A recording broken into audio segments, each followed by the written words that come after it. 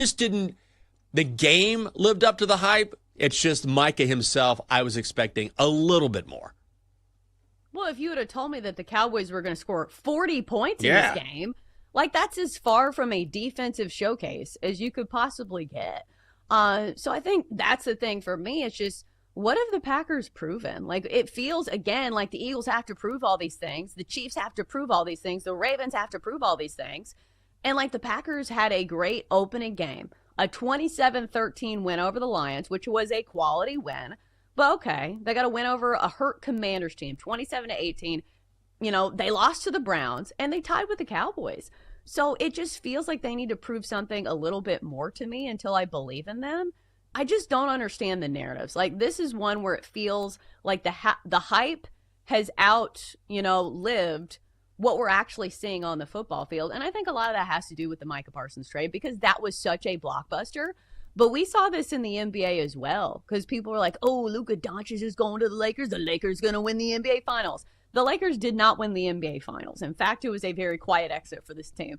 So it's just one of those things where it just feels like the numbers at BetMGM don't align with the narrative that I believe for the Packers. I mean, I think the Packers can be exceptional. I think we've seen that, but they've got to do it first. And also they've taken a step back compared to the first couple weeks of the season, which is not a big deal because they were playing all world, and they're going to get healthier too on offense with Jaden Reed coming back. He had surgery on his foot and his clavicle, I think. He should be back in 6 weeks, so that will be a boon to that Green Bay offense. I still think they have all the tools to make that run, but I certainly wasn't rushing to crown them after 2 weeks of the NFL as a team that was going to win the Super Bowl, and you have to be careful about that, no matter who it is. Yeah, absolutely. No championships are won in September. They're just not. As for the Cowboys, I do think this was a valiant effort, at least by their offense, because their defense has not been good all season long. They have been an absolute, run funnel where they can't stop the run. They can't stop much of anything. Felt like it's been a get-right spot for opposing offenses all season long.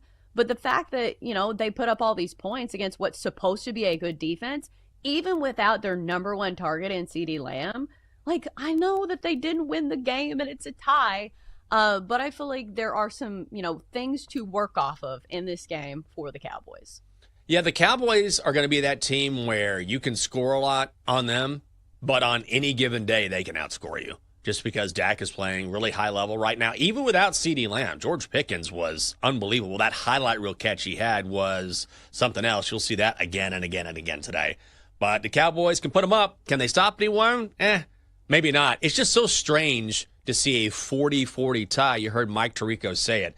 The second highest scoring tie game in the history of the NFL. And Jordan Love said after the game, it doesn't feel good. Feels kind of weird. They asked Micah Parsons. He said it was a 12-round fight on both sides. I think both sides could have played better. So certainly better than a loss, but neither team really walked away thinking, after all that, a tie? Ugh, no thanks.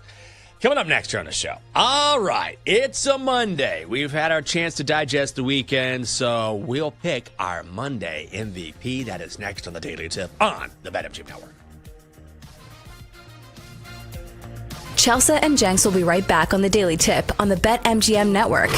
Make it legendary. Download the app today. Please gamble responsibly.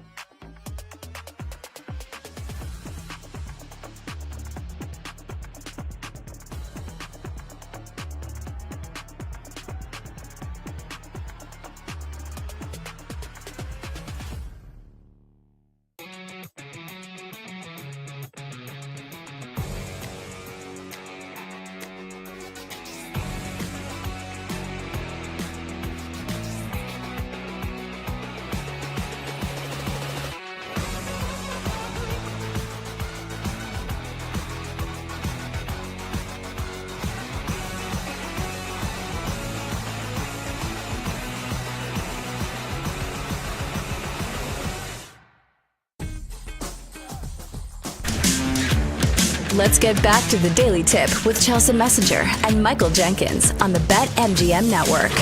Make it legendary. Download the app today. Please gamble responsibly. Welcome back to the show. Good morning. Thanks for waking up with us. So Jake, she's Chelsea. It is a Daily Tip on the BetMGM Network. Trying to pump myself up for another week. Coming up on the show, everyone will chime in as we each vote for our Monday MVP. Chelsea, I don't know if you saw it last night. The NFL made this announcement.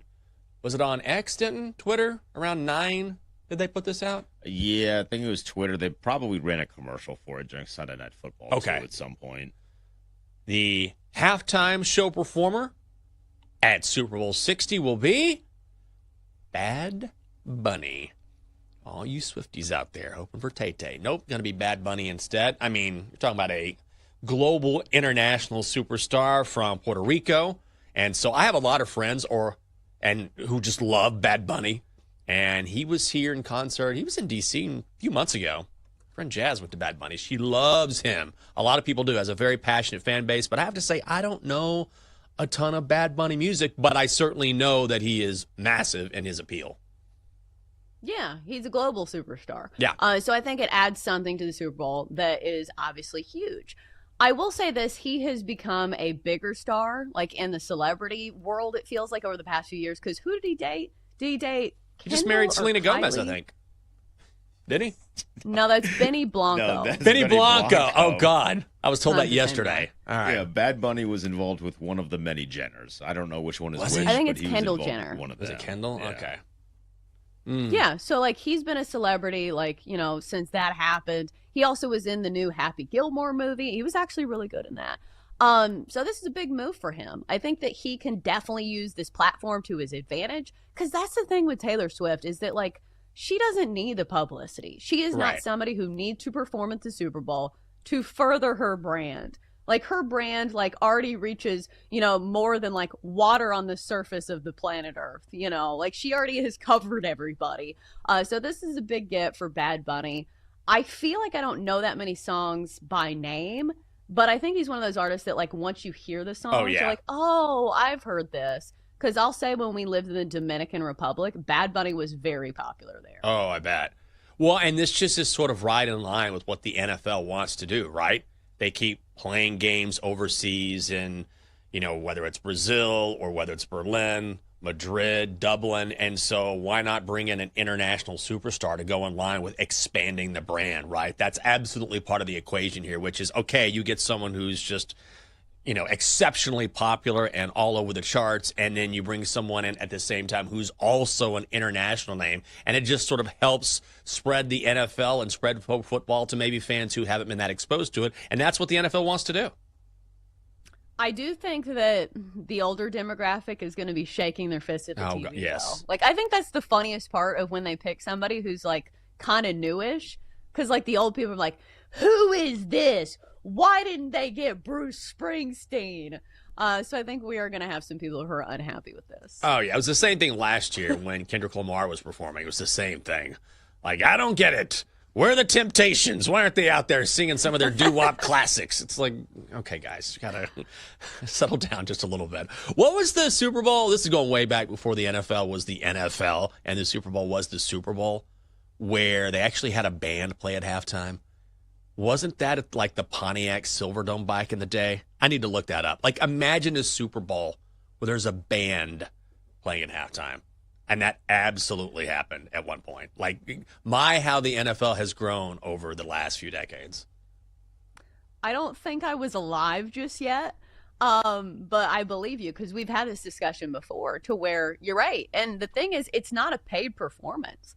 It Right. didn't used to be this global behemoth where, like, this was the biggest stage on television, to where like it didn't make sense that they couldn't get like all these big performers. But now, you know, Roger Goodell's doing his thing, and it's the #1 product in America. And Yeah, I was reading about the worst Super Bowl halftime shows. This is a few months ago, and I forget, but it's amazing some of the things that they used to have. Now we think of, it could be Prince performing, or Kendrick Lamar last year, or Michael Jackson, or, Justin Timberlake and Janet Jackson, all these different big name performers. But before that, they tried like card tricks. They had like a 3D performance where people were wearing glasses.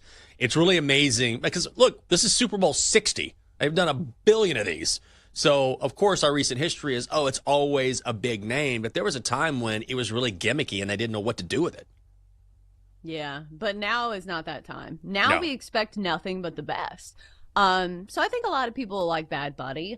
I don't know if it's going to be one of those iconic shows. And listen, he could totally prove me wrong. It's just, I think for me and for a lot of people, you want to be able to sing along to a lot of the songs. Yeah. And I'm not sure if that's going to be the case. Like, they're going to be jams, and I'll say this, like, they're upbeat songs that you can dance to, I believe.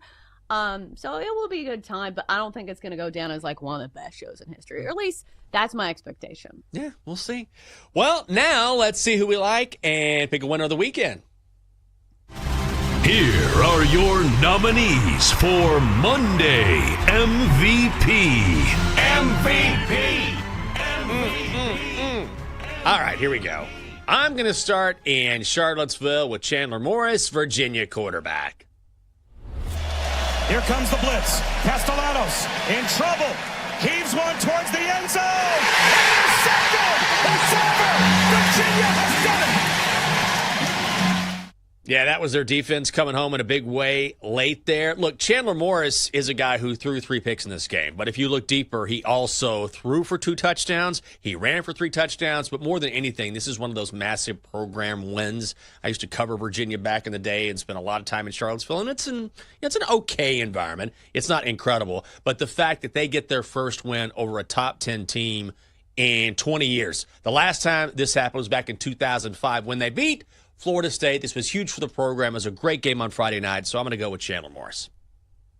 That's a good one. And it's even better when I believe you were on Virginia in that game. I was. So that's always a nice, addition to your MVP selection. All right, next up for me, I'm going to go with Jackson Dart. 13 to Neighbors, 7 before that. Here's a run again by Dart. First and 10, he'll take it in. His first career touchdown. And the Giants on top. What a debut for Jackson Dart. And I understand the numbers don't fly off the page when it comes to passing. Only 111 yards through the air and a passing touchdown. But he also had 10 carries for 54 yards and a rushing touchdown. But the most important stat in this one is the win. At the end of the day, that is your job as a quarterback, to secure wins. And Jackson Dart did just that. I feel like we see this in the NFL all the time. It's not about simply winning games. It's about not losing games as well. And that's exactly what Russell Wilson was doing for the Giants. He was losing them games.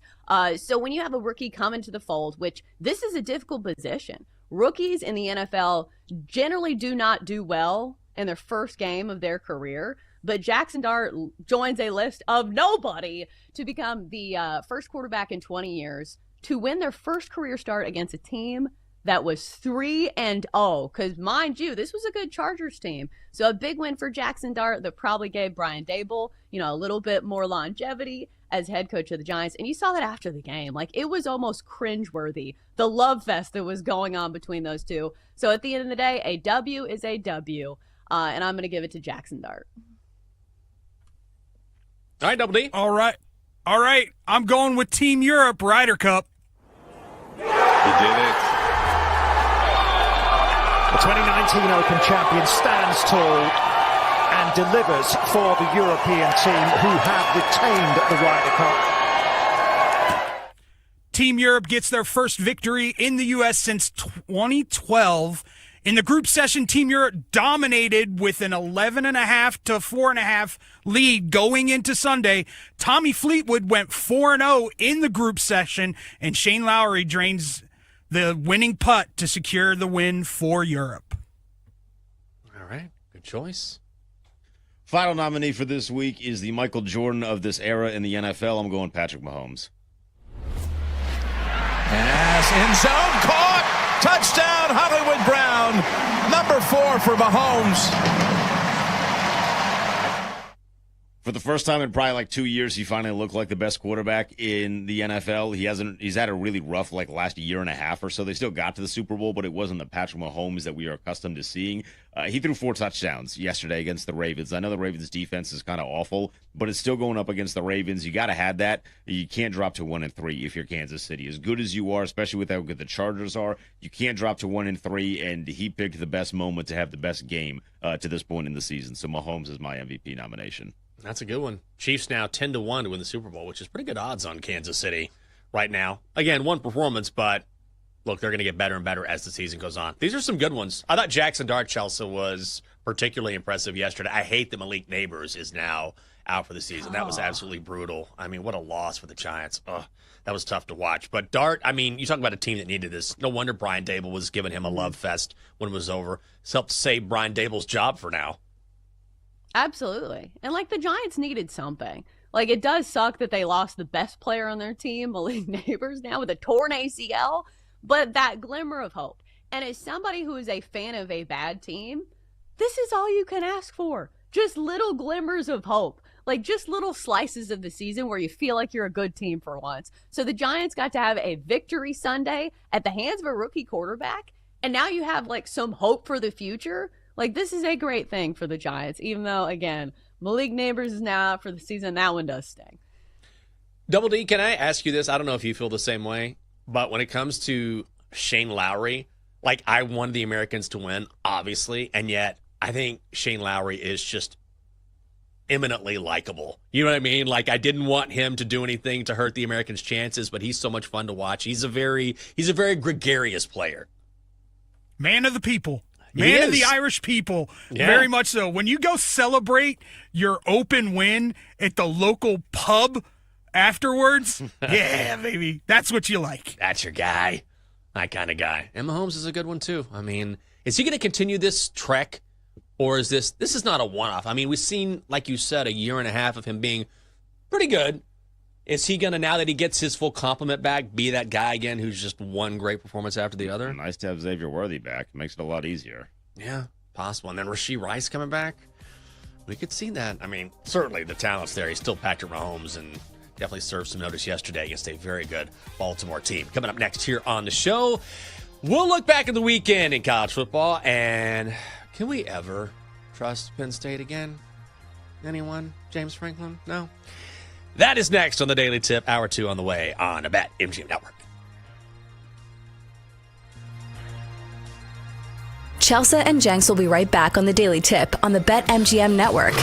Make it legendary. Download the app today. Please gamble responsibly.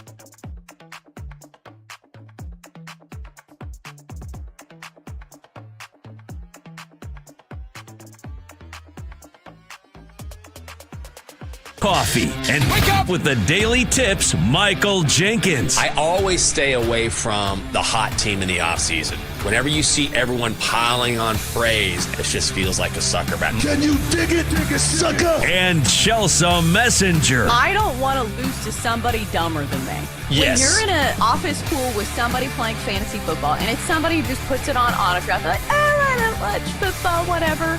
I don't want to lose to those people. The who? The her. For the best wagertainment here on the BetMGM Network. Hey, Dad, don't forget about me, the Dogster. Sponsored by BetMGM.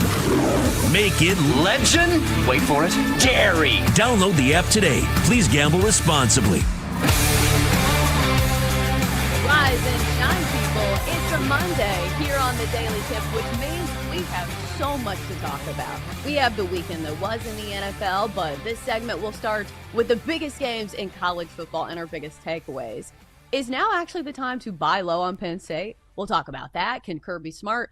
Why can he never beat Alabama? We'll look into the numbers there. And then at 7:20, we'll pepper in some Monday Night Football. I do have some props for both games tonight in the NFL. And then we'll get to postseason baseball as the stage is officially set after a wild end to the regular season. But Jenks, this just in, big news. Apparently today is National Coffee Day. And this could not come for a better group of people because we are a morning show. And I understand the people who are listening to the show also have to wake up very early. So coffee, near and dear to our hearts because we can't use hard drugs on this show to wake up. So Den, tell the people about some of these deals for National Coffee Day because it feels like I certainly need to be taking advantage of these. Yeah, some of these deals are nuts. And I would encourage everybody to look at what is around them. But like at Dunkin', I think if you if you buy a donut, you get a free cup of coffee. If you go to Starbucks and you buy a coffee and you have a rewards account, you get a free 100 points, which if you do the rewards, that's a cup of coffee for the next time. So they're not giving it to you like free today, but if you buy one, you get a free one effectively.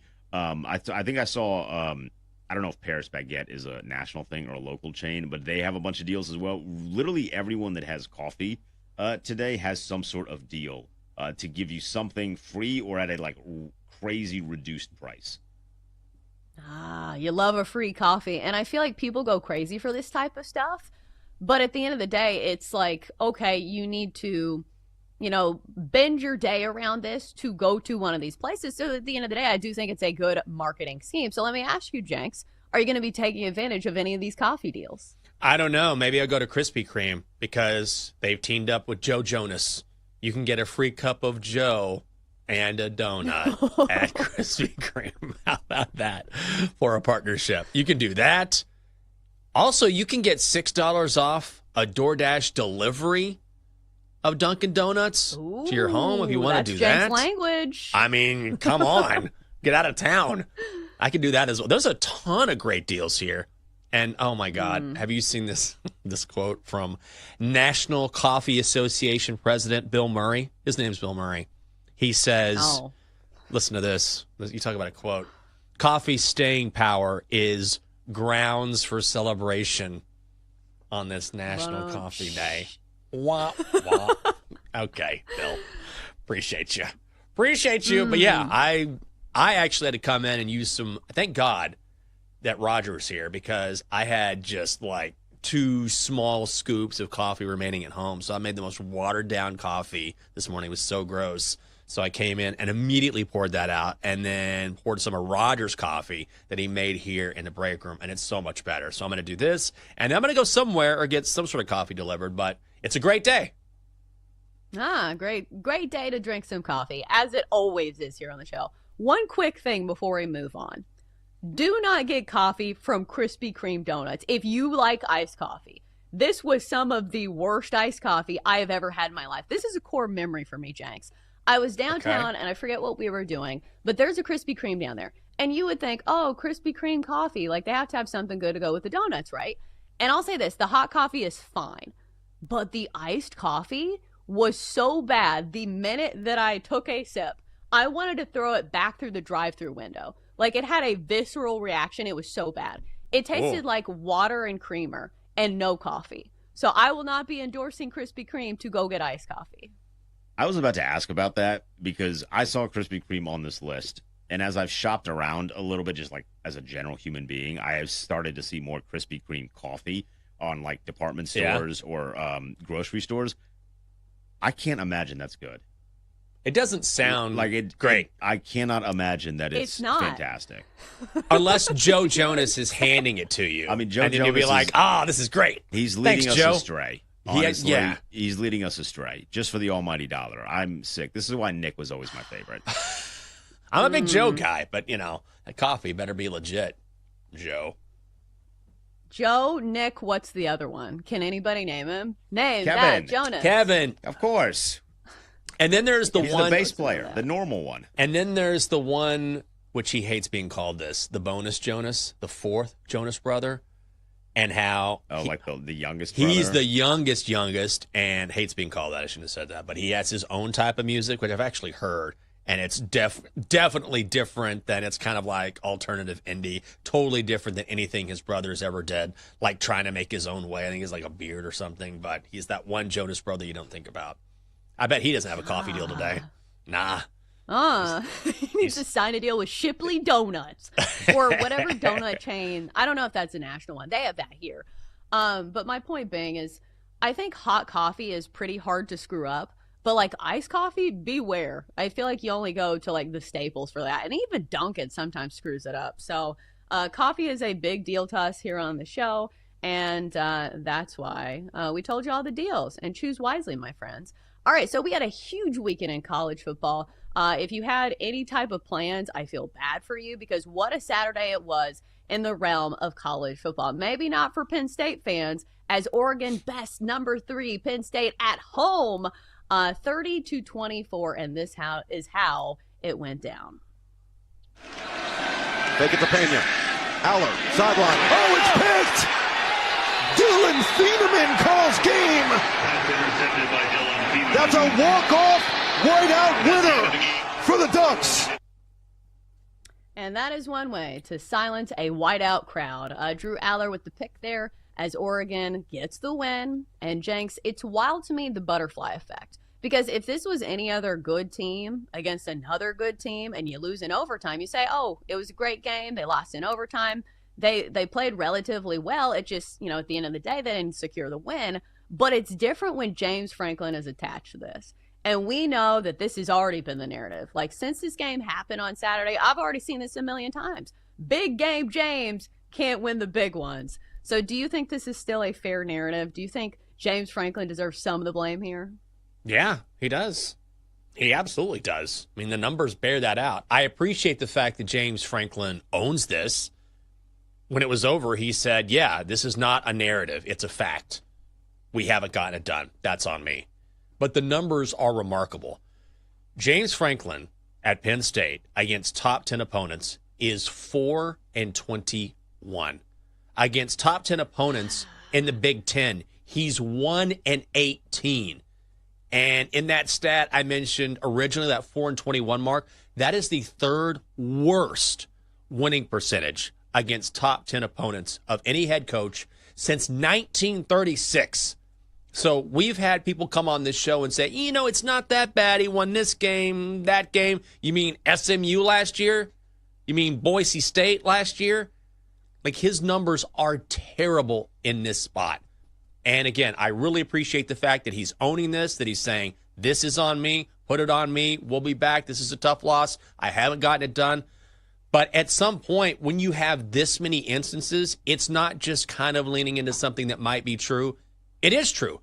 Drew Aller in his career at Penn State against top 6 AP opponents is 0-6. So it's just all over the place. Number after number after number of Penn State faltering in the biggest of circumstances. And this was just another example on Saturday night. Yeah, it has to be frustrating for Penn State fans, especially like even if you look simply at Drew Aller, because at times he throws these passes and they're just, on the mark and absolute dots. And you say to yourself, wow, that's the Drew Aller that had all the hype. And this is the Penn State team that, I wanted to believe in. And then the next play, he's throwing a bad pick. So it's just one of those things where it almost feels, I feel like there is a Venn diagram of like similarities between the Ravens in the NFL and Penn State, to where it feels like they are beating up on all of these teams that are pretty good, but when it comes to the elite, they just can't get the job done. Like, I think it's to a lesser extent for the Ravens because they have won some big games. It just feels like when the biggest games are at hand, they don't win them. And that has to be frustrating too, because nobody wants to be stuck in no man's land where you're just like a good team and every year like, okay, this is the year we have the most talent we've ever had. And then it just feels like you can't beat the best opponents in college football because at the end of the day, you're never going to win a national championship if you can't beat the big dogs. Well, and I think too that now that this has taken hold, it's become such a mental thing for Penn State. Like, everyone knows that's the thing with Penn State, right? Like, if you play for Penn State, if you're James Franklin, if you're Drew Allen, like, you know this, right? And I think whether it's subconscious or not, you play a little bit tighter because you know, and they were so close. Like, this was a game that was very meh. Like, it was just one defensive stop after another until things finally got going in the fourth quarter and in overtime. But you could almost feel the tension. Like, Penn State, they just don't want to lose. And I think at some point you kind of have to cut it loose and say, we're going to go for the win here. And look, Oregon's defense is very good too. Both of these teams are very talented defensively.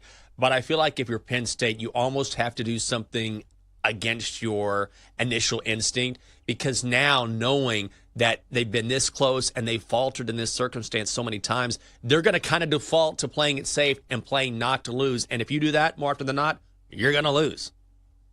Yeah, we saw that in the first half. It felt like they didn't really open up the playbook until, the second half. And you said to yourself, where was this in the first half? Why didn't we have any of these big plays in the first half when we were just playing super conservative? But on the flip side, it's wild to me, like, the biggest narratives of that game come from Penn State. And obviously they lost at home. They were the number 3 team. But once again, it feels like people aren't talking about Oregon maybe as much as they should. And this was a big win for them. And it feels like they kind of, just fly under the radar because they play on the West Coast and people forget they're in the Big Ten. But, like, this is a very solid team, and this was a massive win. Did you see Dan Lanning looking like he was on cocaine after that game? Did you see that? Like, a red face, his eyes were this big. Love this team. Big win. Big win. Love this team. Love these guys. Oh, God, what a win. Like, he was just absolutely just amped up. But it was a huge win. I mean, going into Happy Valley, the whiteout is always so very cool. And I saw someone say on Twitter, can we admit the whiteout isn't all that it's cracked up to be? Like, whatever, dude. Like, the whiteout is really cool. It's one of the cooler things that you see in college football. But Oregon is no joke, and I was really impressed with how they handled themselves going into that environment and then just kind of absorbing the slugfest earlier in the game until they found a way to make that huge defensive play, that interception in overtime. So Oregon is the real deal, and this was the one loss that I thought they would take. I thought they would lose to Penn State. I like Penn State in this game, but once again, the Oregon Ducks, man, they're no joke. They continue to recruit at a high level, and Dan Lanning is a very good head coach. Right, and I feel like this is one of those games that kind of forges your team in the fire. Like, when you win this type of game, it gives your team a ton of confidence that you can play in those big games. So now we see it in the odds that Oregon is way up there. They have the second shortest odds to win the national championship, right behind Ohio State at 5-1. The other big game of the weekend, let's go to Alabama and Georgia. So number 17, Alabama, best number 5, Georgia, in Athens, 24-21. Ty Simpson, a big day, including this 2-yard rushing touchdown. Simpson on the move. He's going to keep it and score. I'm not going to lie, Jenks. I didn't see this one coming, but the numbers are ahead of us when it comes to Kirby Smart against Alabama. This just happens to be his bugaboo. Alabama, most of the time, it's been Nick Saban, and we thought maybe it's going to be different with Kalen DeBoer because Kalen DeBoer's teams have not been the best on the road, but what a performance from the Tide. It felt like they led this game the entire game and never looked back. Are you back on the Alabama train? Do you believe in this team, Jenks? Nah, I'm starting to. I was never really on the Bama train to begin with this season, but maybe it's time I hop on the caboose. Like, James Franklin should shake hands with Kirby Smart, and James Franklin should say, I can't win against top 10 teams. And Kirby says, well, I can't beat Bama. Get on over here and let's have a beer together. Kirby Smart has lost 10 of his last 11 games against Bama. Yeah. And you're right. It's no longer a Nick Saban thing. Like, Bama's in his head, where all of a sudden there's critical turnover, or instead of maybe going for a field goal, they go for it on a 4th down. Like, Georgia acts differently. The thing that I took away was Ty Simpson. I mean, he was just spinning the ball in the first half. And I'd seen him play. I haven't seen him play this effectively. He was unbelievable in this game. And Sammy P was talking about the end of last week, maybe a sprinkle on Ty Simpson Heisman futures, and he looked great in this game. Yeah, I will say, to Kirby Smart's defense, he's at least won 2 national championships. Yes. James Franklin cannot say that. All right, coming up next, 2 Monday night games, and we got a bunch of props. That's next on the Daily Tip.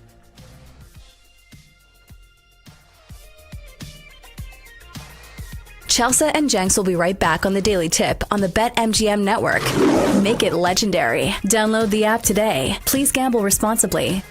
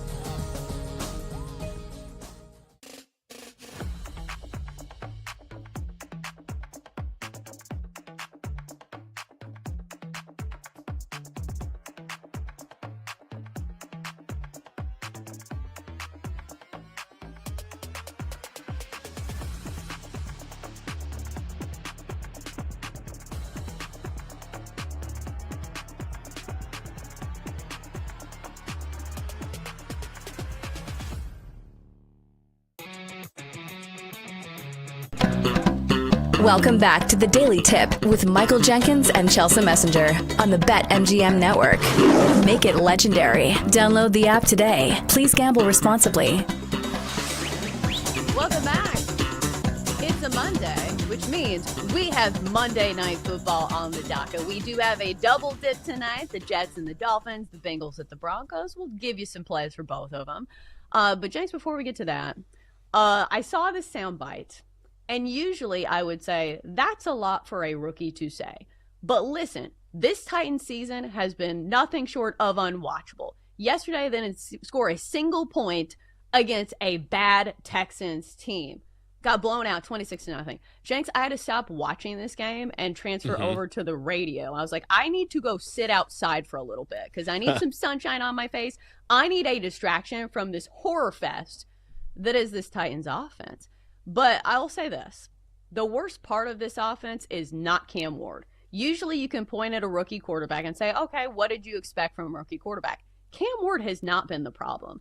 I feel like it has been a comedy of errors, whether it's Calvin Ridley, who cannot catch a football, Brian Callahan, the head coach that does not know the rules of the National Football League, or the Titans handing down their play calling duties. They're like, listen, Brian Callahan's not going to be calling the plays anymore. And you're like, okay, the offensive coordinator is going to do it.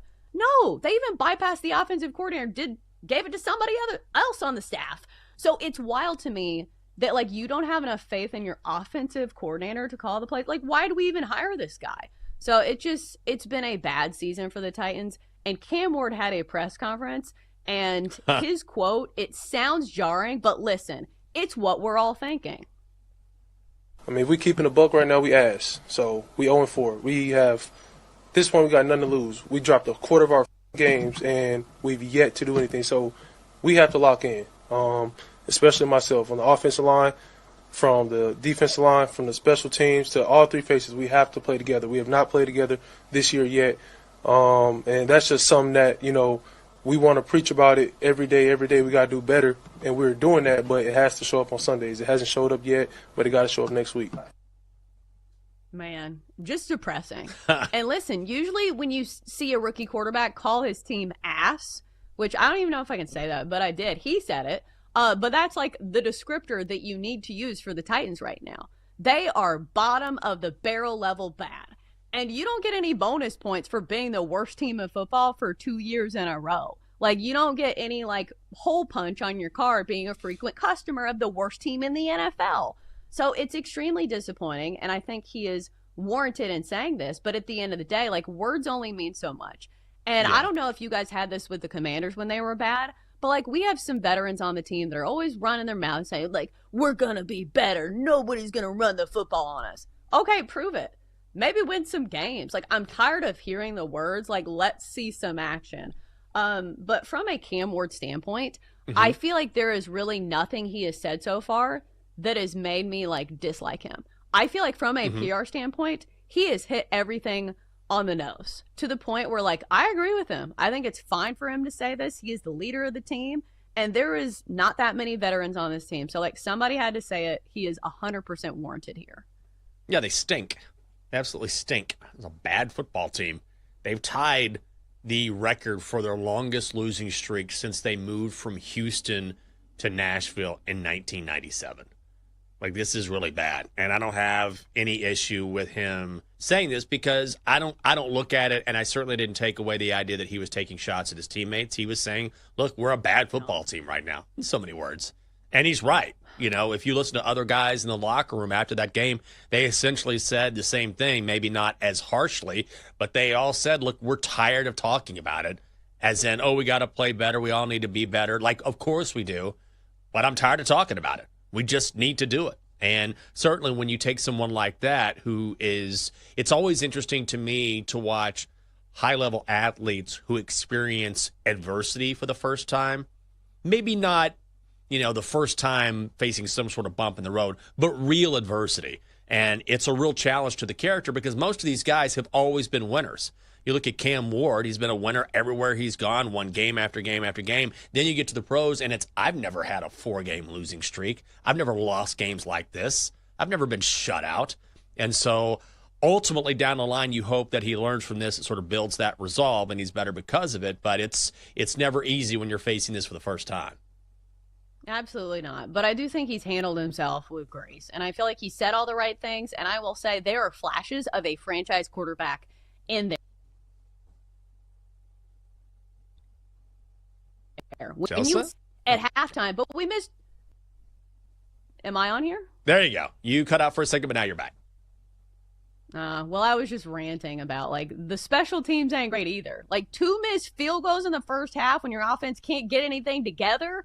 It just feels like nothing's working for the Titans. But let's get myself out of a bad mood. And, Jenks, we do have 2 Monday Night Football games tonight on the card, starting with the Jets at the Dolphins. So the Dolphins are favored in this game. 2.5-point home favorites, total of 45. I think desperation is going to be a key word in this one because obviously the Dolphins are skating on thin ice. It has been a terrible season thus far with 0 wins to their name. They come to this game 0-3. Now they're back at home and they're facing a team where they should be able to at least keep it close against a Jets team that's suffered a ton of injuries on the defense with a bunch of linebackers now being added to IR.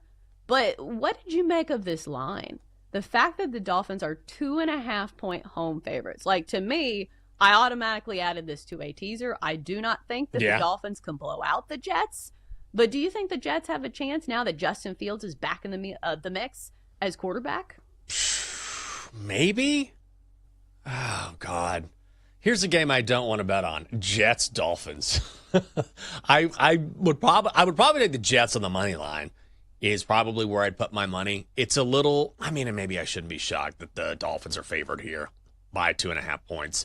But I think if anyone can spark the Jets, it's obviously Justin Fields. I just don't trust the Dolphins defense. I think more than anything else, that's the issue for me, right? Like, this is one of the worst defenses in the National Football League. I like the over more than anything else. And I just don't know if the Dolphins are going to show up. Like, Aaron Glenn still has a bunch of guys who are trying to get him his first win as the Jets head coach. I feel like Mike McDaniel has a bunch of guys who are ready to quit. And so when you have those two types of teams going up against each other, it really doesn't give me confidence in one side or the other. I would say based on the defenses that we've seen and the fact that both sides do have individual offensive talents, that maybe I would go with the over here, but it's hard for me to go with the side. Yeah, I think the tough part is trusting the Dolphins' offense, especially with the way that Tua has looked this year, where it feels like he's seeing ghosts, and it's not going to get better because Miami has 7 offensive linemen on injured reserve. So, like, that goes into it as well. It's not just Tua is bad, which I think that goes into it as well, but the offensive line is not going to give him a ton of time to throw tonight, and it's really hard to use those explosive weapons at your disposal when you don't have time to get the ball down the field. And Tua's just not even looking down the field. It just feels like he's checking it down constantly. And then you look at the Jets, which, you know, they have some injury concerns, excuse me, as well. And they come into this game 0-3. But I do think Justin Fields brings a spark to this offense. And we've seen the Dolphins kind of struggle against mobile quarterbacks. Like, obviously, Josh Allen is, you know, one of one. But we saw this even in the Colts game with Daniel Jones on the ground. So I think he's going to add something to this mix. And I think Breece Hall is due for a better game in this one. He's been an interesting, like, case study because I think when he first came into the NFL, he was so exciting. You know, he was such a Swiss Army knife for this offense. But this year it feels like he's kind of fallen flat, at least from a production standpoint. But I do think this game kind of lines up well because in most of these games, they haven't had a positive game script. And it's really hard to employ the rush attack when you're not playing with a lead or you're not even close. Like that Buffalo game, you know, they were losing, you know, by 20 points. The game was not close. They lost 30-10. And even if you look at that Bucs game, I know the final score was 29-27, but like, remember that was the game where they had the blocked field goal, return for a touchdown. That game was not as close as that final score kind of indicates. So I think this is a good game for him. Plus, you get a low number on him. 56.5 is his rushing prop tonight. I think I'm going to be hitting that as one of my favorite props tonight in Jets Dolphins. One prop I would look at just based on the value is an anytime touchdown for Justin Fields, because you can get it at plus 240. I mean, he comes back to the lineup. This is a terrible Dolphins defense, and we know Justin Fields can use his feet as much as he uses his arm, oftentimes more so if he's ever under pressure. But I feel like when you look at the anytime touchdown prices for the Jets, you get Breece Hall at plus 150, Garrett Wilson is plus 150, but plus 240 for a quarterback who uses his legs as much as Justin Fields does, I think is a lot of value. So if you're looking for a sprinkle at some good plus money, I like that play as well. I think you could also probably look at his rushing attempts because when he goes over this, he goes way over it. Had 12 attempts against the Steelers, and again, that was the only game he played in that was somewhat of a positive script, because against Buffalo, that was a blowout. Obviously, you're not going to run your quarterback into the ground when you're losing by 20 points. So over 8.5 rushing attempts tonight in a primetime game where desperation, it feels like the theme for both of these teams, I think he goes over that as well. His rushing prop, if you're looking for yardage, is 46.5. It feels like a touch high to me, but I do think the attempts at least will be there. Next up, let's go to the Bengals and the Broncos. Broncos laying 7.5 at home. You could view it as a get-right spot for a Broncos team that's kind of underperformed this year, at least relative to expectations. Total of 44 here. It's going to be Jake Browning once again for the Bengals, and that Bengals offensive line so far this year has once again been terrible. So same question for Jake Browning as I had for Tua Tagovailoa. If you don't have time to throw the football down the field, how do you take advantage of weapons like Jamar Chase and T. Higgins? I think that's going to be the story for me. But 7.5 points, Jenks, that is a lot in the NFL, especially for a Broncos team that hasn't been especially good at covering. Yeah, I would grab the Bengals here. 7.5 seems like a huge number, especially when the total is, what is the total here? 44 and a hook. I mean, that's a low total for such a large spread, and I feel like you're getting a little value here on the Bengals just because they look so bad against the Vikings. And I know the Broncos defense is really good too, but they haven't been the defensive unit yet that we saw last year when they were top 10 across the board. And I feel like when you look at Jake Browning, what he's done throughout his career, like he's that one guy who will look terrible and look really good. Like he's completely inconsistent. So he could come out tonight and throw 3 picks. He could also come out tonight and throw 2 or 3 touchdown passes, especially when you have the receiving weapons that he has. And then on the flip side, Bo Nix hasn't exactly taken that next step either this season. So when I see that, I think Bengals getting 7 and a hook, or maybe an under is the right play. We know primetime unders over the past 4 years have hit at a rate of a little more than 60%. And so when I think about the quarterbacks involved here, I would lean that way. But there's no way I'm laying 7.5 with Denver. That's way too many points. Especially, like you mentioned, Bo Nix has not been super trustworthy this year. Right. And even in situations where he's had time to throw, like that's the craziest part. It would be one thing if he was under fire all game long and he had a bad offensive line, but the Broncos have one of the best offensive lines in football. So it's not apples to apples when you look at Jake Browning versus Bo Nix in this game. Mm-hmm. Jake Browning has a much worse offensive line. And I'll say this, like simply from the numbers, Jake Browning's career record in the NFL as a starter is 7-7. Bo Nix is 5-3. So It just doesn't feel like there's that much separation, or at least from a prove it standpoint. Bo Nix had some good games last year, but still he is on a much better team. And I think from a prop standpoint, this one's difficult as well, just because if you look at the Bengals, traditionally you would say, okay, here's the losing side. They're going to be playing from behind all night. And T. Higgins has had some massive games against the Broncos in the past. But if Jake Browning's going to be under duress the entire night, it's just we've seen this. Like I've taken props in games where a quarterback hasn't eclipsed 100 yards passing. So it just doesn't feel like a safe bet to me to play any props in that game. Plus the total's 44. Odds makers are not really expecting a big game. Maybe you could expect a big game from J.K. Dobbins, though. If this one gets out of hand, his rush total is set at 64.5, and he's had some big games against the Bengals. Because remember, he's played on some teams other than the Broncos, played for the Chargers, played for the Ravens. So he's faced this team quite a bit. But to me, this is not the bet-worthy game. I know we laugh about Jets-Dolphins, but I do like the props in that game better as opposed to this one, just because the Broncos are a really tough, on paper, defensive matchup.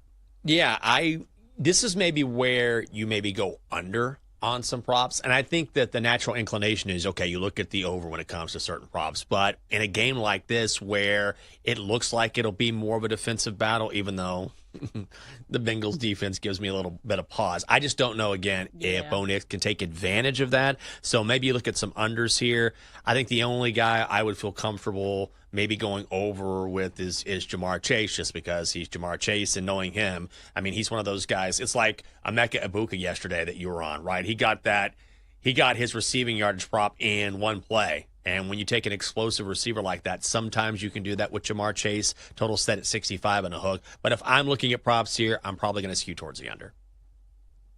Yeah, and keep in mind that Jamar Chase is probably going to be covered by Pat Surtain, the second, who is the reigning NFL Defensive Player of the Year. So I think T. Higgins maybe works out a little bit better. But again, T. Higgins had 15 yards receiving last week, so I don't know. All right, coming up next on the show, we get to baseball. The postseason picture is fully drawn. We tell you what it means for your bets next on the Daily Tip.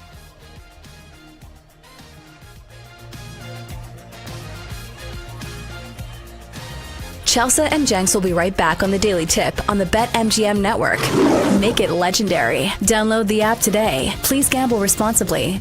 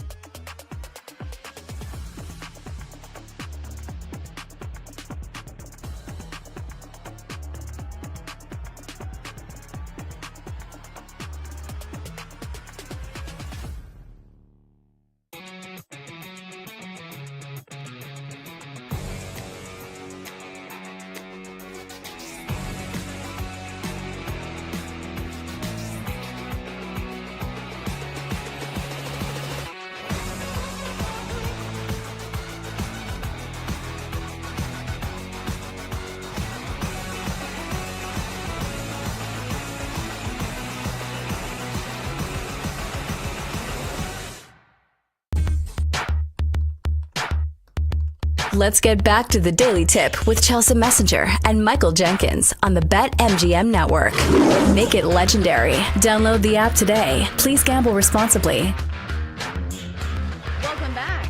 Time to get it going and dial in because the postseason is finally here in baseball. You know I'm a baseball gal, and as much as football thrills me on the weekend, I still love a good baseball postseason matchup. So we'll get into the playoff picture, which matchups you should have your eyes on. But Jenks, before we get started on that, I wanted to mention some of these playoff streaks. One that came to an end. The Astros will not be in the postseason this year for the first time in 8 straight years. And what a stretch it's been for Houston. 4 straight AL West titles before this year. ALCS, 7 of the last 8 seasons. 2 World Series, 4 American League titles. And again, this is the first time in 8 years where they will not be in the postseason. It's going to feel weird when you look at the postseason in the American League and the Astros are not in the bracket. That's fine. I'm ready for some new blood anyway. But it is strange. You know, I think a lot of people are ready for a team that isn't the Astros to make a run, and full credit for what they've done when they weren't cheating. But ultimately, I feel like this is a team that, look, it wasn't just a few weeks ago when it looked like, oh, they're going to do it again. They got Correa, and it's like, okay, they got the band back together. They're going to go for it again and make a run in the postseason, make some noise. But I'm ready for sort of a different feel to the postseason and some different teams and some different angles, and I feel like we've got it this year. Yeah, it feels wide open, especially in the American League.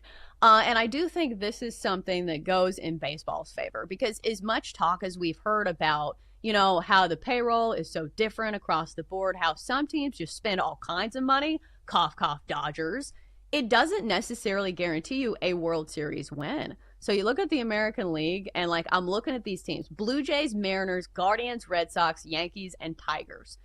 At the middle of the season, I would say, okay, the Tigers are the cream of the crop.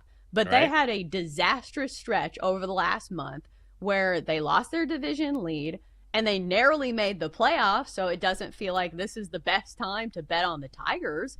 But it feels really wide open to me, which is a good thing for entertainment purposes.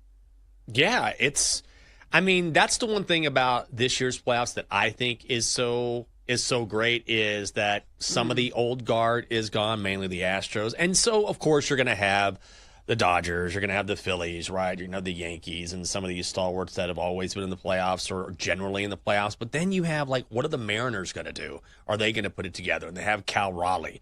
Are the Tigers going to show any signs of life? Probably not. What about the Reds? Are they going to do? I don't think the Reds are going to do it. But the Brewers, I think, are a great story. Like, this is a team that, and I know we've discussed this a lot, biggest run differential all of baseball during the regular season, a very complete team.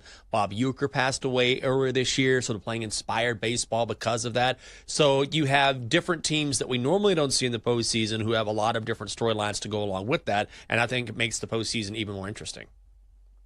Yeah, the National League certainly looks like the better side of the equation for me. Because you have 3 teams that I would not be shocked if they win the World Series. You talked about the Brewers all season long being the most dominant team in baseball. Then you have the Phillies with that rotation. Even though Zach Wheeler is not currently healthy, it's still a rotation that had great anchors this year. And Christopher Sanchez and Ranger Suarez and even some guys kind of coming out of the woodwork to shore up that rotation late in the season. But for the Phillies, they've always been a great team on paper. It's just the hitting sometimes goes cold for no reason at all. And this is going to be the same deal that they saw in previous years where they kind of have to wait around and wait and face the winner of the wild card series. And they've proved rusty sometimes when they have to wait around for a few extra days. And here's a nice little present for them. You get the winner of the Reds and the Dodgers. The reigning World Series champions could be coming your way in the first round for the Phillies. Doesn't feel great, but I will say this year, the Dodgers do not have depth when it comes to their bullpen. At the end of the season, they were using Clayton Kershaw coming in relief in some of these games, and I understand it's all hands on deck, but still, this is not the juggernaut Dodgers team that we thought it was going to be entering the season. When they have that massive payroll, you'd think, oh, they're going to waltz their way to a World Series. I don't think that's the case, especially in the National League. Oh, sorry about that. Thank you. Yeah, I don't think so either. And, you know, I read this stat and I did not I did not believe it, but we haven't had, at least this century, we haven't seen a back-to-back champion.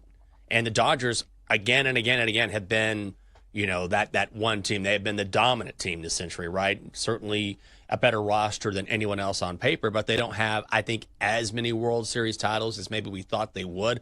And when they went on this spending spree, right, where they just bring in talent after talent after talent. So it just goes to show, A, how hard it is to win a World Series, and that, B, there are always teams that are willing to step up and raise their level of play when we get to playoff time in Major League Baseball. I mean, but are you going to be shocked if the Dodgers win it?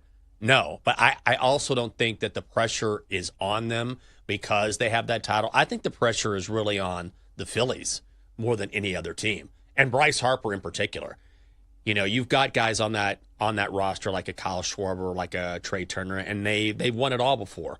But if you're looking at the greats in the game who need that one world championship to sort of solidify their resumes, like Bryce Harper is up there, right? He's been a generational player, but has not been able to come home and win a World Series, where the Brewers, I feel like, are playing with house money.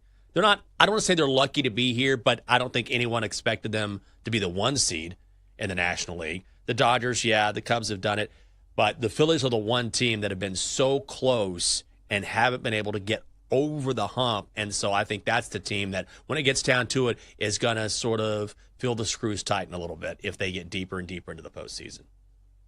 Well, they are the favorites to win the World Series. Yeah. So you're right on the nose there, is that the expectations are certainly there for Philadelphia.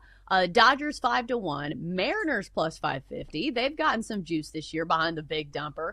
He's had a great season when it comes to home runs. Yankees 7-1, Blue Jays 7-1, Brewers at 8-1.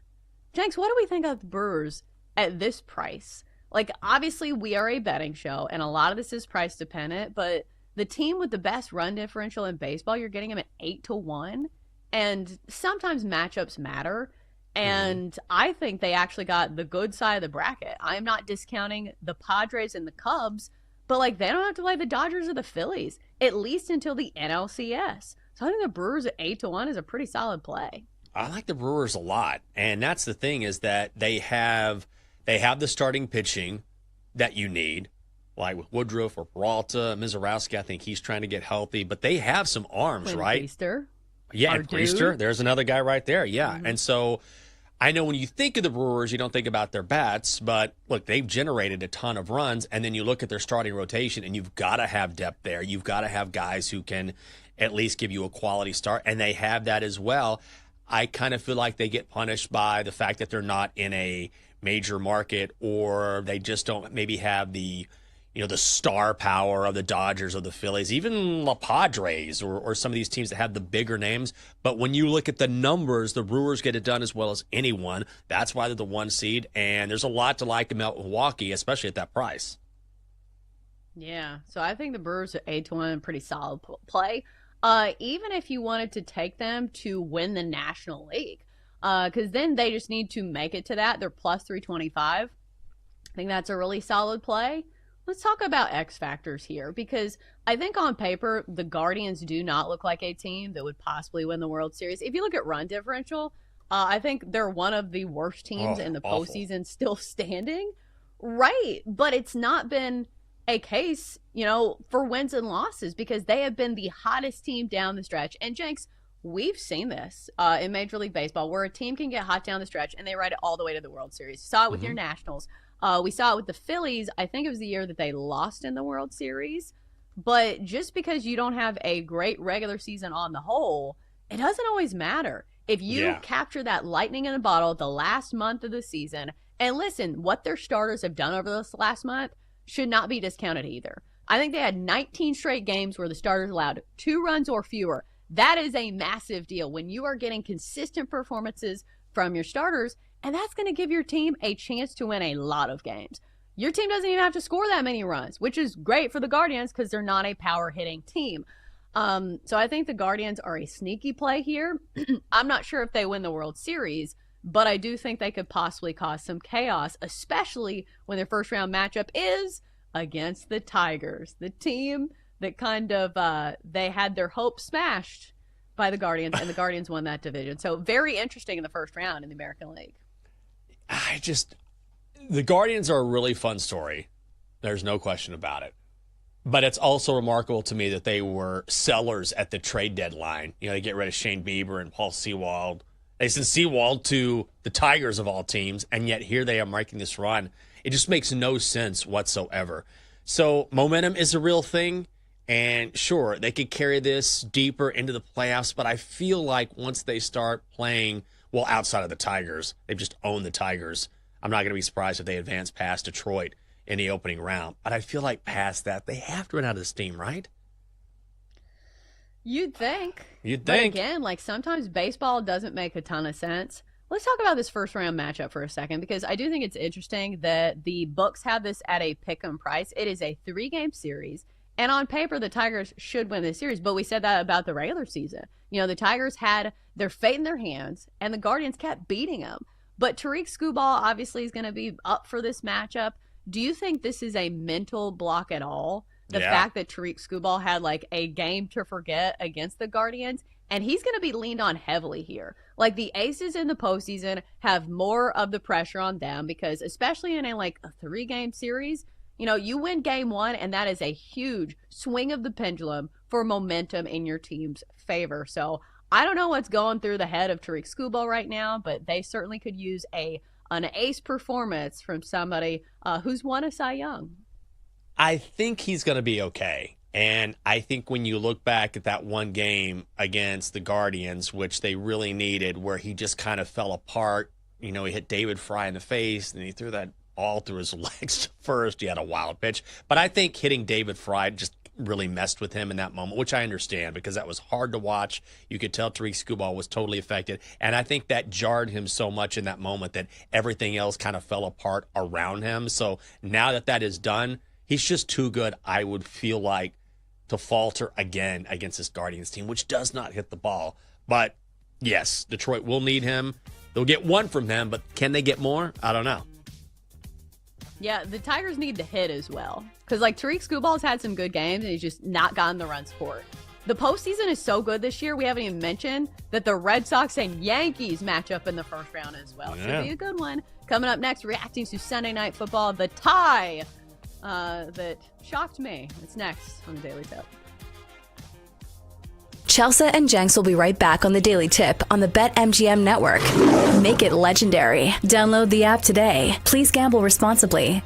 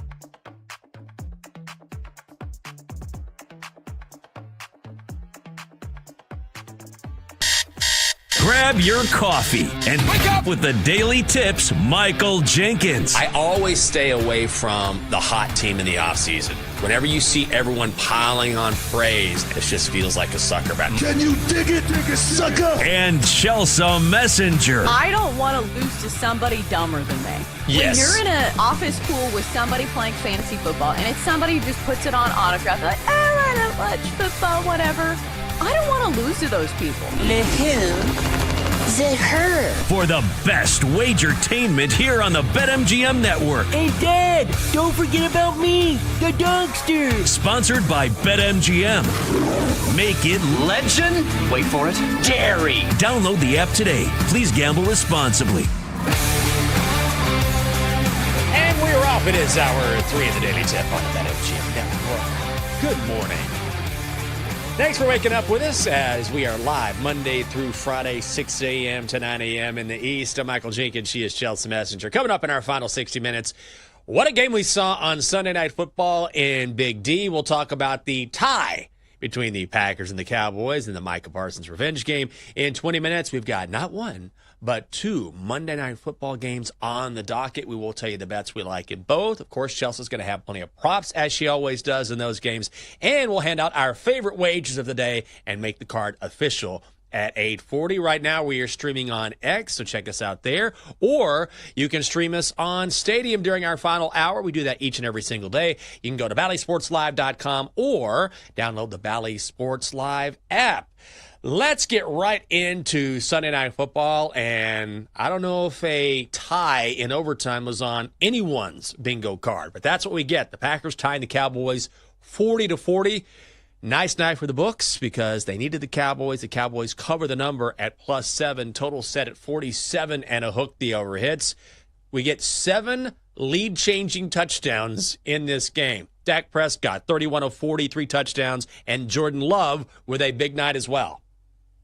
Flip sides. Cowboys bringing 4. Love throwing end zone. Touchdown! Romeo Dobbs again! Packers go on top 13-0 in the second quarter. Call courtesy of Mike Tirico on NBC. A 31 of 43 night for Love. He also racks up 337 yards in the air along with 3 touchdowns. All of those to Dobbs. But then Prescott would answer in the fourth. Dances down the field. That got rid of it. Here's Pickens inside the 10. Pickens to the goal line. He's in for the touchdown. That excitement warranted an unbelievable catch by Pickens. Cowboys go on top 37-34 before Green Bay's Brandon McManus ties the game with a 53-yard field goal to send it to overtime. In the OT, Micah Parsons gets a sack, a game-saving touchdown, preventing the Cowboys from getting into the end zone. So he forces a field goal, Dallas up 3, and then with 1 second remaining in overtime, McManus again from short range. McManus for the tie, 34. And this one is good, and this one ends in the second highest scoring tie game. So after all of that, after all of the Micah Parsons revenge talk, after all the hype and the lead changes, we get a 40-40 tie. I don't know what to feel about this game. Kind of like the players. They were like, I don't feel great. I don't feel awful, but I don't feel awesome about it. A tie is a tie, and here we are. I guess Parsons got his, Chelsea, but what do you take away from this game? I feel like it's still a big disappointment for the Packers. Like, this is a game that they were supposed to dominate. The hype was off the rails for this defense and Micah Parsons, and you gave up 40 points for a team that has the second shortest odds to win the Super Bowl, tied with the Eagles. Like, that's my overwhelming thing. It's not that I think the Packers are a bad team. I still think they're one of the best teams in the NFC. I just feel like the hype has kind of gotten out of control. Like, we love to poke holes in the teams that are, like, the reigning champs. Like, how many times are people saying things about the Eagles? Well, their offense is kind of boring. We should ban the tush push. But at the end of the day, the Eagles are undefeated. And, like, the Packers just went nose to nose with a bad Cowboys team and did not pull off the win. And last week, they lost to the Browns. Like, it was a wild finish. I will give them that. But still, these are the teams you're supposed to be dominating. And for a team, again, with the second shortest odds to win the Super Bowl, it feels a little disappointing. Yeah, I would agree with that. And I think the Cowboys are starting to sort of write the narrative on what kind of team they're going to be this season, which is, even without CeeDee Lamb, I will say Dak Prescott was very good last night, right? Like, he and George Pickens were hooking up, and Dak was making great decisions. I think the Cowboys are going to be that team that on any given Sunday can score a lot, but their secondary is so bad. They made some changes in the secondary, brought in Trayvon Diggs off the bench to try and mix things up a little bit here, and nothing has really worked. And certainly when you can't stop opposing teams, you're not going to win many football games. I think I'm a little surprised that Micah Parsons only had 1 sack. My expectations were probably just way, way too high.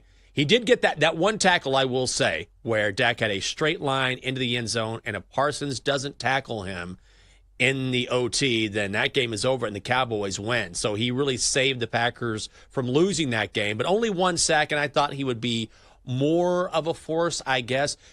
At the same time, with a guy like Micah Parsons, you don't necessarily have to rack up sacks to be a force, right? You can chase someone out of the pocket. We saw him do that a few times. You can add pressure. So just because he doesn't necessarily have 2 or 3 sacks doesn't mean he wasn't impactful. I don't know what I was looking for. I think I just wanted him to take down Jerry or something. Right? Just go rogue. Yeah, after the I game think that's what I was looking for. Make a beeline up to the owner's suite. But again, I think this is where it's important in betting to separate like the narratives and like the fun stories from like what's actually happening on the football field, because I think that's why you're not getting a ton of value on the Packers, because the Micah Parsons deal was such a massive storyline that it gets a lot of headlines and it gets a lot of attention. And to me, it just doesn't feel warranted for these odds. And I will say in the NFC North, the odds have shortened for the Lions, because for a while it was the Packers as big favorites. And we were 2 games into the season. So now the Packers just plus 110 to win the NFC North, Lions plus 120. And again, they do have another head-to-head matchup later on in the season. Then the Lions look like they have found things out on offense. So it's just one of those things where championships are never won in September. And I know that feels like it's been the case for the Packers, at least the first 2 games of the season. But we're already seeing, that kind of unwind. And again, I'm not saying that the Packers are a bad team. I'm not saying I'm going to be shocked if they're one of the contenders at the end of the season. I am just saying I think the narratives and the storylines have pushed some of their odds a little bit too far. And you have to be careful with that in betting. Yeah, you just have to understand that the betting markets can change quickly, and how you look in the NFL can change quickly. And the Packers are a perfect example of that, right? Where that's why we always caution, if you're going to make a futures bet, that's fine. You certainly want to find value. But when the Packers overtook the Eagles immediately as the favorite to win the NFC East, we were like, I don't know about that. And what are the Eagles doing? They're playing like the best team in football. If you don't think the Eagles are the best team in football, okay, top 3 at worst. Like, they just find different ways to win games, and they just keep winning, which is what great teams do. Whereas the Packers look to have the tools there, but haven't done it yet. And also, I think there's something to be said for having already gotten it done.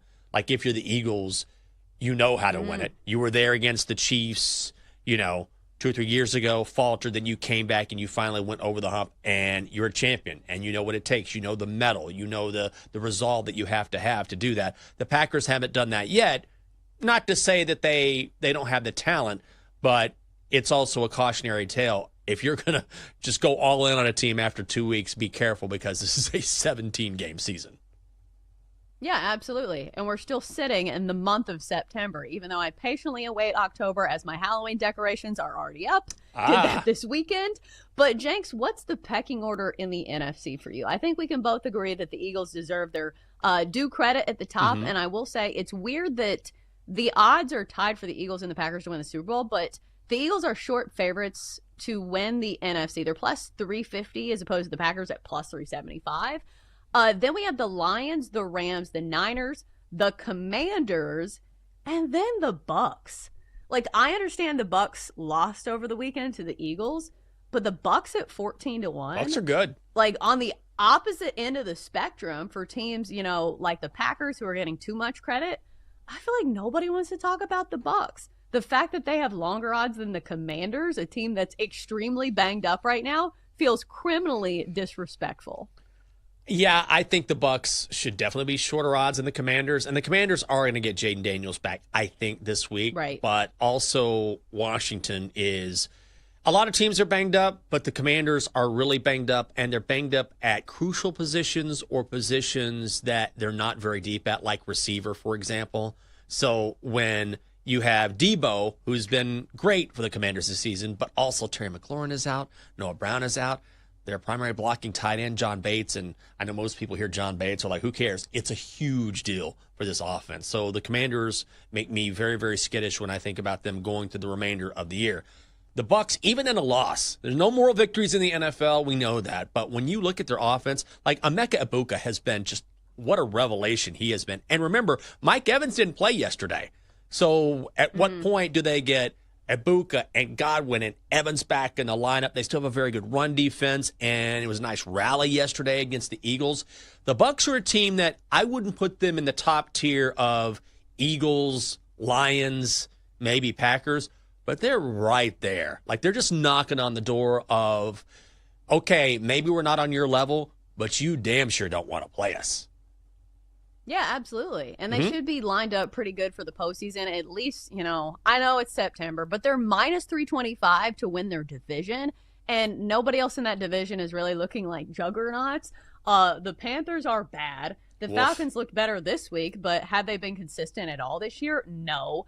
And then the Saints shouldn't even be included in this conversation.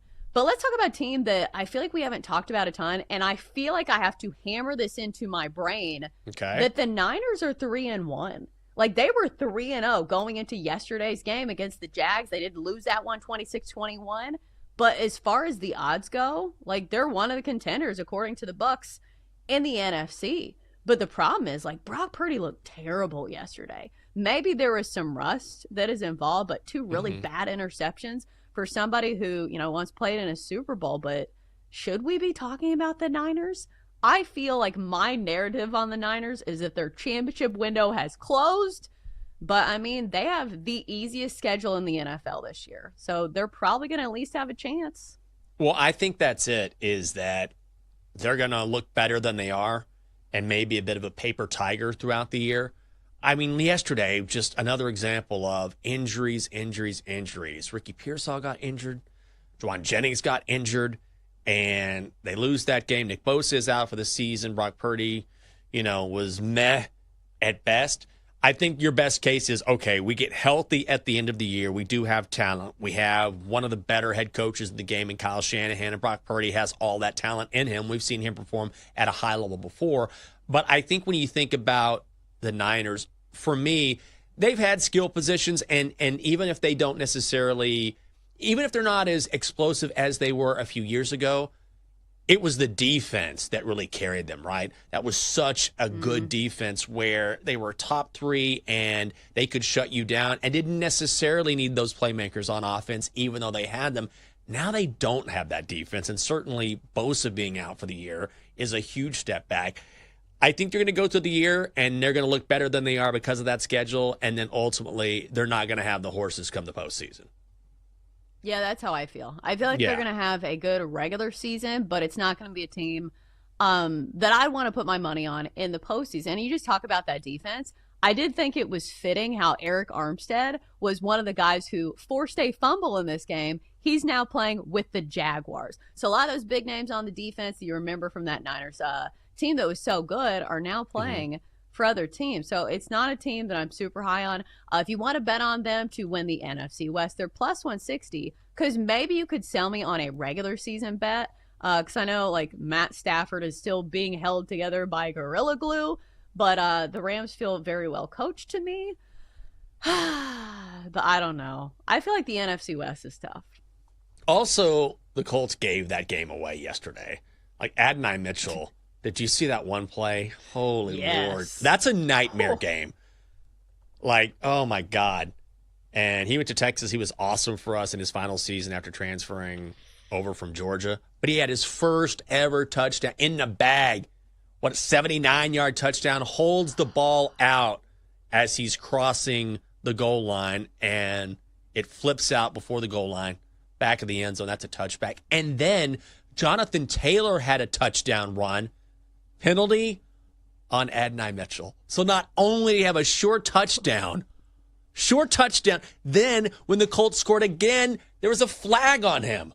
Like, that is a nightmare fuel of a game where you yourself, based on your actions, you are responsible for 2 touchdowns off the board. That is brutal. Yeah, usually we're like, it's a team sport. No, that was on him. No. I don't know if they do SportsCenter not top 10. That has to be number 1. Yeah, Shane Steichen. Guys, it's a team sport. But not today. And now you lost this game for us. What are you doing? Oh, it's brutal. Coming up on the show, speaking of brutal, 2 games on the schedule tonight, including Miami, where the Dolphins are facing the Jets. That is next on the Daily Tip on the BetMGM Network. Chelsea and Jenks will be right back on the Daily Tip on the BetMGM Network. Make it legendary. Download the app today. Please gamble responsibly.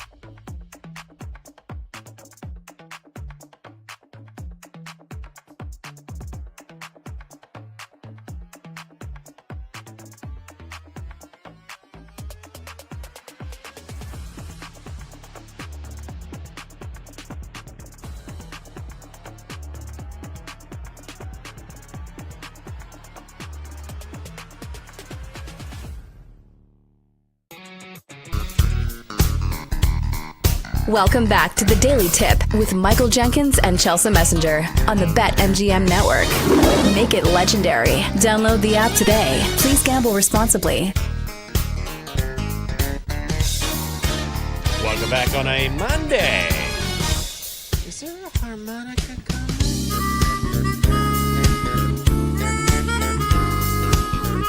That's right. I'm blowing this popsicle stand. I'm headed out west.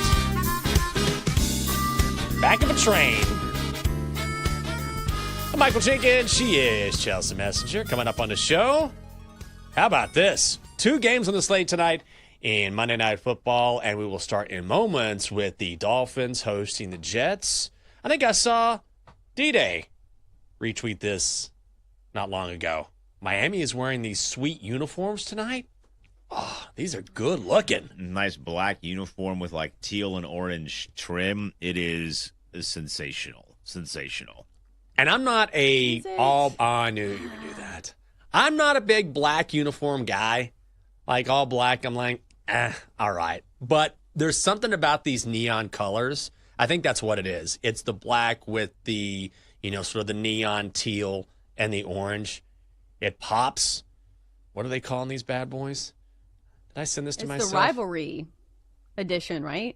The rivalry edition? Isn't it the rivalry series? Yeah.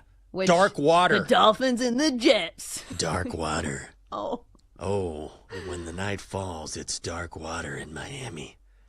Yeah, I think they look sharp. Yeah. And I'm not a big black uniform guy, like I said. But I like these. These are sharp. I don't love them. And I think it's because, this is my overarching theory on uniforms. If you have a cool traditional jersey, don't go away from it. I like the Dolphins' normal jerseys and even the throwback ones. Their colors are already cool enough. I like the white iteration with, the teal stuff, or you do the teal ones or aqua, whatever, Aqua. Actual color name, aqua. So I don't really love the black. Maybe I don't have, a good way to articulate it, but, I am a traditionalist. When I look on my TV, I want to know who's playing, and I feel like black with the Dolphins, So if the Titans, maybe they've done this once or twice. I don't think so. If they wore red jerseys, would you just lose your mind because they have a pop of red? These. I started to say you did, right? They were bad. Ooh. So it was this. I don't even think it was normal red. I think it was a shade darker. It was almost like crimson and navy. Okay. And you're just what is this? At least the team was good back then, but the uniforms were atrocious. We looked like the Texans. You don't want to look like one of your division rivals in an iteration of your jersey. Yeah, I'm looking at him right now. This is a picture of Derrick Henry back in the day. It's not terrible, but it's not great. I see what you're saying. Every now and then, I'll see someone mock up my Texas Longhorns in black jerseys, and it's just or a burnt orange helmet. I'm absolutely not. It looks terrible. It depends on the color scheme. It depends on the tradition as well. If you have a team like Oregon, they're known for that. But if you're a traditional college football team, I don't want to see a Penn State or a Bama or a Texas or someone like that go with alternate uniforms. But I guess with the Dolphins, have a great history too. A little weird. I like the name, Dark Water. Dark Water. Yeah. Sounds like a sewage problem. That's a sexy cologne. It sounds like something dark that should water. be done in Detroit. Oh, God. Stay out of the dark water. You don't want to know what's in there. You don't want to know. We had a sewage line break at 3:28 this morning. Do not go close to the dark water. Well, we're going to dip our toe in the water when it comes to some bets tonight. That's what we're going to do. So let's start. We got 2 games on the schedule. We have the Bengals at the Broncos, and then the early game is the Jets at the Dolphins. So let's start there. And by the way, if you want to bet on these games, we can help you out. You can go for the end zone without breaking a sweat. A Pro Football No Sweat token is yours at BetMGM, and you get your stake back in bonus bets, even if you don't win. Tonight in Miami, where the Dolphins will be wearing their dark water uniforms. The Dolphins are 2.5-point favorites. They're minus 150 on the money line. The Jets are plus 125, and the total is 45. Chelsea Messenger, let me defer to you here. I like a total in this game. I'm not crazy about a side. I might lean to the Jets. I don't believe in the Dolphins at all. It certainly helps New York that they get Justin Fields back at quarterback. But when it comes to a side, not particularly something I'm thrilled about. I'm not thrilled about it either, but it does make me like kind of shake my head that the Dolphins are 2.5-point favorites. Mm-hmm. Has anybody been watching this team? The defense is a disaster. Tua looks like he's seeing ghosts, and the culture is absolutely terrible in Miami, to where players aren't even showing up on time to meetings, even though they're getting fined. Like, they're still showing up late. So it just feels like Mike McDaniel has kind of lost control of this team. So when you're telling me this team needs to win by a field goal for me to win my bet, I'm not so sure about that. I understand some people are going to say, okay, desperation, they need to win this game. We've seen this story before. Just because you're losing game doesn't mean that all of a sudden you're going to figure it out just because you're desperate. He's been desperate the whole season. Mike McDaniel, have you seen him? He looks like, he's a dead man walking on the sideline. So when you add Justin Fields to the mix, and we've seen this Dolphins struggle against mobile quarterbacks. I understand Josh Allen is one of one, but Daniel Jones as well in the first game of the season. I think it's going to be a big game for Justin Fields.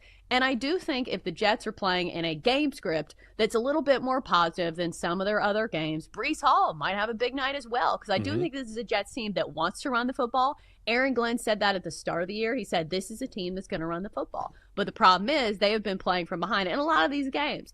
So I don't think it's going to be the case in this one. But, Jenks, I just cooked this up, and word of advice, like, same game teasers are not the most plus EV bet. Oh, here we go. But if you're trying to get creative, Jets plus 8.5 over 39.5.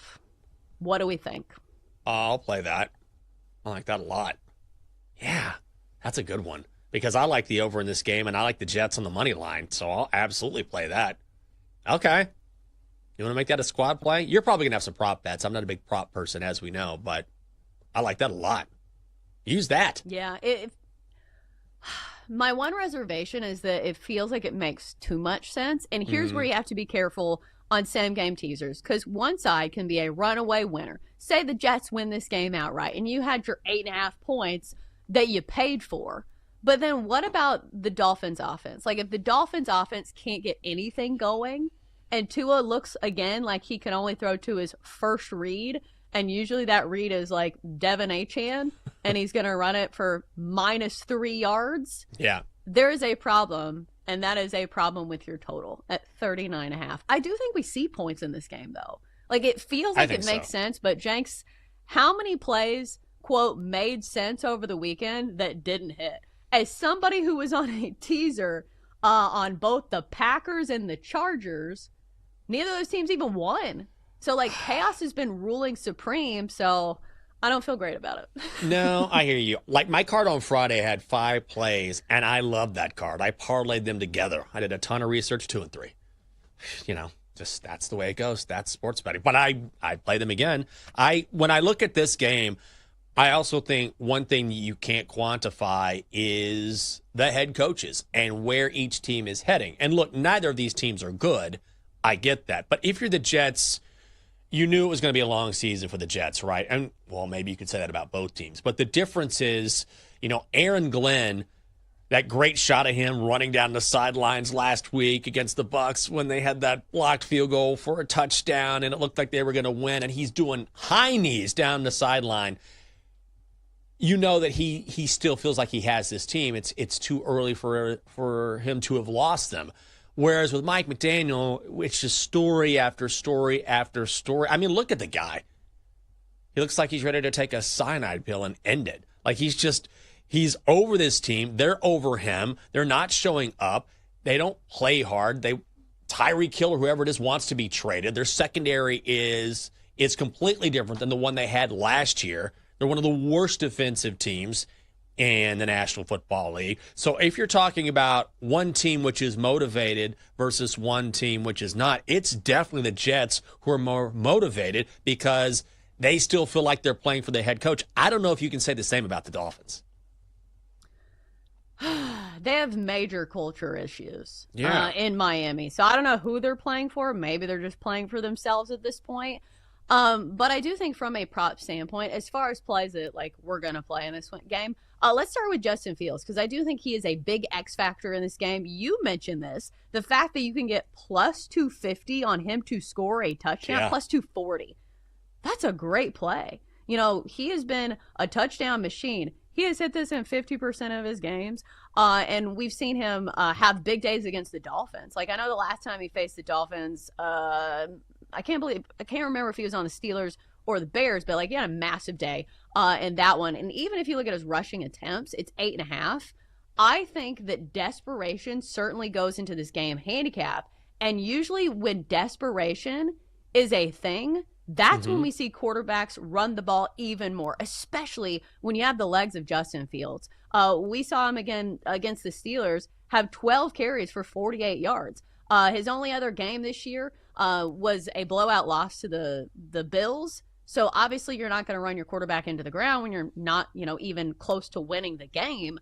But I do think this game is going to be close, and I do think Justin Fields should get a ton of rain in the run game, because why would you not use him? The Dolphins have been susceptible against running quarterbacks, and I do feel like he is the best weapon in your toolbox right now. So why not run him? I think over 8.5 rush attempts is a solid play as well.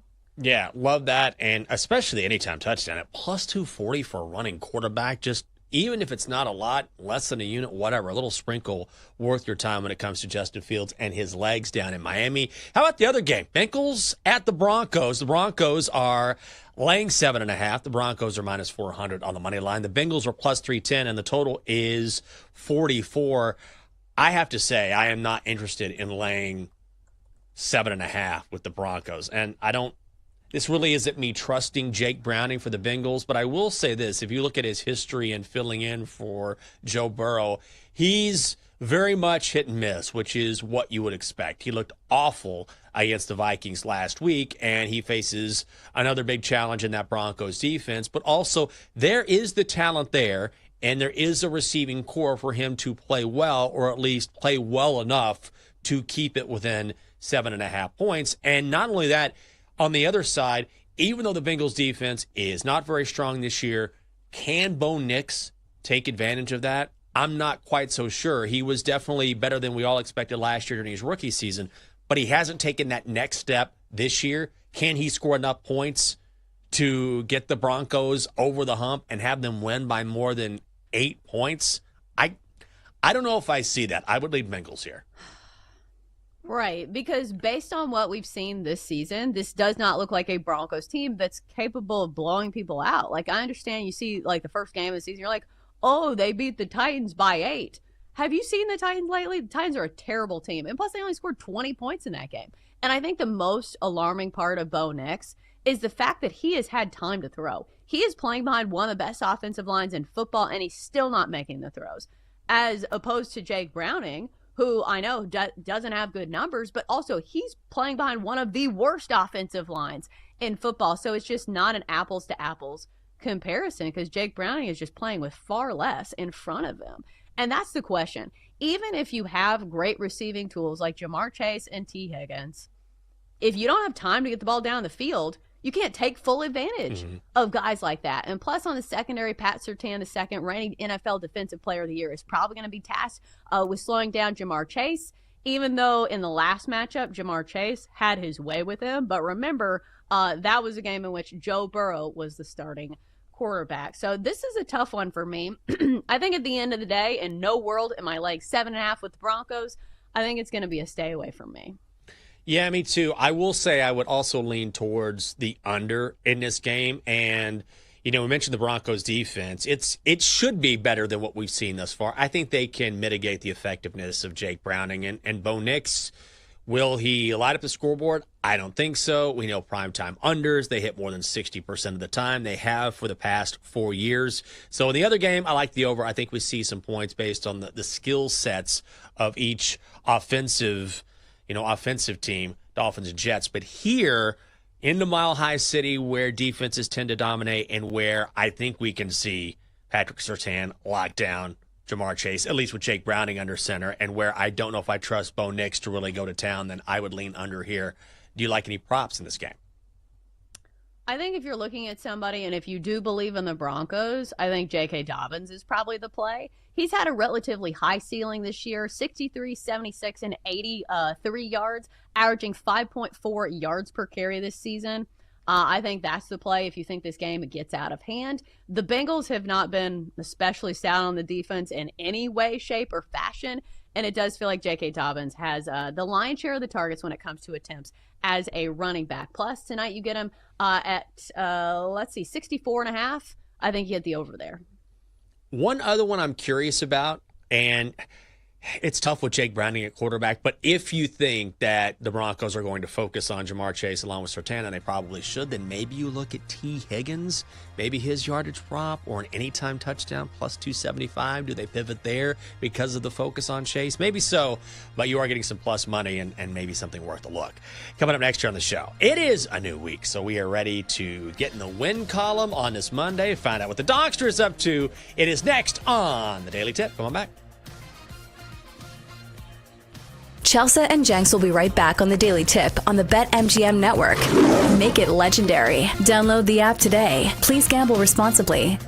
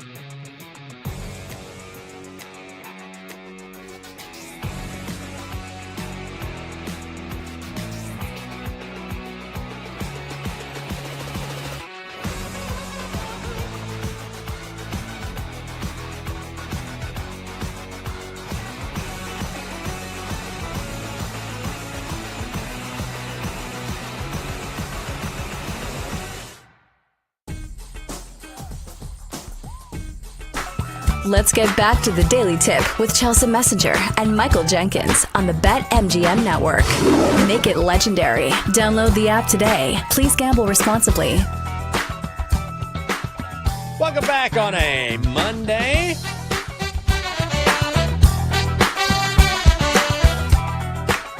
Thanks for being along with us. Start your week here on the show.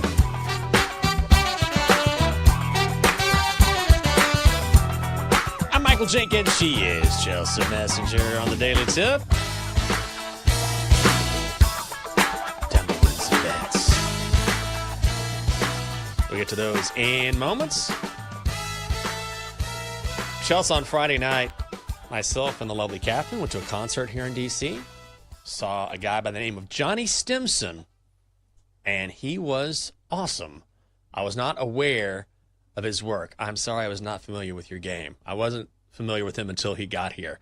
But he is from Dallas, lives in New York City, and is an R&B artist who has, some pop sensibilities to him, but he was so cool and the vibe was so awesome. And at one point, he comes out and he was just like, I just want to spread a lot of love tonight. I've got some great music for you. Is there anyone here who's getting married soon or spending some time together? And we're like, raise our hands. We're like right there next to the stage. We're like, we are. We're getting married in April. He's like, are you really? That's awesome. I wrote this song. It's called Honeymoon. This is for you guys. So he plays this song live, and it was such a good song. And everybody's just it was such a positive environment. Like, it wasn't a huge crowd, but it was big enough where there was a lot of energy there. Great song. And I think, I'm not positive, that might end up being the song we danced to at our wedding because it was such a good memory. That is a cool one. And I think people like to choose like songs for their first dance that have some sort of a memory attached to them. Mm-hmm. So like, unless you had something else, that you guys had in mind, it does feel like a good one. Yeah, maybe we'll go with that. I mean, we're caught up in the moment, too, so you never know. Once the dust settles and things calm down, I'll ask Catherine again, like, we still going with this? But, man, we got some swag, too. Met the band when it was over. Got T-shirts, albums, a couple albums that we can play on the record player. Are you a big swag person? Because whenever we go somewhere, we're always, especially Catherine, she's like the swag queen. We're always going to end up getting merch every single time we go somewhere. No, I'm not somebody who's big on like graphic t-shirts. And here's the thing, like most of the time you get swag, like especially free stuff. It's like, hey, here's this free t-shirt that's size extra, extra, extra, extra large. And you're like, where am I going to wear this other than to bed? Like maybe when I'm going to pick up a pizza at Domino's. It just, I don't know. I'm not a big graphic t-shirt person. That's fair. It's a pretty cool t-shirt because this guy's not mainstream, which I hope he does because he's crazy talented. Like, his live band was something else. But a lot of times when you have someone who's not mainstream, sometimes some of the stuff you get isn't so polished. It's a little more original because they don't necessarily want to appeal to the masses. So we got a couple of cool shirts. And then because we're going to Madrid for the Commanders game, Catherine also bought like this old school starter Commanders jacket, but it's like oversized because that's the style. And then she was like, you should try it on. I was like, I don't know, honey. Guess what? It fits me too. So now we have a jacket we can both wear. Like, she puts it on. It's like the style that I put it on. It fits like a regular jacket.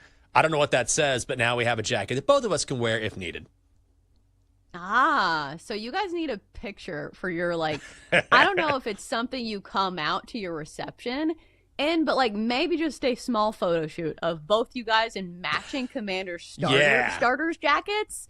That would be really cool. Like, is she as much into the Commanders as you are?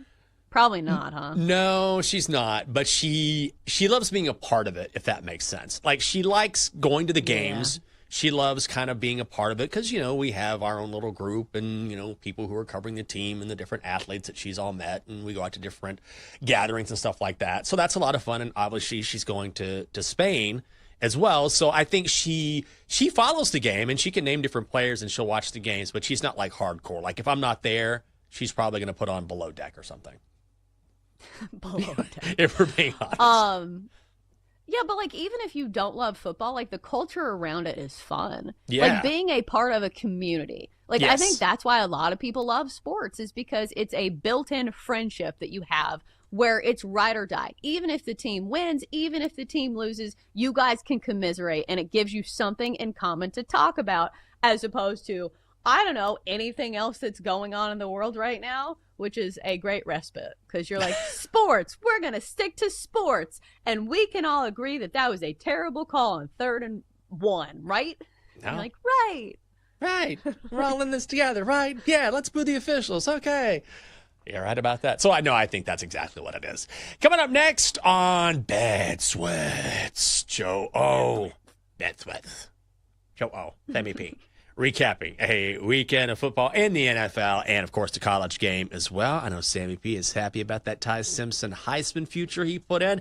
And then Jason Lockenford will join the show at 10 o'clock. Coming up tomorrow on this show, how about this? Britt Giroli from The Athletic will join us at 8:20, and we will talk about the upcoming playoffs in Major League Baseball. The postseason is finally here, and so are our best bets. Let's do it. Time to place your bets. Elsa, we begin with you. Please give us a winner. Well, I'm hoping so. All right, best bet of the day for me is Justin Fields, quarterback for the New York Jets, over 8.5 rush attempts for -118. So I feel like the theme of this game for both sides is desperation. Both the Jets and the Dolphins enter this game without a single win. They're both 0-3. So for me, desperation is a great thing when you're talking about quarterback rush props. Because obviously, if you're not a desperate team, you're not going to run your quarterback into the ground. But when you need a win in prime time, this feels like a great spot for Justin Fields. And plus, in 2 games this season, he's gone way over this in the one game script that was remotely positive. And I do think the Jets have a chance to, at least make this a ball game. They're only 2.5-point underdogs to one of the worst teams in the league. So you look at that game against the Steelers. So the Jets lost it 34-32, but Justin Fields had 12 carries for 48 yards and 2 rushing touchdowns. You look at the matchup here in the Dolphins, on paper, as far as yardage go, have not been too terrible at stopping the run when it comes to opposing quarterbacks, but they have given up the most rushing touchdowns to opposing quarterbacks of any team in the league. So I do think there is still a recipe for Justin Fields to, get those rushing attempts in, especially when this team is so desperate. And plus, if Justin Fields has great memories of running the football against any team, it should be against the Dolphins. Back in 2022, when he was playing for the Bears, he carried 15 times for $178 against the Dolphins. Now, granted, these are 2 different teams, but still, I do think Justin Fields has a big game on the ground. Let's go over his attempts at 8.5 for -118. All right, Chelsea. I thought about your teaser, which I like quite a bit. So if you want to play Chelsea's 6-point teaser, which is playing the total down and betting the over and then adding points to the Jets, I don't mind that. I think that's a great idea. I'm going to go over 44.5, though. I mentioned how bad the Dolphins defense is this season. They are dead last in the NFL in expected points added. They're just awful. And the Jets aren't a whole lot better.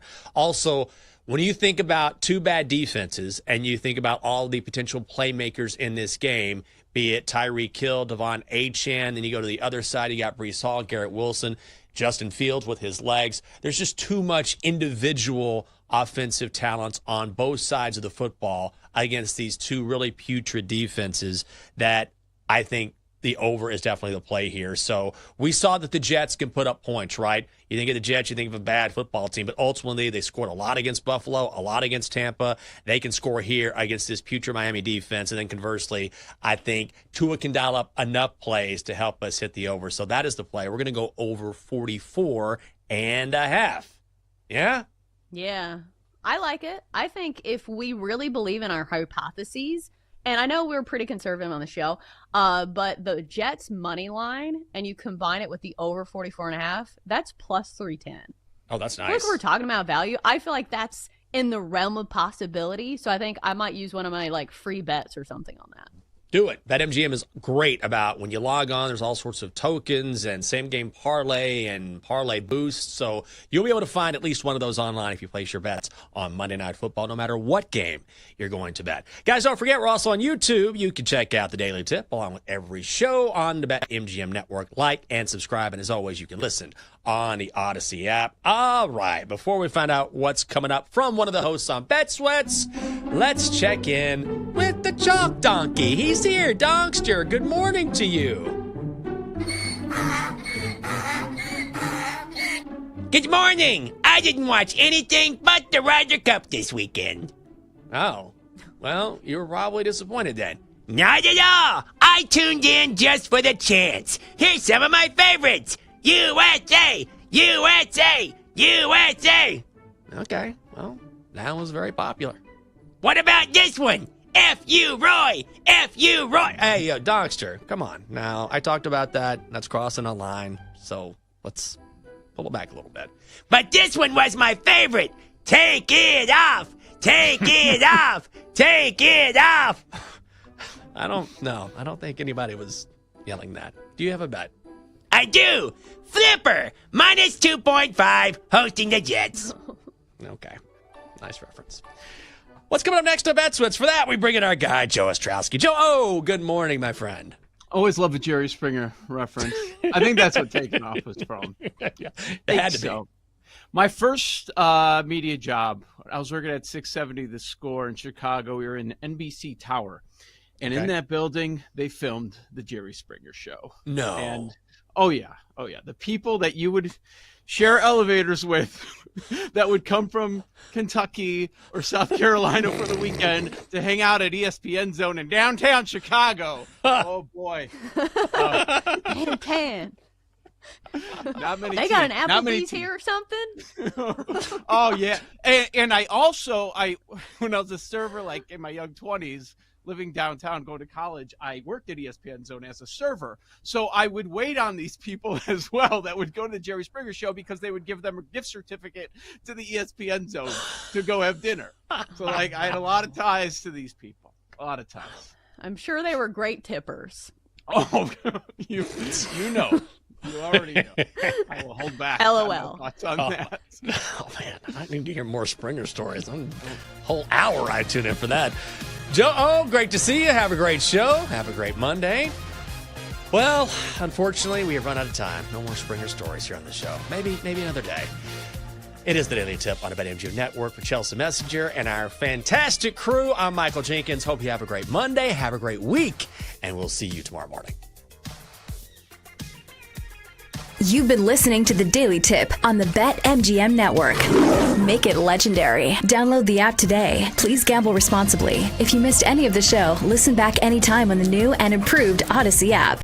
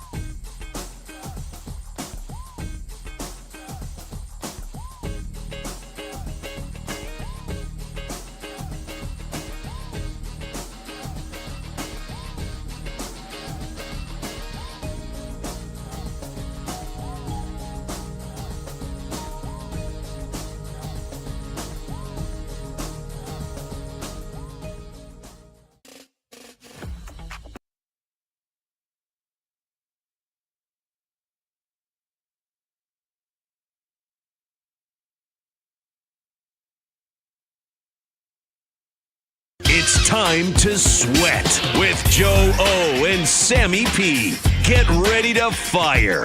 This is Bet Sweats on the BetMGM Network. End zone bound, caught, touchdown, Kansas City. Tyquan Thornton.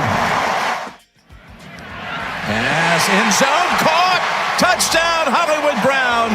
Number 4 for Mahomes.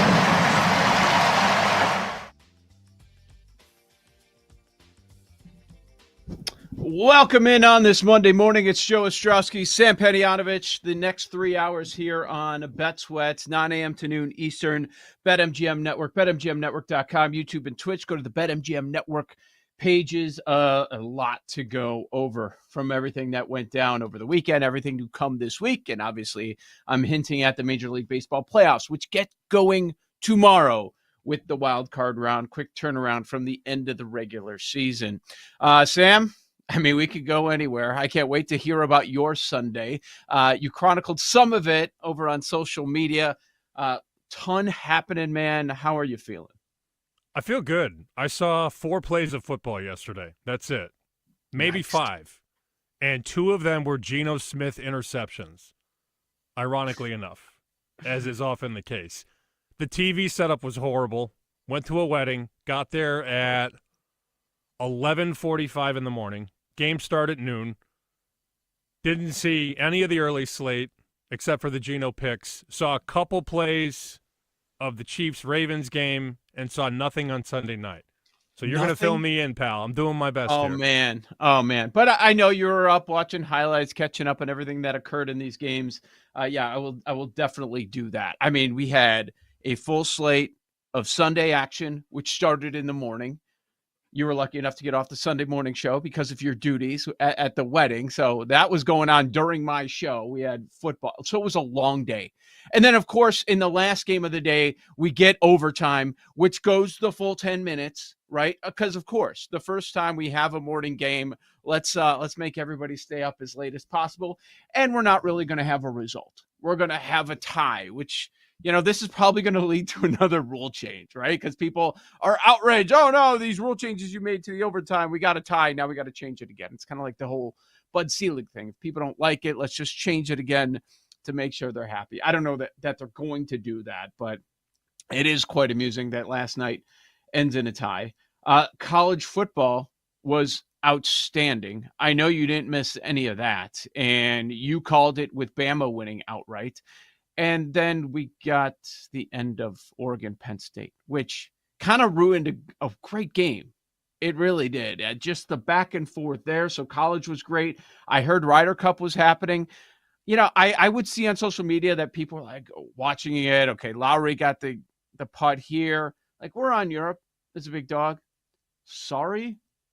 Ryder Cup ain't getting one of my 3 TVs. If you had a proper setup, I don't know that Ryder Cup, even though it's cool, it's a cool event, still got to do it any other time of the year outside of the weekend during the football season. Kind of like that wedding you had to be part of. I didn't watch the Ryder Cup at all, although I did see the golfers were going crazy. Rory was upset, screaming at the fans, like telling them, do this, do that. Can't say those words on the show, but he was fired up. Did not watch any of it. I saw the clips. I think it was a perfect event for social media because I could see 45 seconds to 60 seconds at a time and then not have to watch it. College football was great, though. You know who's not great? I'm sitting near your boy David Dykstra right now. What the hell, man? What the hell? Why? Why you got to do it? Listen, they decided not to play football for the first 3 quarters of the game. End of story. James Franklin does this over Again. and over and over and over again. And yet, Joe, I still keep betting on him in big games. Yeah. I know. It's like, add another one to the L side. Let's do it again. Why do we even give him a chance? You know what it is? I think it's the gambling background that we have. And that's how we approach these games.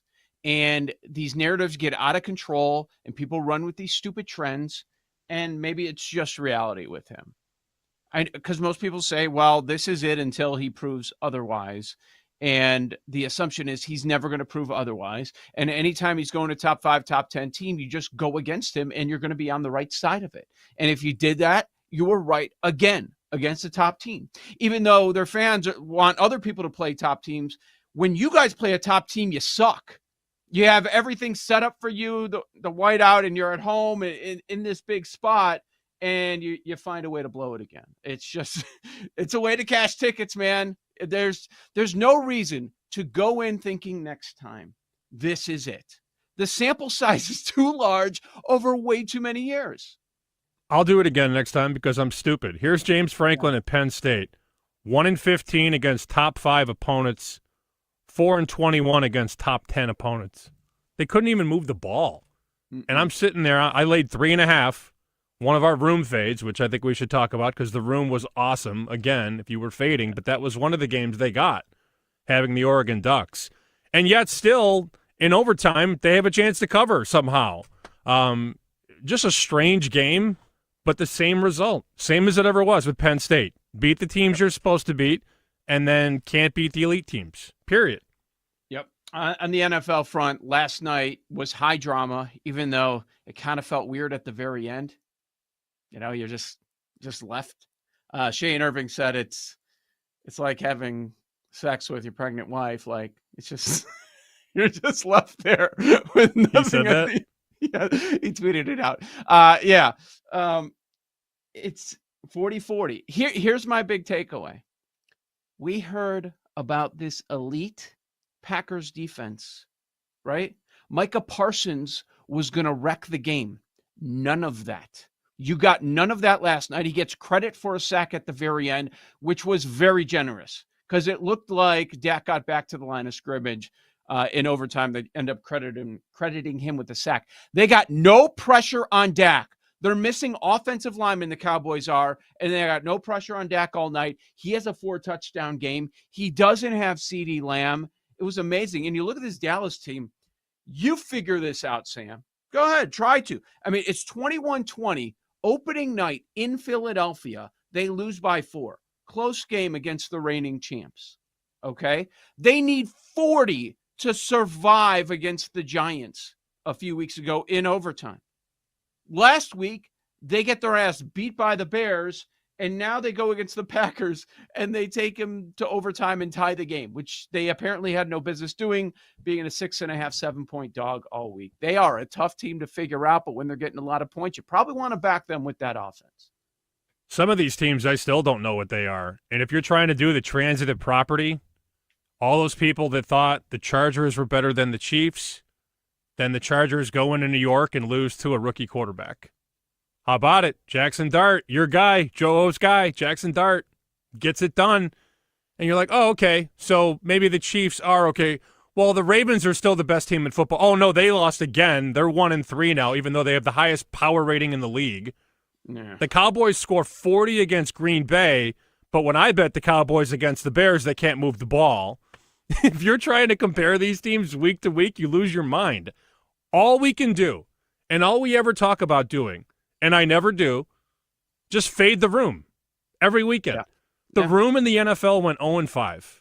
Chargers, Packers, Vikings, Commanders, Ravens, 0-5. We need to open a sports book. BetSweat Sportsbook. Let's go. I mean, they're just banking every weekend. And we know there are twists and turns throughout the NFL season. There will be a period where the public does very well. I'm waiting. I'm not banking on it. I'm not scared to go against the room and worried about going 0-5. Not from what I've seen this year. Yeah, I mean, it's NFL, man. Whatever you just saw, forget it. Forget it all. In fact, if you're going to remember any of it, go the opposite of what you just saw. That's why I couldn't come up with the last pick. And I think I raised your eyebrows during the show on Friday. And I was like, yeah, I'll take New England minus 5.5. Like, why? Well, they shouldn't have lost that game. They had 4 fumbles. I'm banking on that Vrabel's going to harp on that all week, and they're not going to do that again. And yeah, Carolina won 30-0, but they still suck. They had like 220 yards in that game. So it's like, okay, whatever the result was, go opposite. Carolina kills the team. Patriots lose in an embarrassing way. So take the Patriots on a number that they should not be laying, right, at 5.5. And then the final score is 42-13. You just laugh. You just laugh. What you know and what you've seen last is probably wrong. Yeah. The truth is always in the middle between both extremes, for the most part. Are you, Survivor-wise, are you cool there? Did you have any blow-ups in Survivor? I was saying on our segment, no Bills. I took Bills only in pools where I had like 5 or 10 spots. I went the heaviest on Houston, which was actually sort of a sweat because they didn't pull away until the very end.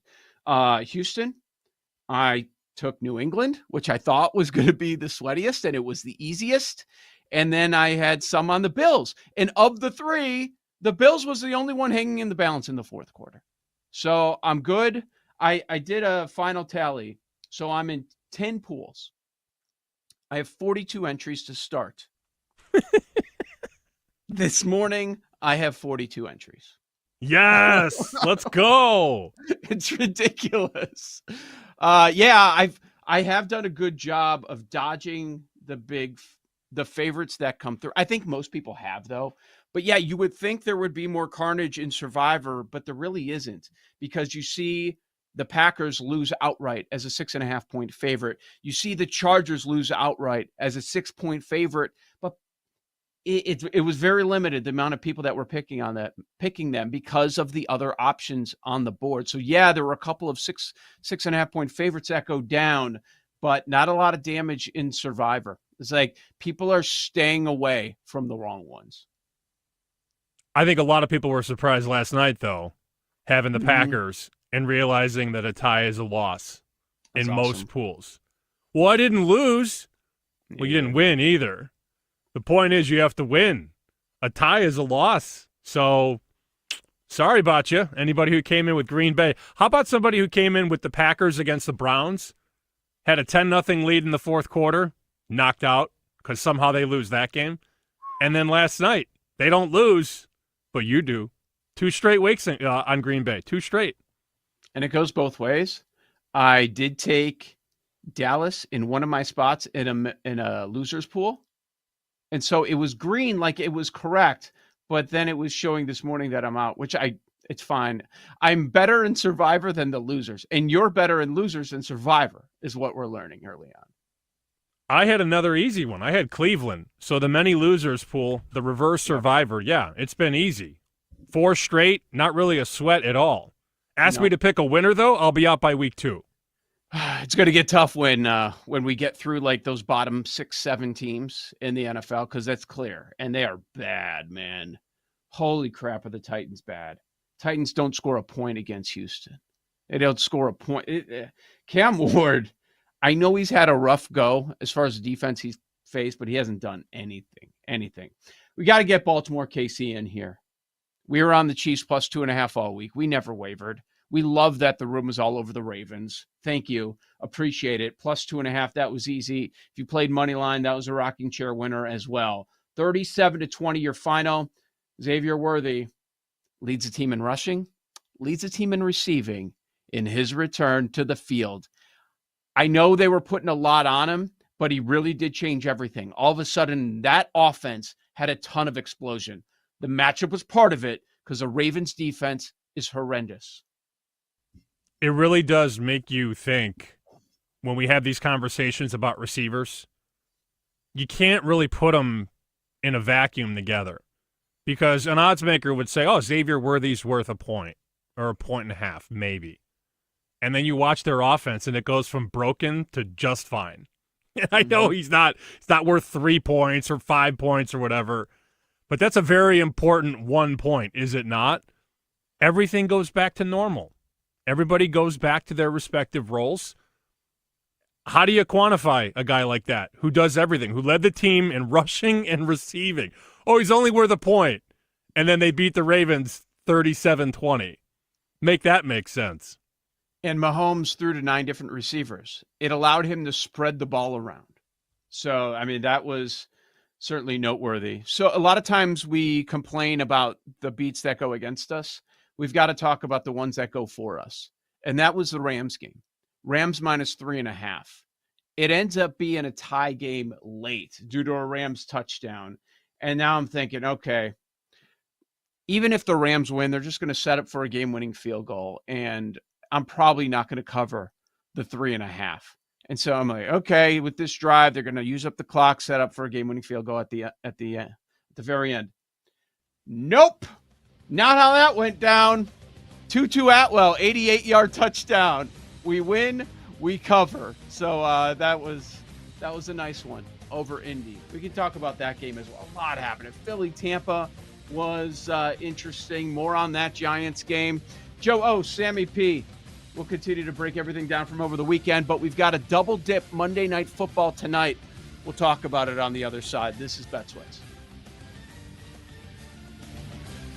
You're listening to Bet Sweats with Joe O and Sammy P on the BetMGM Network.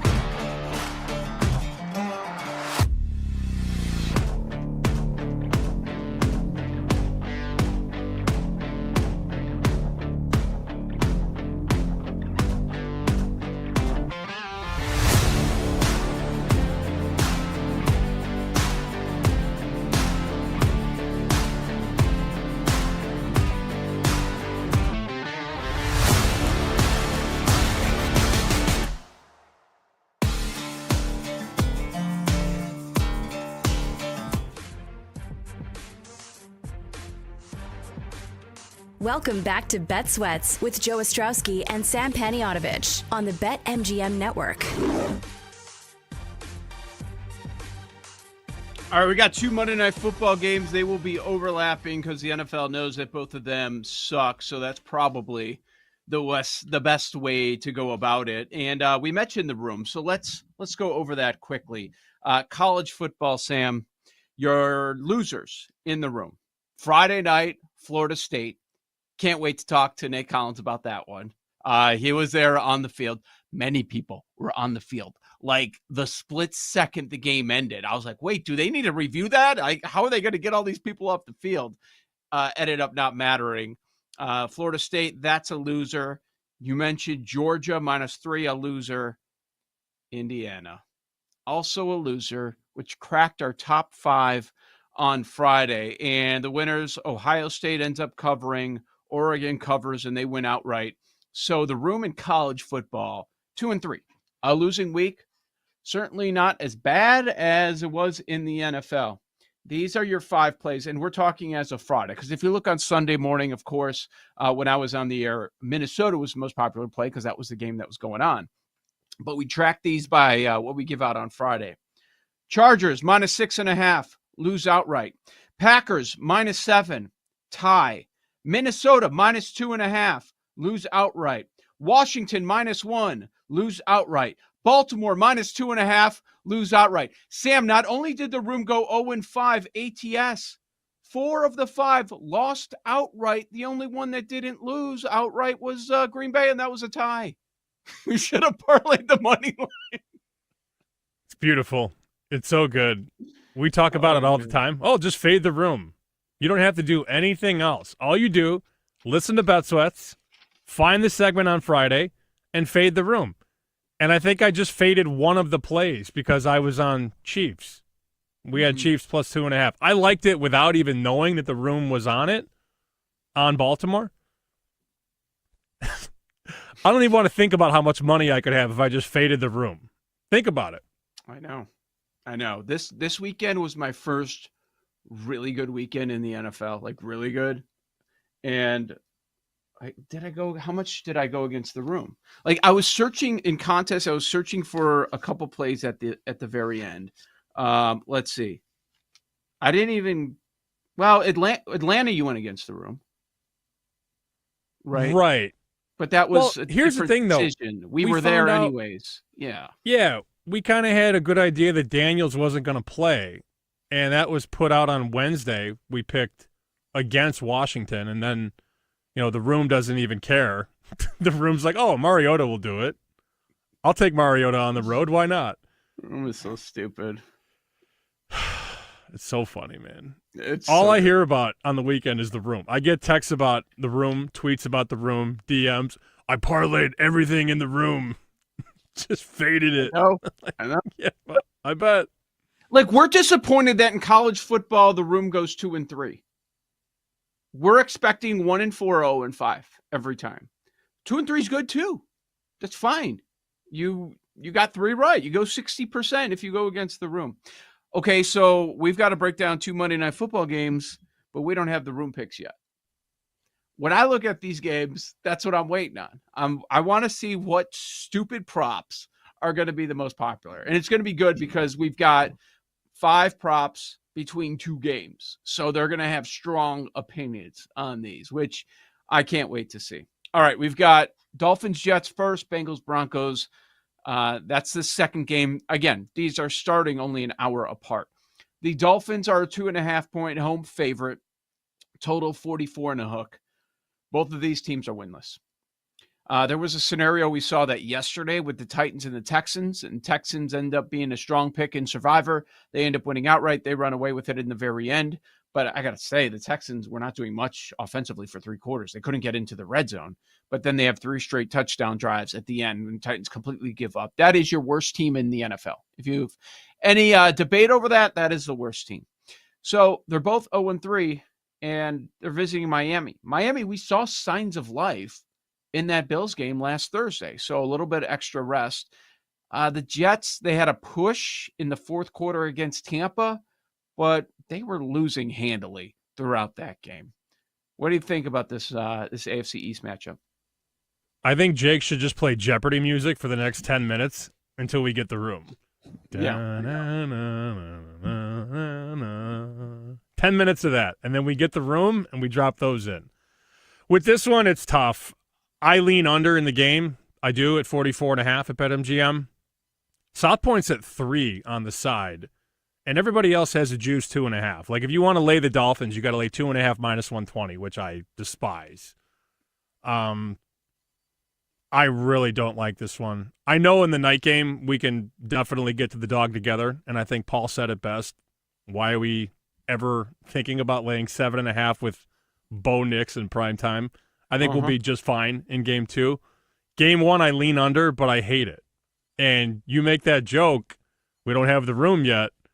Whatever the number one prop in the room is, I'll just go the other way for sure. Like that's going to happen. Like we did on Thursday night with Torrey Horton. Oh my God, that was glorious. That was glorious. I think the room may have done all right last night. Now, we didn't have this on our show, obviously. Just you had, 80 points in that game? So the room probably did very well because you're going to have everybody going over on their props. We could check on that as well. But yeah, I mean, that's what I'm waiting on. Look, my first thought on Jets, Dolphins, I don't have a play on the side or the total. If I were looking for a prop, the Dolphins have the worst secondary in football. Okay. Justin Fields making his return after sitting out for with the concussion. The Dolphins defense, 32nd EPA per play, 32nd success rate, EPA per dropback, 32nd. They don't have starting cornerback Storm Duck. They don't have their nickel, Jason Marshall Jr.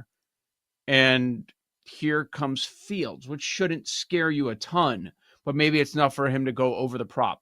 The prop for Fields passing yards is 184.5.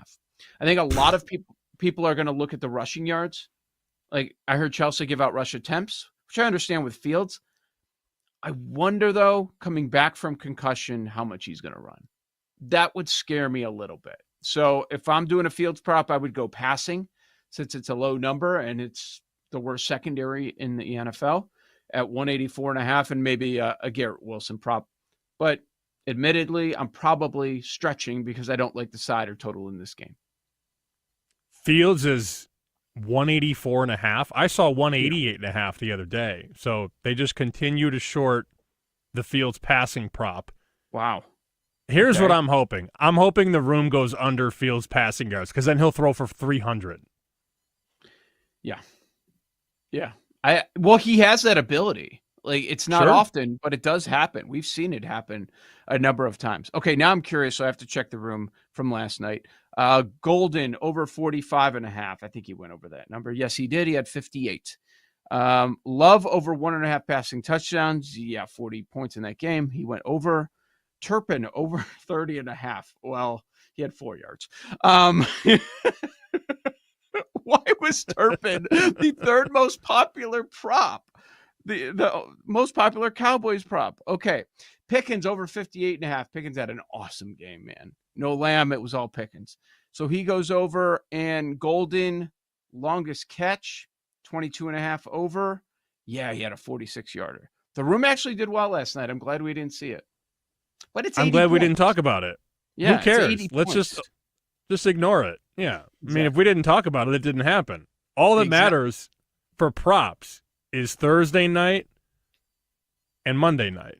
So here we are. Talk about on the show. That's what gets graded, what we talk about. Cincinnati, Denver. Yeah, I think Paul was going to take Denver and Survivor. Am I misremembering, Paul, on that one?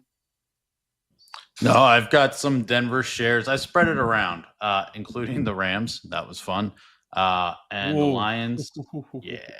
And Broncos. Okay. Broncos is the circa pick. So that's the big one. Oh, man. So he's big on Broncos tonight. Okay. Yeah, I dodged them in week 1 when they were pretty popular. Just happy to dodge. I mean, Chargers, which was never a consideration with Darden. Packers just fell off. So, yeah, that's the one tonight. But you kind of like the dog in the game, don't you, with the points? That was me, I think. Yeah, I'm never laying this with the Broncos. I did say, I don't understand why Bo Nix is ever laying points, more than a touchdown, as you said. Right. because I've got the Survivor investment, like I guess I could try in middle, but I'm hoping to not watch much of this game and look down and see it as a 2-score lead, and maybe since he sneaks in the back door. Oh, it'll never be that easy though, Paul. It'll never be that easy. I actually really like this idea of Paulie Middles, Monday Night Middles. I think we could do this. We can make this a thing. Oh, here we go. I'll play. Yeah. Broncos by 4. Man. Hey, sold. Say less. I can Broncos by 4 as long as Broncos by anything not a tie. I'm in or a loss. The Broncos are the third most popular pick in Survivor. They're third most popular in a lot of pools. Like a lot of the pools that I'm in, they're third most popular. So sorry, I'm going to be rooting against you. I'll be rooting for the Bengals. I don't know if they're going to have much of a chance tonight. I got to. Sorry. Panthers were up 6-0. I was like, all right, let's go. I know. Well, the Browns were up. The Browns were up, and I'm like, ooh, KIV said she was sweeping the board. Oh, Lions. I was like, uh-oh. And then that was pretty much it, too. So, like, look, with the Bengals, all 4 of these teams playing tonight, they're coming off a loss. They can't be as bad as what we've seen. That's basically my argument. It's not a strong one, but just with the talent that they have on offense, most notably the receivers, not so much Chase Brown. He's been horrendous. You would think that they could make it a game. The problem is Browning turns the ball over at an alarming rate. The offense for the Bengals has done nothing. They have too much talent to be doing nothing offensively. It's a lean on the 7.5. Chase versus Surtain is going to be a really good matchup to keep an eye on. Of everything going on between these two games, this is what's worth watching, that matchup alone. But Browning has to stop with the turnovers. I mean, he turns it over multiple times every single game, and that's the only way that the Bengals have a chance. We know their defense stinks, and the offense has been bad so far without Burrow. We might be going a little bit too far on how bad the Bengals are. Problem is, it's a difficult matchup, 7.5. Difficult matchup on the road against a very good defense. Is this Broncos defense as strong as last year? I don't know that they are. So I lean Bengals plus 7.5. I'll mostly be rooting for Survivor Chaos, but I don't know, man. What do you think? It's a tough place to go and win on Monday Night Football in the elevation and all that. I would probably take the 7.5. Yeah. Maybe a little alarming that it hasn't really moved off the 7.5. You've had enough money to keep Denver north of a touchdown, but I don't think that most teams are, in a spot where I'd want to lay 7.5 in the NFL. Mm-hmm. I just don't know that I numerically have that interest. And, they've always said that when a favorite is 7.5, that's respect for the favorite. 6.5 is naturally respect for the dog. I understand all that. At the same time, though, I don't want to lay 7.5 tonight. So if you made me pick a side or a total, I would lean to the Bengals, take the points. I do find it fascinating that Paul's like, yep, really need the Broncos. And Joe's like, yep, I'm rooting for the Bengals. It's my favorite part of the show so far. By far. You have to. If you're in a contest, they're one of the most popular picks. It's like a lot of people playing Survivor, they looked at them like, nope, I don't want those 6.5. So I'm going to take the teams that are 7.5, like Houston and Denver tonight. And of course, Buffalo, that was popular. We could talk about Buffalo a little bit. Sam, that was a game. They were in it. The Saints were. The Bills didn't have all of their starters out there on defense. And it felt like they had, I don't know, they were like, let's just get by this game. They're 4-0. There's not a ton to complain about, but the defense gave up 300 yards to a crap offense at home. I don't know if they weren't engaged or what it was, but Rattlers never won a game. The Saints had 2 more first downs in this game than the Bills did. I'm not saying as reason for concern. I'll just say they had extra rest. They had 11 penalties and a lot of missed tackles. They did not look good. Probably means next time we see them, they're going to be awesome. But they had their D- effort, but they still ended up winning the game. They play the Patriots next, and the Patriots just rolled Carolina. Mm-hmm. And the Bills let Spencer Rattler hang around. Yep. Sunday night in Buffalo. They're going to kill them. There's one way I'm looking in that one, and it ain't the Patriots. Yeah, I'm probably going to take the Bills in a lot of survivor spots. That's probably what's going to happen. But yeah, I mean, New England looked good. It was a soft matchup. New England, 4 for 4 in the red zone. They had a couple. What is with all these defensive special teams touchdowns? Block kicks every time you turn. It's insane what is happening on special teams in the league so far this year after 4 weeks. I don't know that it's going to slow down. It's been amazing to watch. Bears win on a blocked field goal at the very end. It's deciding all of these games. Amazing. All right, Case of the Mondays. We have it. That is on the other side. Bet Sweats, the BetMGM Network.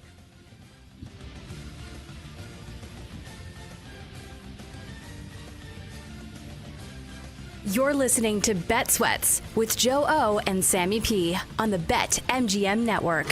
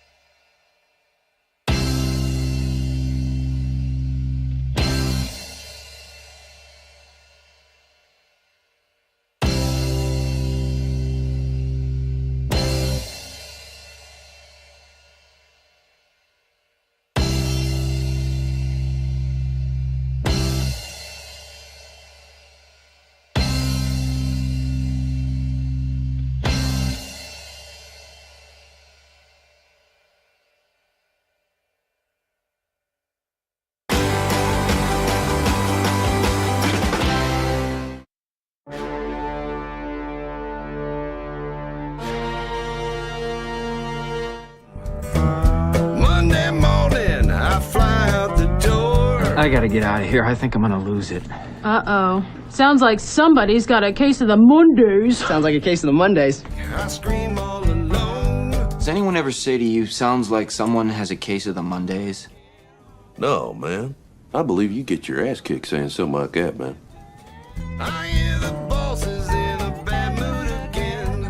That's what's with you on a Monday morning. Ton going on in the sports world. We've got NFL, of course, college football, big weekend. Major League Baseball wildcard matchups are set. Ryder Cup is happening. Joe O, Sammy P with you. Case of the Mondays, we complain. Something that happened most likely over the weekend that really bothered us, whether it was the sports world or outside of the sports world. Sam, start us off. I think I'm assuming you have a list of things that occurred yesterday to get things going. And you can probably remind people of what you had to do for those that may have missed. I never want to go to a wedding during football season again, ever. So if you missed it, yesterday was the wedding. Saturday was the travel day. And then I finally got situated Saturday night to watch Bama, Georgia, Oregon, Penn State. And then I had to be at the home for photos at 10:30 a.m. Chicago time. And the photos went from 10:30 to 11:45, and then we get to the venue at 12 for the 90-minute first look with more photos. And then we're wearing all black. Jake, the groom, who I love, I stood up in the wedding. I officiated the wedding. He decided we're going to wear all black, black tux, black shirt, black shoes, and take pictures outside. It was 84 degrees yesterday. Yeah. So we're all just miserable taking photos outside wearing all black, which is basically a magnet for the sun. And then the groomsmen room was this dilapidated back of the men's locker room at the golf club where there were showers that looked like they hadn't been used since 1950. And we didn't even have a table. We just had a bunch of old banquet chairs stacked in 9 columns. And we're like, okay, well, do we have any booze? The guy asked for beer. One guy said, do we have any seltzers or whatever? And the groom dropped off just a bottle of Kirkland tequila. So I was like, what? He's like, yeah, I'll be back. So like that was the groom's room. A dilapidated old locker room that may have opened in 1955 and just has slowly deteriorated. Can I ask what golf course this was? This was Bartlett Hills Golf Club. Yes. Venue was great. Groom's room, dump. So then it's like, all right, I guess we'll just start funneling shots of Kirkland tequila. And then the one guy had a lint roller, so we were chipping golf balls at the lint roller for $20 a pop. No TVs to speak of. The only TVs were in the bar area, and there were 6 TVs. 3 had the Weather Channel on, and 3 had Lions-Browns. So you're like, okay, great, awesome. And then everybody starts getting seated right near the end of the first games, and you miss all that, and then you miss the beginning of the second games, and I don't know. But the entire wedding had Chiefs, which was nice, because everybody was like, who are we betting? Chiefs. That was the good part. But there's just so much chaos there and no real structure to the plan. And then the photographer's like, oh, I ran out of film or whatever. And he's like, he's got to run to the truck, which is 8 miles away while we stand in the sun just baking to death as he goes to get more camera film or whatever. And it just, it's just unorganized. That's all it is. I could understand the black tuxes in the sun. You wouldn't expect when you're planning a wedding September 28th that it's going to be 85 degrees in the Chicagoland area. Like, I get that. That's like, you don't plan for that. It's supposed to be fall, basically. Fall weather, right? I understand that. It's almost October, guys, and we're still in the mid-80s. It's nuts. It is. It's wild. Like, just how hot it's been. That I understand. And I think people believe that we're like going over the top about it as men, like during the football season. And it is our careers. It's not everybody's careers. Everybody loves football. Everybody plays fantasy. Everybody bets. Every guy I know. That's garbage. I'm sorry. I can't get past the fall wedding in the football season on a Sunday. I can't get past it. We did it, but we did it on a Friday. Didn't bother. And it was actually a great way to kick off the weekend. Everybody goes to work, boom, right to the wedding, reception, great party that night. And we ended up getting a break on the price too, because it's a Friday wedding. Live band, the whole thing. It was awesome. I can't. I know it's the Woman's Day and they have say on everything. Like, that is just one thing I would fight. You could, whatever else you want, you get. I don't care. I'm cool with it. Yes, fine, whatever. Okay, sure. Okay, yeah, fine. That's just the one thing. Because I know every male there is going to be pissed off. And it's probably going to hurt our gift too, because we ruined the entire weekend for them. Gift? Yeah, exactly. We got a year. Now you got to wait. You got to wait for the entire year. We'll see. We'll see how the football season goes. Didn't have Wi-Fi either. I asked for the Wi-Fi. Nobody knew the Wi-Fi password. So I couldn't get YouTube TV, couldn't get Score app working. I'm in the back of a locker room. Well, yeah, that's the thing. If you're going to have it on a Sunday, like, at least make sure there is a laptop or something to stream the games on. Like, where the guys can at least hang out and watch there. Like, that's insane. Instead, we're dropping off Kirkland's. Okay. Did you have anything? I feel like I'm more bothered, or just as bothered as you are. I had to live it. Yeah. Yeah, man. Talking about it again makes me suicidal. So I don't really want to. I don't really want to go there. I'd be pissed. Let's see what else. Oh, and then but I had to officiate the ceremony, so I wasn't funneling Kirkland tequila. Like, I had to behave. So then I get through the ceremony, and everybody said I did a really good job. It was a 6-7 minute thing, short and sweet, to the point. I was very happy with it. So then I'm able to start drinking again. And then it's, you're drinking too much. And it's like, okay, got it. Great. Who said that? Great. Who do you think said it? Oh, come on. The warden. The warden of the household. I know Sammy P took that line very well. Yeah. I'm like, okay, all right, we're going home now. Sam said it to me 20 minutes ago. He's been thinking about this for 20 minutes. Yeah. And then we wake up this morning in Itasca. So for those that don't know Chicago, I'm in the Score right now, which is right across from Millennium Park. Downtown. I woke up, showered, changed, left Itasca at 6:30 a.m. local time.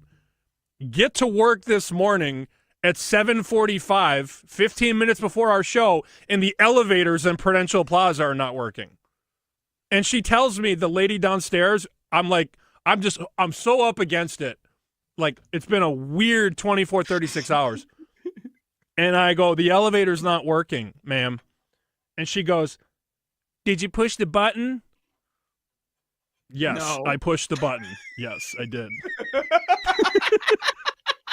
Yeah. So it just keeps rolling over. The issues keep rolling. Oh, man, did you push the button? Yes. No, I thought I was going to walk in. It was just going to go wherever I wanted it to go. I'm a genie. So that's my case of the Monday. Sorry, I hogged a lot of this up, Joe. Oh, I like it. This is good stuff. Whatever I have won't have much to compare. But Drew Aller, I mean, you ruined it for Big Dave, too. That was the other thing that really bothered me at the end of I don't know where he was throwing. And there are a lot of opportunities in the game to win it. I understand, blah, blah, blah, double overtime. You can't put it all in that one pass. Well, I'm going to. Like, what the hell, man? What the hell? That was brutal. Got to revisit that one. Last night, Sunday night, highly entertaining. I think it was more entertaining than anybody expected it to be.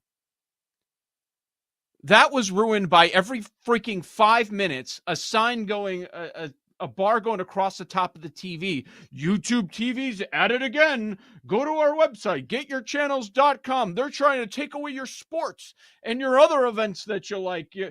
And I looked at the website because I'm like, okay, what channels are we talking about? So it's like NBC, and then like the ones that are like people might care about, like the Golf Channel or Bravo, Telemundo, like those channels. I'm like, the accent's crazy. The accent was crazy. Wow. Dude, they're not taking away NBC. They're not taking away Sunday Night Football. They're not taking away the Big Ten game on Saturday night, which this week was an awesome game. Like, those are not going away. We can't skate past what just happened. This is crazy. Telemundo. We cannot just let that go. I can't just say Telemundo, okay? Can you do it again? Can you just say Telemundo? I'm not doing it again. Do it One again. take. No, I get fired if I do it again. Hey, I have a question for you, though. A serious question. Okay. Did you push the button? Push the button? On the elevator. This is the dumbest 3 minutes of radio that's ever happened. Did you push the button? Yes, I pushed the button. So who is this person that you asked? What was her job? To let people into the elevator. No, but who is it? Who's this? Like somebody that works? I don't know. I'm just wondering. Like, is that the first question? I don't know her What's her name. name? Where she Virginia. live? Stop, my friend. How old is she? Can you give us a picture and tweet it out with her? Do a selfie with her on the way out. Did you push the button? Yes, I pushed the button. Oh man, great segment. It is. Where's the room? You're in Telemundo moon. Jake's a big fan of the morning show on Telemundo. No, I'm not going to do it again. What do you mean by that, Joe? What are you trying to say? Well, I haven't checked it in a while, but I'd assume it's still probably because you usually do. If you look closely, you can see the tears forming in Joe's eyes right now. He's just ready to cry from laughter. Case of the Mondays is awesome. I got a couple others, but we'll wait on those. Wedding, good stuff. You gotta communicate like everybody's pissed. Do they know people are pissed? Yes. Okay. I love it. All right, we'll talk about the weekend in the NFL. JLC on the other side. Joe O, Sammy P. Bet Sweats. You're listening to Bet Sweats with Joe O and Sammy P on the BetMGM Network.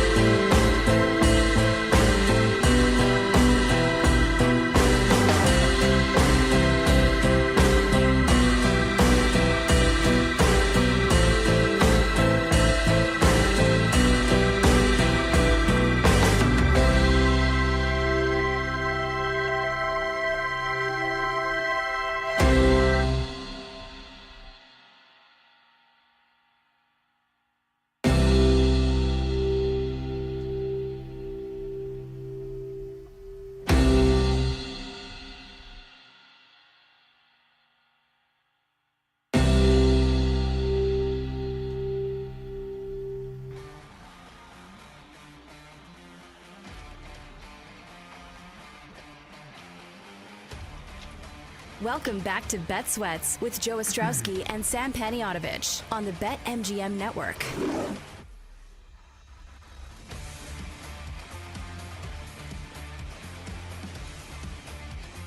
Kansas City, big winner over Baltimore yesterday, 37-20. Baltimore was a 2.5-point road favorite.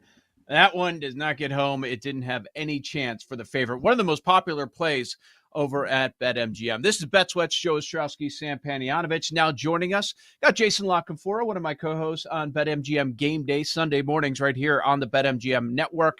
He's an Odyssey NFL insider, host of the Odyssey original podcast, Wanna Bet. Listen to Wanna Bet now on Spotify or Apple Podcasts, or watch it live daily on Jason's X account. Insider Calls brought to you by Nationwide. For your insurance and financial needs, Nationwide is on your side. JLC, you also do afternoons at Baltimore Radio. These are the easy ones. There's going to be a lot of yelling, a lot of screaming, a lot of complaining. Yeah, look, the underbelly of this team was in the trenches, and everybody, we had plenty of experts and analysts on our show through, you guys know, the NFL offseason is longer than the actual season. And boy, everybody's throwing flowers at Eric DeCosta, and everybody we talk to is telling me it's the best roster ever. And I'm like, well, who's the backup left tackle? And who's the backup 3-down D tackle if something happened to Matabike? And boy, it's a generational defensive draft. Right? D tackles, evaluators, scouts have been telling me 2 years ago about how great this D tackle draft was going to be. Size, speed, freaks. Ravens passed on all of them. Ravens just keep signing corners, you know. Ravens won all the safeties and all the corners. Well, now a lot of them are small, and they've got to show up and run support because you can't stop the run at all because Matabike and Travis Jones are hurting, and now corners are getting hurt making tackles. Yeah, I thought it was a playoff defense probably if they stayed healthy. Certainly not a Super Bowl defense. And now even the playoffs might be a bridge too far for this group. They don't want to spend for pass rush. They haven't taken a D tackle in the first round, I think, since Haloti Ngata. It's a long time ago. And I think those chickens are coming home to roost. They're still minus 200 to win the division. I mean, you're not getting any of my money on that. Yeah. And they're that's minus great. 650. They're minus 650 to make the playoffs, Jason. Look, this game against Houston is going to be tough. Houston's defense got embarrassed by these guys running the football a couple times. You know, last year the Ravens brought in jumbo personnel and ran it all over Houston. They don't even have jumbo personnel right now. When they try to bring in, you know, they let Patrick McCarry went to Jacksonville for starters money, and they had to let him go. But that swing tackle, and he started for them a lot, but was huge. And when they bring Ben Cleveland and these guys in for jumbo stuff, it's a joke. They don't even know where to line up. You know, Pat Ricard, 300-pound all-pro fullback, is still out. Like, Houston's going to be tough. And then I got news for you. McVay's coming in here, and he might hang 40 on them. So, and then they go to the bye.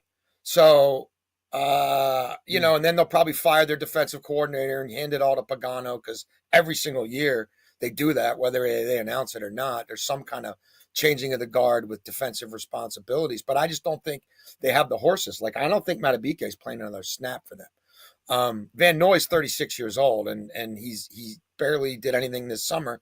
And soft tissue with a 36-year-old, good luck. Roquan Smith is the most overpaid linebacker in the NFL. Like, they got problems even when they get healthier. So Pittsburgh knows how to win games. I mean, Pittsburgh they just do their thing, right? So two might get in from the South. Like, if two get in from the South, I think three can get in from the West. So just start doing the math. Mm-hmm. What did you like from Kansas City yesterday? I mean, Xavier Worthy's return is obviously a big deal, and just getting the ball in his hands and having to it changes them horizontally and vertically, right? So that's a big deal. He broke off some big runs. You have to worry about him on end arounds and jet sweeps, little screens, bubbles, slip screens, all that stuff. And then obviously what he can do yak and what he can do with pure speed. And, you know, the Ravens putting Marlon Humphrey on him in the first half was just chef's kiss. That matchup was going to work. Like when you have that going, now all of a sudden those little pop passes to Kelsey are a little bit more effective. They showed a little more intent running the ball. Frankly, I think they could have got under center and ran for 150, 175 if they wanted to. But, Andy Reid didn't want to go that route. And defensively, Spags knows what he's doing. And do I think that when they face elite teams, Chris Jones might look his age, and not having a bookend for Karlaftis could be a problem? Sure. But they're not going to face that many teams that Spags can't scheme it up against. So, yeah, the kicker is a little iffy now. And that's a problem because I still don't totally buy their red zone offense. Now, when Rice comes back, maybe they unlock that even a little bit more. But, people writing them off, not so fast, man. Not so fast. You always bring up Geno Smith and his splits. Home and automatic picks at home, baby. Automatic. And 3 more against a decimated secondary. Because, my thought was yes, the numbers are there, but the Bears are missing half of their secondary, all their good players back there. And it ends up not mattering. That's why they end up losing the game, because of Geno Smith. Yeah. They outgained the Bears by a ton.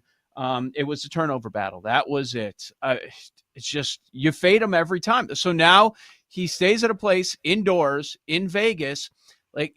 The thought was, okay, they got something here. Maybe they're average at quarterback, and quarterback is still a problem for the Raiders. Yeah, it is. Pete Carroll probably has too much faith in Geno. And now, if the tackle's out long term, they're really screwed. I think Pete obviously wants to run the ball more and more efficiently than they have, and then they get the kid going yesterday. But they're still a little pass happy. They're still out of sorts. Geno does not look comfortable at all. I thought Pete would do a better job getting that defense just a little more fundamentally sound. No, that hasn't really been the case. They kind of just look like the Raiders, right? This is kind of, I've seen this version with Derek Carr many times before. I know what this looks like. I've been there, done that, and that division is really tough. So, yeah. And Pete Carroll's 70-something years old. So life comes at you fast in this league. And, are they going to lose enough games to get a quarterback next year? Are you going to put a geriatric head coach with a rookie quarterback? You know what I mean? And what would look like a total rebuild? I don't know. Mark Davis, Tom Brady, got a lot of work to do. Tom's got a lot of jobs, though. So Tom's got a lot of jobs. So I don't know. I don't know. At some point, they're going to just have Brady come in and play quarterback. Tom will just come down and play quarterback. Maybe. He would not throw 3 picks at home. No, he would not. I need to ask you about Green Bay. They look unstoppable for 2 weeks. Yeah. And we got Stephen A. Smith and Mad Dog. Oh, they're the best team in the NFL. Okay. Then they lose to Cleveland and give up 40 to Dallas. What are the Packers right now? Do we even know? I don't know what the defense is. That's my thing. Offensively, their problem is they take their foot off the gas. I like a lot about LaFleur, but not going for that 4th and short. I will never figure out why he doesn't have that assassin gene. He's coming from the McVay family tree. And I know Sean plays with his food a little bit, but Sean also knows how to close out games. And I think he can smell blood and go for it. I don't get why you're bossing that team around and you don't just try to go up 3 scores with your offense and end that thing. And defensively, I don't know. Now Parsons with the back. Now it looks like they could use Kenny Clark. Where the first couple weeks, just an adrenaline rush. This was a top 5 defense last year in yards allowed per play with the D coordinator in his freshman year in the NFL calling plays. My concerns are more there. What's happened to the pass rush? We know that they're not overloaded with elite cover corners. I can't. It's been 2 different defenses, right? The first couple of weeks, and the Browns don't even count because that's not an NFL offense. So holding them to however many points, 13 or whatever, is I can't read a lot into that. But yeah, that was an embarrassment last night. No CD Lamb. They were able to run it. and throw it and do whatever they wanted to do to move that ball from really the second quarter on. I don't know what to make of them. I do know this. The fighting Dan Campbells are biting kneecaps again, so look out. Mm-hmm. Yep, no doubt about that. With Jason LaConfora, Odyssey NFL Insider. Insider Calls brought to you by Nationwide. For your insurance and financial needs, Nationwide is on your side. You've got Bet Sweats here on a Monday morning. How the hell do you explain all the blocked kicks and punts? You're asking the wrong guy. And special teams touchdowns? Don't ask me, brother. What is going on? I don't understand. I'm getting housed by all. Yeah. I mean, it's got to be some coaching. It's got to be. I can't explain it. People way smarter than me are going to have to explain it. I tend to think of Pittsburgh and Danny Smith as having the best special teams in the league. Like, I don't know.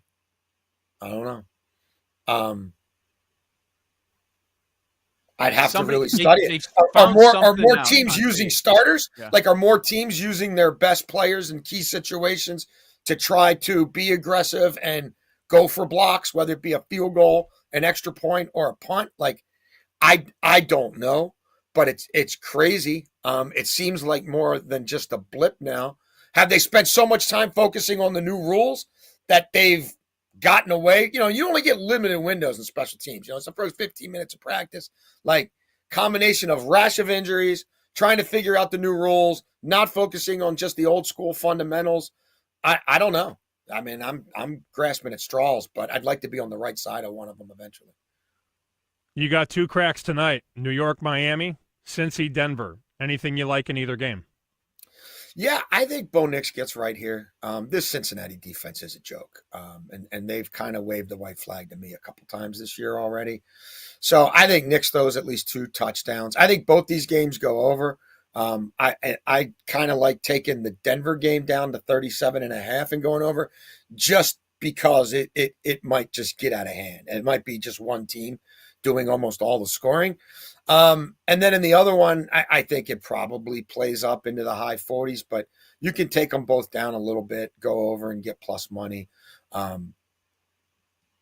Fields with a concussion, like I want to lean into some Fields props, but you just don't know how that's going to play out. And if he will run as much as we expect him to run, will he be finishing drives inside the goal line like we saw him, before he suffered what is basically a brain bruise. But I do like the over in both. And I've even sprinkled a little bit on Nix to throw 3 or more. Like, I think Sean Payton wants to get this kid back on track, and he's routinely thrown for 2 or more touchdowns at home. I don't recall ever seeing so many complaints about a 4-0 football team like we're seeing with the Philadelphia Eagles right now. But I mean, I guess it's warranted. 200 total yards yesterday. They do that again. They somehow beat a perfect 3-0 Bucs team, and Baker fights back. So this time it was reversed. It was the Eagles jump out to the big lead, and then they give up said big lead in the second half. How do you explain the Eagles? Are we going to see a slide pretty soon with this team? I mean, I don't know. We got a 20+ game sample size regular season and playoffs that say they just keep winning it. To me, it's like we were talking about the Chiefs this way about a year ago, and I'm inclined to ride it until it stops. Now, I'm not always going to take them to cover, but I mean, as a money leg, parlay leg, Eagles money line, Hurts anytime score. The Hurts anytime score didn't come close, didn't come through yesterday, but it obviously came close, right? Some bang plays near the goal line. I just think they're into winning football games, and they don't really care how they do it. And some weeks it'll be the interior of the D line that wins it for them. Some weeks Barkley will go off enough to let them control the ball enough to do it. Some weeks it might be special teams.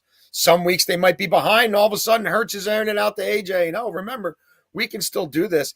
I don't know what it's going to be every week, other than when they're inside goal-to-go situations, the quarterback usually gets a crack to score the ball. Yeah. And they just win football games, and they seem to be fine with winning ugly, which is important because not every team is, and that can dig some teams apart. But this has kind of been their formula for a while. That was Odyssey NFL insider Jason La Canfora. Insider calls brought to you by Nationwide for your insurance and financial needs. Nationwide is on your side. Jason, the host of the Odyssey original podcast, Wanna Bet. Remember to listen to Wanna Bet on Spotify or Apple Podcasts, or watch it live daily on Jason's X account. Thank you, Jason. Appreciate it. Thanks, gentlemen. Also check out BetMGM Game Days, Sunday mornings, 8 to 11 a.m. Eastern. Myself, Jason, and Kate Constable. Yeah, we'll dive a little bit more into what is going on with the Philadelphia Eagles, but they sit here 4-0 on the season. Monday morning market moves on the other side, college football moves, and then we'll talk about what is happening already in week number 5 of the National Football League. You've got Bet Sweats.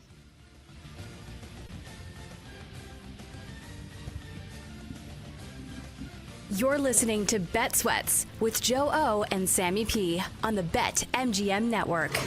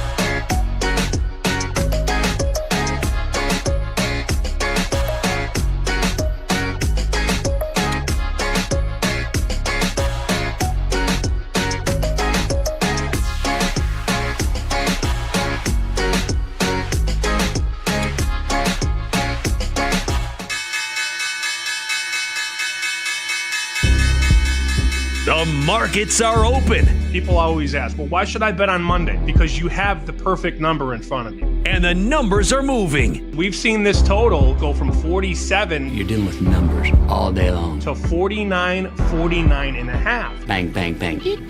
Now you're getting a field goal in a game that was sit and pick 'em for so long. Let's dive into some Monday morning market moves. It's first day on Wall Street. Give him time. On Bet Sweats, presented by BetMGM. Make it legendary. Monday morning market moves. Joe Ostrowski, Sam Panayonovich with you. What is that? Please don't show that. I don't know. What is going on today? Telemundo is on my screen, right in front of me. It is on my screen. It is not the Telemundo that I grew up with. I'll just say that. I don't know what's happening on this show. I don't need the audio, though, because I wouldn't know what they're saying anyways. All right, Monday morning market moves. College football side of things. Hey, Sam, it's a Monday. So you know what we have? We have a new favorite for the Heisman because it changes every week. Like we should go back and look week 1, week 2, week 3, who the favorites were. I have them top of head. I can do it. You can't do it. Oh, you do. Okay. Let's do it. I mean, I know how it's. So last week was Mendoza. A week before that, it's Mateer. Before that, it's Beck. And Arch. And then we're at the start of the season with Arch. Yep. Wow. Who's a favorite now? I didn't even look. I'm going to guess it's Dante Moore. It should be. Correct. It is Dante Moore. Yep. And that makes sense. What about the second favorite? We talked about this on Friday. Mm-hmm. The other team, the quarterback of the other team that won a big game on Saturday night, Ty Simpson. Yep. You talked about this as well. I know you talked about it with the morning show because they brought it up about Ty Simpson. Like, yes, if you think something's going to happen, like you've got to think about all the ramifications. And Ty Simpson was part of that. If Alabama was going to beat Georgia, he was going to have a big game. And he's the quarterback of Alabama. And that would shock people. Both dogs end up winning. I thought it was going to be one dog, one favorite. In those big matchups Saturday night, both dogs end up winning outright on the road. Amazing. Even though college football home field is so much more than the NFL, it happens. And those are the two names at the very top, the winners of those games. So we have some really interesting line movement in a couple of these games for next Saturday. And one of them is Alabama-Vanderbilt. And, of course, Vanderbilt has had a very easy schedule so far, some would say. Alabama, though, at Circa opened 12. They put this up at 1 o'clock, like give or take, in the afternoon. And now we see 10s and a 9.5. They are taking the points with Diego Pavia and Vanderbilt. I don't know that I agree with that move. I also think there will be a corresponding move the other way if it continues to come down because Bama looked really, really good in that first half at least. I mean, Ty Simpson had 3 touchdowns in the first half.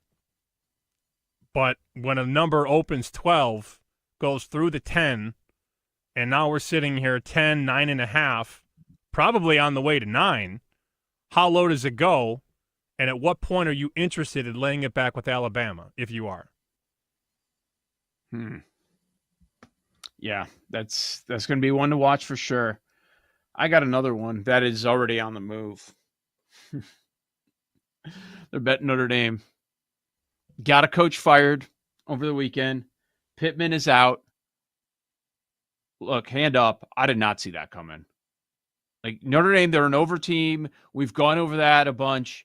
They have 2 losses, but they were against very good teams. Arguably, I don't know if they are right now, probably top 10 teams. And it came down to one possession, or you could say one key play, one key call in both of those. They start 0-2 on the year, and they smash Arkansas on the road, 56-13. The sharps were betting Arkansas. I was looking at Arkansas on this side, goes from 6 down to 4.5. As we were getting closer to the game, though, it was creeping back up, Sam. It was in that 5.5 range. That was the closing number. But Notre Dame destroys. The run game was phenomenal. It was like they weren't facing an SEC team. It was impressive, man. And so what they're doing now is they're coming in and they're backing Notre Dame. It opens 18. It is now 19.5. They host Boise next. Jeremiah Love looked pretty good in that game, too, for Notre Dame. I don't remember a team. What a Carr. He doesn't get credit. Carr's awesome. I saw a couple people that I respect saying that he's the best prospect in college, the best quarterback prospect. Now, that's an open-ended conversation because are we talking about, this coming draft, which obviously he's not eligible for? Are we talking about the entire enchilada, the whole slate of college football teams and quarterbacks? And there are a couple people that think he's the best quarterback of them all in the country. We'll see. We always want to do that as well. We want to just anoint them as the best after 4 games or whatever. But I don't remember when's the last time a team changed its identity so much in such a small pocket of time.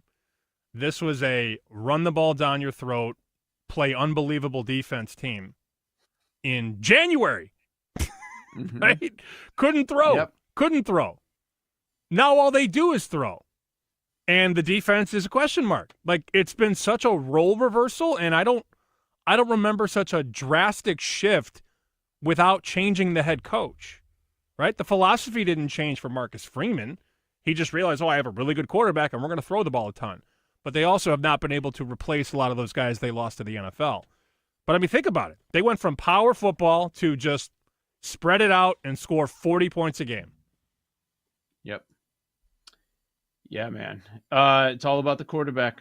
There's no doubt about it. And it was interesting. Like, some people wanted them to go in the portal and get somebody else. Like, no, we're good. We're good. Yeah, he's been impressive, just as impressive as that run game. Notre Dame to make the playoff plus 140. If they go 10-2, they're in. They have to be. I think they very well could go 10-2. It would have to be a big blunder for them to miss the playoffs. Looking at the schedule, go in the rest of the way. What do you think about Illinois USC? Illinois, no show against Indiana. Embarrassed. Yeah. They had the field goal at the very end. They end up winning. I thought they did everything they were supposed to do, obviously.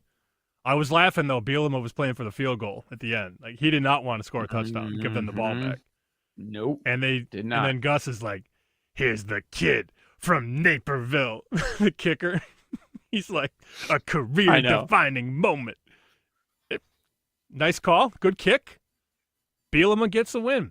This is the role that Illinois has been good at, though, with Bielema. And this is where Bielema thrived at Wisconsin when he was a dog. But now we have another changing of roles for Illinois heading forward. You win against USC. Big noon kickoff is there. The place is still not packed. The stadium, like the student section was like 70% full on big noon kickoff, which is a little strange. Wow. But now they go on the road, and guess what? They're laying points again. And the market is betting on Purdue. This number opened 10 in Vegas. How about 8.5 at BetMGM, 7.5 at Chris? They are taking the points with Purdue early in the week. I care because I bet it. I don't agree with the move, Maeva, going from 16 to 35 for Heisman. Like, his offense scored 32 points on the road. I don't think he should get dinged for that game. Do you? No, I thought he was just fine. Yeah. The reality is Illinois kept, like, fumbling at the goal line. I thought I was watching a Patriots game all over again. Yeah. They fumbled. Right. Was it twice, Jake, going in Illinois? Like, they're on the goal line, and they just kept – USC's forced, like, 5 red zone turnovers this year, which is insane. It's almost impossible to do that in a very short window of time. But I thought the quarterback was fine for USC. This is what you have to do, though. You have to kind of, if you're booking that market, you got to float guys out after losses and cut them down after wins. That's how it is. True. Yep. If you still believe it would be a time to buy. What about Indiana? Did they win this weekend? How about that play at the very end of the game? I did catch that one late night. Saw the highlight at least. So they're up 7, and they had the ball basically at midfield with 5 seconds left, give or take. and Mendoza takes the ball and runs backwards, sprints backwards, you would say. And the clock goes to 0, and you're thinking, no, just slide, go down. No, he runs into the end zone, safety. Indiana covers. Not. That was crazy. So Iowa gets a safety for the cover to lose by 5, catching 7.5, whatever. That was a wild finish. And then the quarterback comes out and says, I know I may have messed with the point spread there. Okay. Uh-huh. Yep, exactly. There was a lot of that going on over the weekend. Fun stuff there. Okay, so this week, the biggest point spread by a country mile is Oklahoma with the backup quarterback because of playing probably the worst team in the nation. It's 45.5 against Kent State. Oklahoma laying 45.5. The total is 53.5. You're basically asking, Kent State, can you score 1 touchdown against this defense? I don't think they can. We'll see. But I'm always interested in that when you've got a point spread that is almost the same as the total. I did this against Kent State this year already. I laid 48, and it landed 48. And a lot of people that listen to our show laid 48.5, which I was very sick about. Texas Tech scored 62 points and didn't cover 48.5. 62-14 the final. Here's where I'm at, though. If Texas Tech was laying 48, why is Oklahoma only laying 45.5? Oklahoma's better. Because of Mateer? I don't know. Oklahoma's still better than Texas Tech, Yeah. though.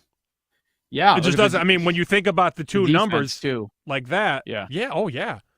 This could easily be 51-0. Like, would not be surprised at all. Always funny, though, when you see a total 53.5 and the spread 45.5. But you get what I'm saying. If Texas Tech was laying 48 and I have Oklahoma better, I would probably, wink, wink, lean to Oklahoma in the game. If I was willing to lay 48 and I think Oklahoma's better, come on. I know you always hear this after a surgery, but everything out of Oklahoma, a successful surgery for John Mateer. He tweets, "Thank God for a successful procedure. Dr. Shin is the GOAT. Boomer Sooner." And Matt Zenitz from CBS Sports tweets, "A John Mateer update. The feeling is the surgery performed by Dr. Stephen Shin went very well. It's too early to tell how realistic this is, but there seems to be at least an outside chance Mateer could come back as early as the Oklahoma's game against Texas on October 11th. I said from the beginning. You buying it? I'm the one that said right away that I think he might play that game. When it went to 100. Say that. Yeah, I did say that right away. So we'll see. Kent State off this weekend, Kent State next weekend, and then it's Texas, Oklahoma. If he's out there, dude, that's the narrative they love. If he's out 100%. There and they win, oh man, we're gonna have another change in the Heisman So race. They are betting. You bring up Oklahoma, Texas. They are betting against Texas. Stop me if you've heard this before this season. They don't like Arch. They don't like Texas. Also, ironically enough, they're betting on Florida again. So Texas goes to the swamp to take on Florida. Florida has gotten wise guy money multiple times this year. We'll see. It happened again. Texas opened -7. The 7s are gone everywhere. I don't see a single 7 on the board. They took the points with the Gators. It's early. We got a while to go until kickoff on Saturday, but another early move against Arch, against the Horns, and compounded by the fact that the wise guys keep betting Florida. I don't know what you get offensively, but sharp guys clearly like Florida's defense catching points. Ooh, okay, what is your first thought? Saturday night, Miami off a bye, Florida State off a bad loss. We've got the Canes laying 4.5 on the road. Total, let's call it 54. There is a 5.5 out there, but mostly 4.5. It's come down. As much as I love Miami this year, I lean to the dog. I do, especially off the loss. Yep. I do. At home, yeah, that makes That makes a lot of sense to me. What do you think it is about Florida? Like, yeah, you mentioned it. It's a repeat story. Every week, no matter what the number is, they're backing Florida. Is it that home field? It seems like most of the time that's when they're backing them. Yeah, it's just their defense, I think. And their defense is fine. Problem is you need to score. You need something. And their production on offense has been horrible. Horrible. Monday morning market moves continues. On the NFL side, we'll take a look at Week 5 in the National Football League. Joe O, Sammy P, Bet Sweats, weekdays, 9 a.m. to noon Eastern on the BetMGM Network.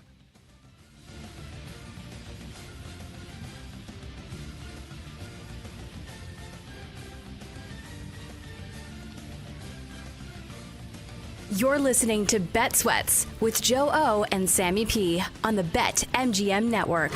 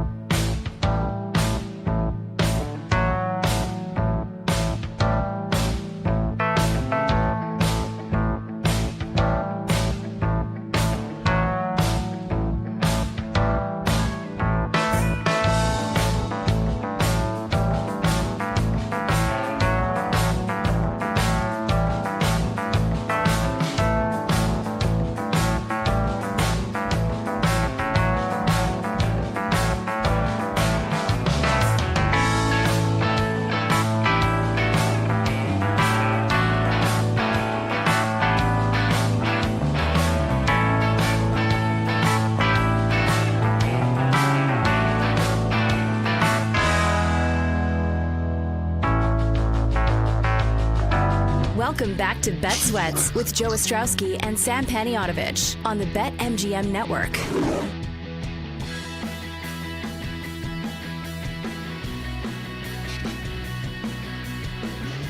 Hello, Sammy P with you. Bet Sweats, BetMGM Network. Monday Morning Market Moves continues in just a moment. We'll hit the NFL side of things, week number 5. And right before we came back from the break, a little behind the curtain, Sam says, I'd like to talk about what Cam Newton is wearing right now. Hold on. What channel is he on? Because I'm watching Telemundo.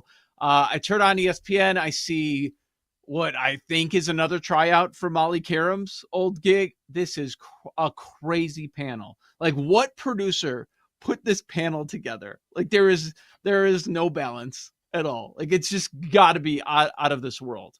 Stephen A., Cam Newton, Michael Irvin, and the female host. I don't know who it is just by seeing her. This is wild. No? I don't have the sound on. It just looks like Cam Newton is the guy who takes your tickets to get on the the hot air balloon and fly away. Like, yeah, I don't Willy know.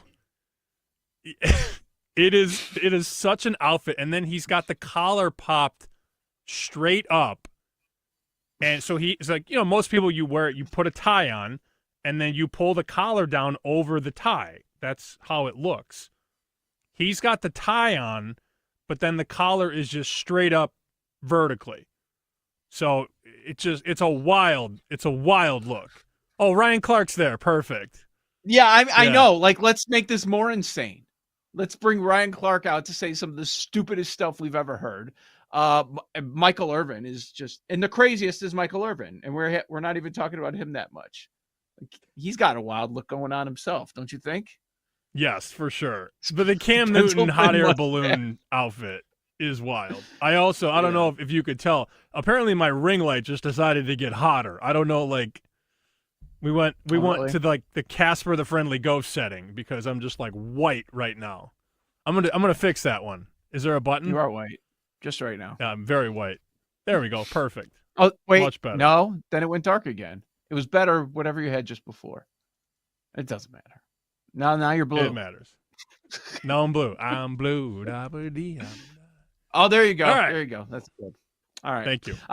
You've thought out the parlay. Now boost it. Use the boost token on any pro football same game parlay and grab a bigger payout if you win. All right. We'll go over the Monday morning market moves in the NFL. Week number 5. We've got 2 more games before week 4 is a wrap. But hey, these numbers are out, so they're already on the move. We can take a quick look at what we're seeing thus far. As far as the schedule goes, back to normal a little bit. It will be one Monday night game next week with Kansas City and Jacksonville. San Francisco, LA Rams is your Thursday game, and we have an early game again. This time they're going to be in London. So Minnesota stays out. They are going to face the Cleveland Browns. That happens Sunday morning. And also, Sam, what also changes in week 5? Your buys begin. The Bears, Falcons, Packers, and Steelers are all off next week, so we don't have as many games to cover.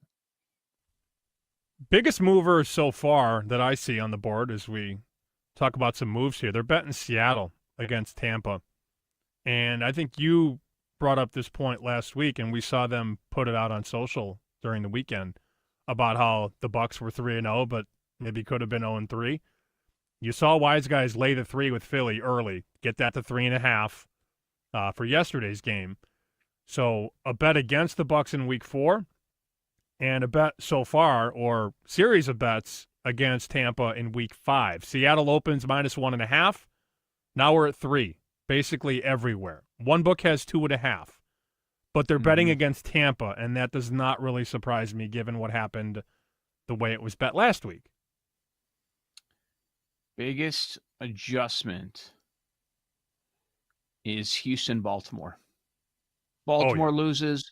They are 1-3. So I think this was on the look ahead. It was Ravens laying 9.5.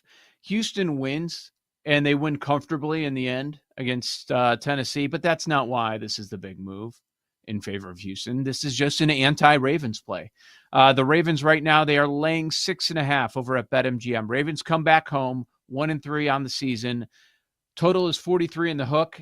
So low total, high spread, and you have the bad defenses favored in this game over the good defense. I think we should talk about Baltimore in totality. Okay. Clearly, there's going to be an appetite to bet against Baltimore week to week, at least, until they figure this out. If they do, I assume that they will. Minus 200 to make the playoffs. 2 weeks ago, this show was saying bet Kansas City minus 190 to make the playoffs and hook it with other things, right? Yep. Do you have that conversation about Baltimore? Now, I don't want to lay that big old price to make the playoffs. You said, what, minus like 600 or something like that? That's what it was. Yeah, last night it was minus 650. You know what made me look it up? Because, a lot of people like to pretend they're in the gambling space, and I saw some of that. And Ravens are 1-3, can't believe it. And then I saw someone who doesn't really do gambling, but they did a screenshot of the Ravens schedule the rest of the year, and they pointed out like all the wins that are there. It's like, this is when you bet on the Ravens to make the playoffs right here. And so I looked it up. Minus 650. No, this is not when you bet on the Ravens to make the playoffs right here. They're minus 650. Okay. You're not fooling the betting market. You didn't get one over on the sports books. Oh yeah, I'm going to buy low. I'm going to buy low on the Ravens. There's no buying low. It's minus 650. It made me think, Sam, do we need to consider betting on the Ravens to miss? Do we at a good plus price? Here's where I'm at there. I don't want anybody to bet them to make the playoffs, but I look at the division market. BetMGM has minus 200. Okay. They have 3 losses, but none of them are against the division. Mm-hmm. And that's why they're still a prohibitive favorite to win the AFC North.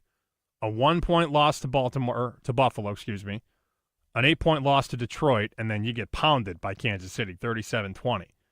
But you're 1-0 in the division. So there's still 5 more games you have against teams that, either aren't good or I'm not sure if they're good. I'm talking Cleveland, Cincinnati, and I still don't know what Pittsburgh is at this point. Like, I don't really like Pittsburgh that much, but they just keep winning. No. And Tomlin continues to get more money in the market for Coach of the Year, same as it ever was, right? All they do is find ways to win. But at minus 200, I'm intrigued. And if I want to build a parlay with Ravens to win the North and X or Y or Z, this would be your entry point on that market. I'm not going to sit here and say, bet minus 600 to make the playoffs, because you don't need me for that, right? You can do that yourself. Right. But to win the division, I still think that's a decent bet. I still think they do. Yeah, I'm not scared of anybody in that division. Everybody in the division has a negative point differential. Everybody. So, yeah, I'm not scared of Pittsburgh. I understand why they're a heavy favorite. I understand, and I wouldn't go against that. Not right now, but it doesn't mean I have to bet them next week, laying 6.5, right? We don't have to do that against Houston. I will say I watched that entire Texans game because I had my most amount of entries in Survivor on Houston. I still don't trust that Houston offense. I know the score says 26-0. They didn't get into the red zone, I think, until the fourth quarter of that game. And this is against the Tennessee Titans. So if you're depending on them scoring a bunch, like, I don't know. But we're in this situation, we are getting 6.5. They may have found a running back, though. They ended up leaning more on Woody Marks. He got 17 carries for 69 rushing yards. He was using tandem with Chubb, but Marks got more run than Chubb. That was one of my takeaways. Here's the other thing with the Texans. What's the total on this game? You have it up on this page? Houston, 43.5. Yep. Houston's 4-0 to the under this year. I think they're the only 4-0 under team. Yeah. So people are going to bet that. They are also betting Arizona, tied into this result from yesterday. Tennessee's so bad. They're clearly the worst team in the NFL. It goes from the 8 range up to 9.5. So the question is, will Arizona be a double-digit favorite? Probably. The way it's moving already on Monday, that that pile probably continues to grow. I have some stats for you from Todd Furman. These are Titans ATS numbers. He put this out the other day before the game, so I'm going to add one to the loss column because they didn't cover again. Last 17 games, Tennessee Titans 2-15 ATS. 3-18 in their last 21. 6-24-1 in their last 31. 7-26-1 in their last 34. And I will still look at that number and think, oh, it's a big number. They're so bad, man. So bad. Mm-hmm. Arizona Survivor? Yeah, what do you probably. think? If you haven't used No, them. I'm stupid enough to take 10. I'll take 10, and then they'll lose 21-3. I hate myself sometimes, especially with these ugly NFL sides. Cam Ward does not look good. No. There's not much there, though. I mean, the coaching's bad. There are not a lot of weapons. Yep. O-line's injured. It's not good. It's not good for sure. We hinted at this earlier. Let's talk about it now on market moves. Buffalo. The look-ahead number was 10.5.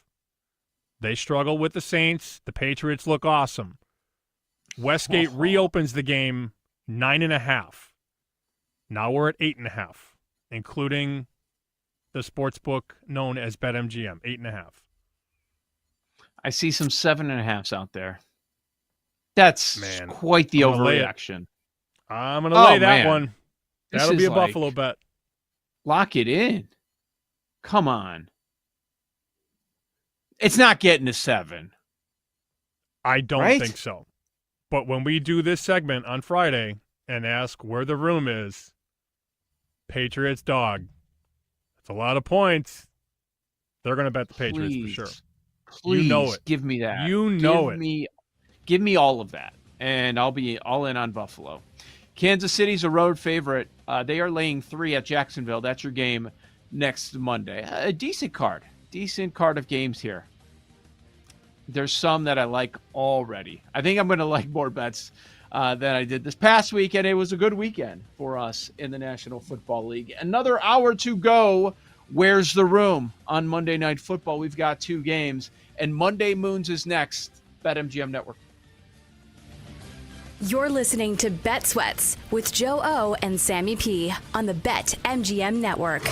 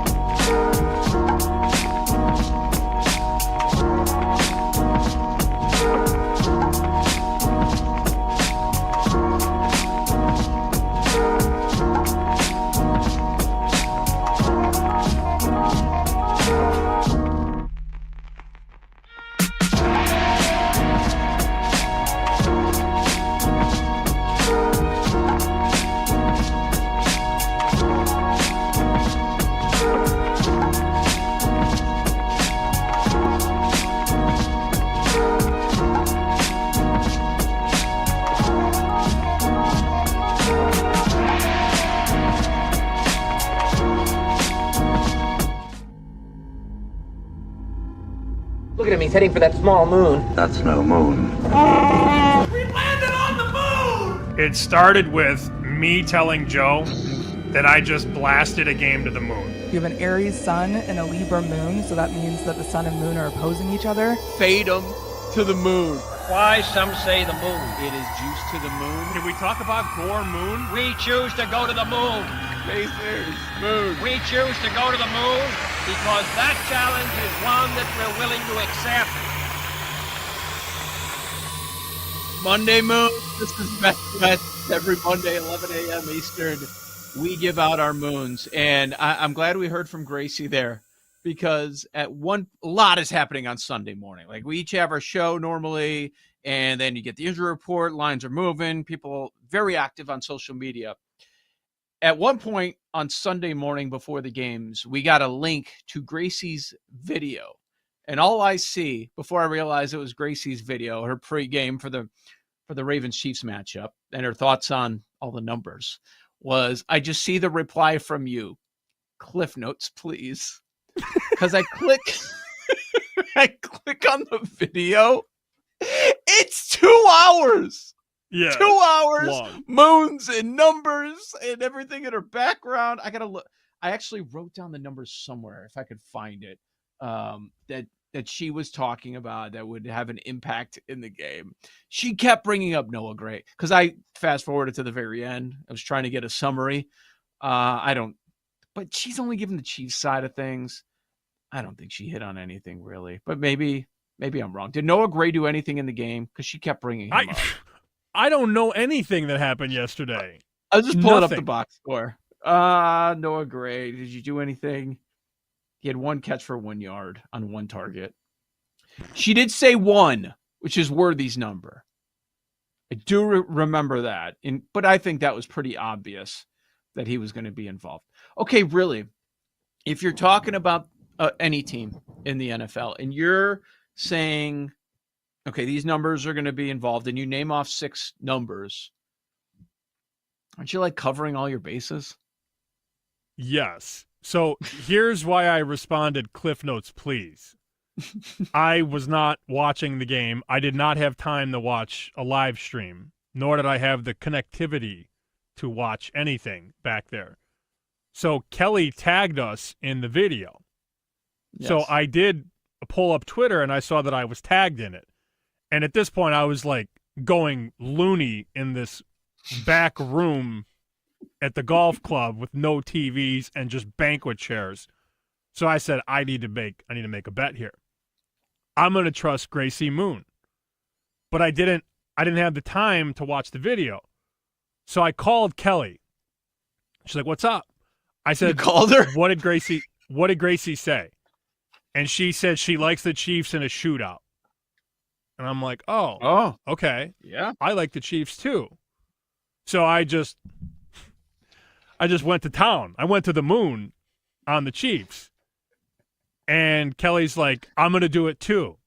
So then that's how I started. Like, people were asking, like, "What are we doing? What's the bet?" And I was like, Chiefs. Moon. Yeah. and of course, I'm not watching most of the game. I saw a couple plays in the third quarter when it was pretty out of reach. But I followed the first drive where the Ravens went right down the field. I'm like, "Oh, great, perfect. Now everybody at the wedding's going to hate me because I told them to bet Chiefs, and they're going to get torqued here." But she hit it. I mean, Chiefs in a shootout, 57 points. No doubt. Any other moons that you want to hand out? Or any? I don't know if Gracie was a moon there.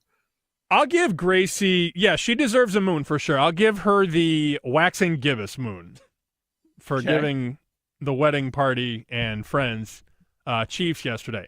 I'm going to go half moon to Brett Bielema. I think a lot of teams would have faltered after losing 63-10 and just fallen apart and not been resilient enough to bounce back in a big way. I mean, you got a USC team that's pretty highly regarded in a lot of circles with a quarterback that a lot of people like, including you. And I think Maeva's a really good quarterback.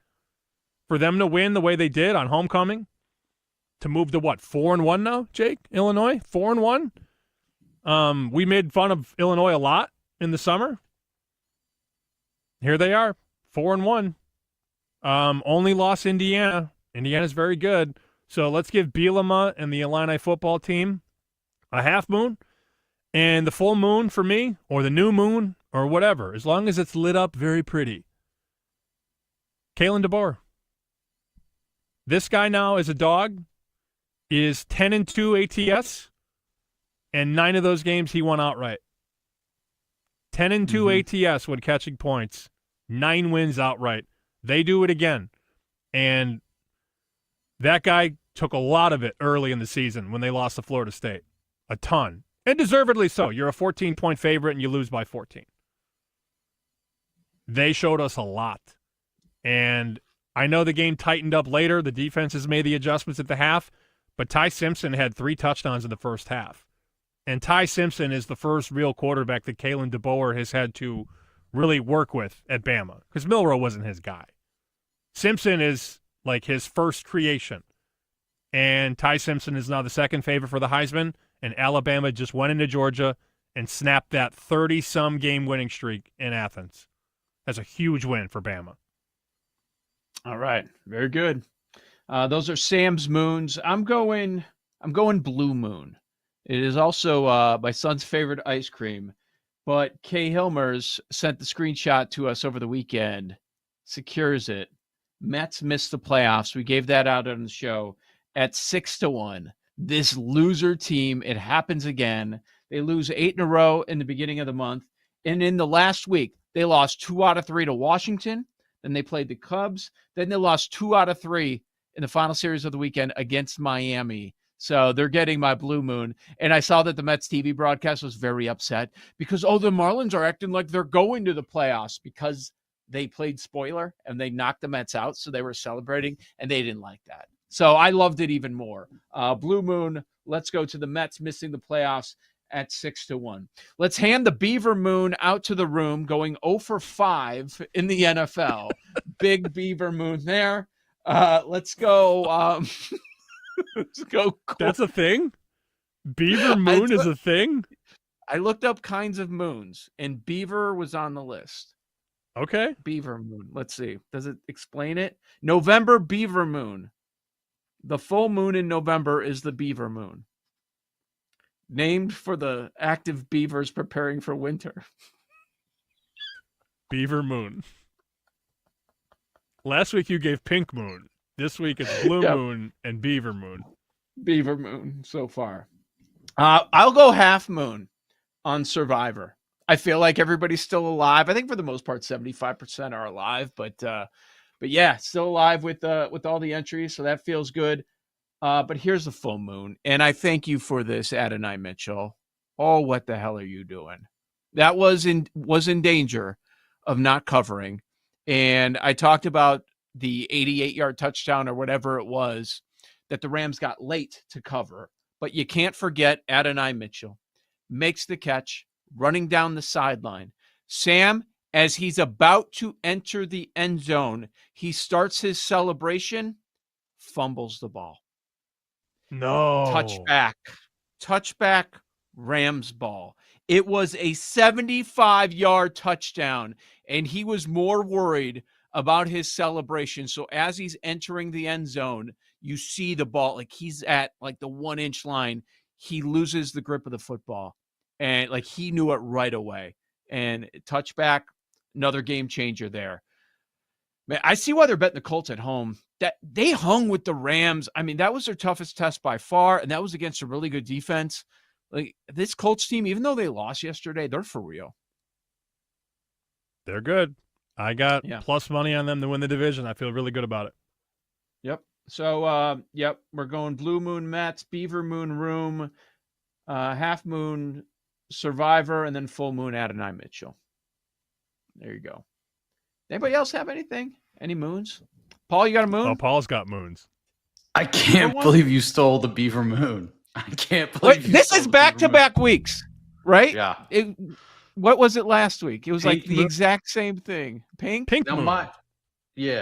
Beaver moon goes to someone else on my board, so maybe we can have multiple Beaver moons. But I'll start out with some moon cheese for Devin Dampier and Utah bouncing back Curb stopping West Virginia, 4 touchdowns from Dampier. Good get right spot for Utah after that Texas Tech loss.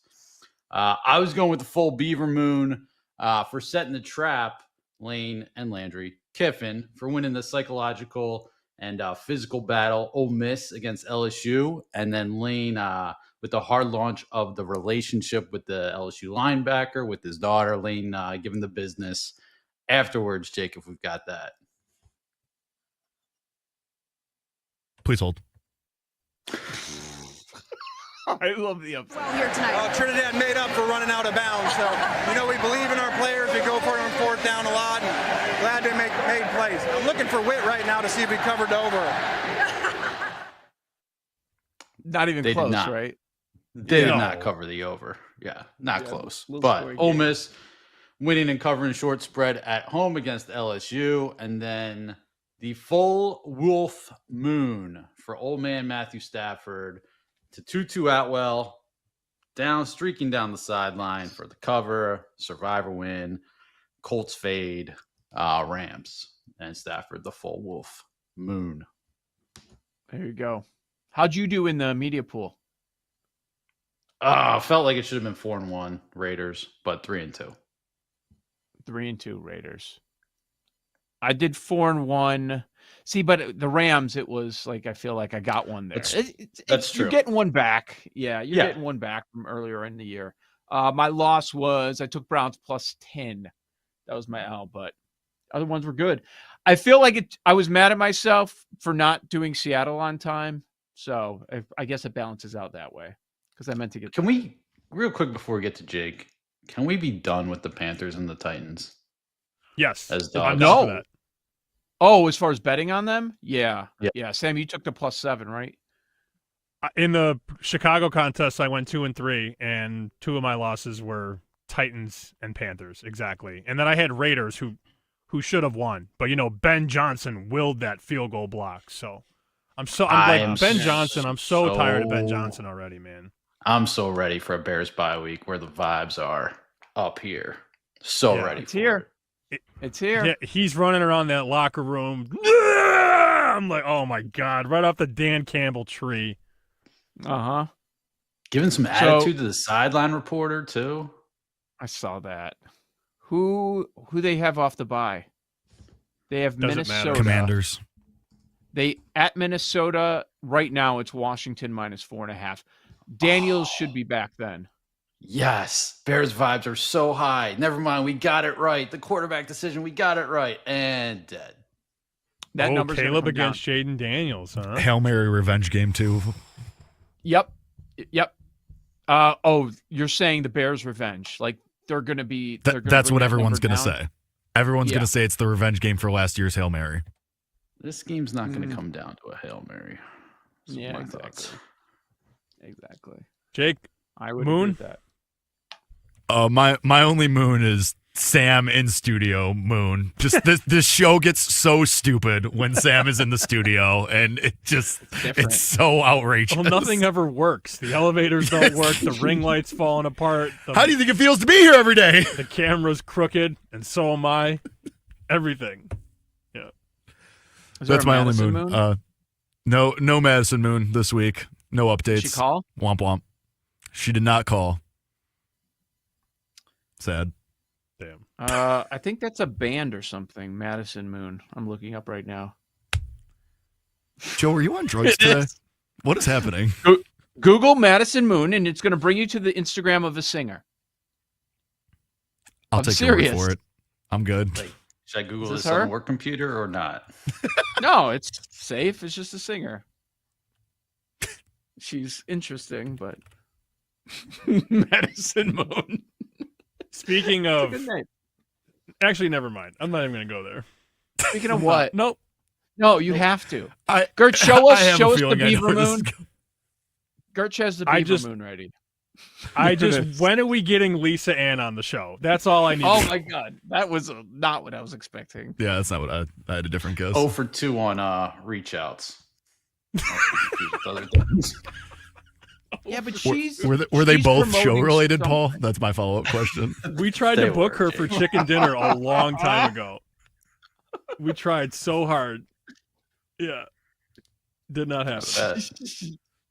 You Paul, want to Paul read please answer Kurtz's the question. comment? I What? didn't read No, it yet, I no. said it's very professional over here, Jake. Yeah. Never doubt. She is. I saw her promoting something. Like she's doing these meetups with fans. All right, Jake. Okay. Let's get on I think I saw Paul in line for that actually. Make it happen. Oh, we'll get to that coming up. All right, the room. You want to be here. Find out where the room is at for both games Monday Night Football. Joe Ostrowski, Sam Panayonovich, Bet Sweats on the BetMGM Network.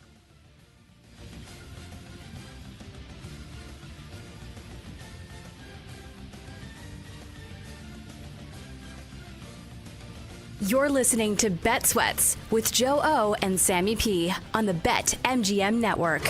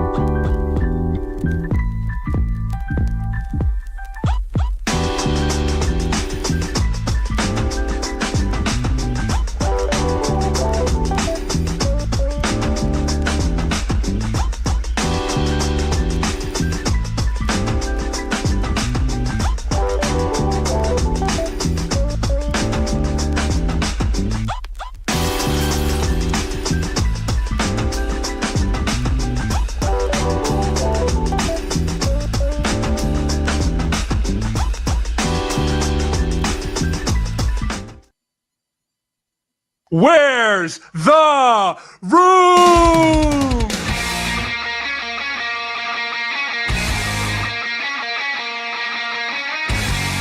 The room lost in college football. A 2-3 weekend. The room got destroyed in the NFL. 0-5. Most popular plays. So we want to find out on the 2 games tonight where the room is at. I know we've got player props. Not sure about sides. I think that's out as well. Like the side totals, money line bets, and all that, which might be kind of interesting. We bring in Paul Aspen. This is what people are waiting for. This is what they been hanging out the last 2+ hours for. They want to know where the room is at tonight so they can go the other way. All right, let's start with the props, which I have right in front of me. Most bet props between both games at BetMGM for tonight's Monday Night Football slate. Number 5, kind of correlated to something we saw before in a previous primetime game. It's Devon Achane. In the past, they bet over his receiving yards. Tonight, they're going under 12.5 rushing attempts at plus 105. Okay. Why? Are they thinking Jets win? Okay, I'm not sure about that one. All right, I'm gonna say based on how the rest of this list goes, they're thinking Jets win. Okay. Oh, good. Yeah. What else you got? All right, number 4, same game. Braylon Allen over 16.5 rushing yards at minus 115. Please read the next one. Number 3, I'm dead. Yeah, this should be number 1 probably. The other game, the Denver-Cincy game, Evan Ingram over 1.5 receptions made minus 200. Oh, he's not going to have a catch. Yes, yep, that's the bet. Under 1.5 catches. We don't even need 1 and 2. We don't need 1 and 2. You bet Ingram. Wow, that is amazing. Hold on. I might cut him from my fantasy team.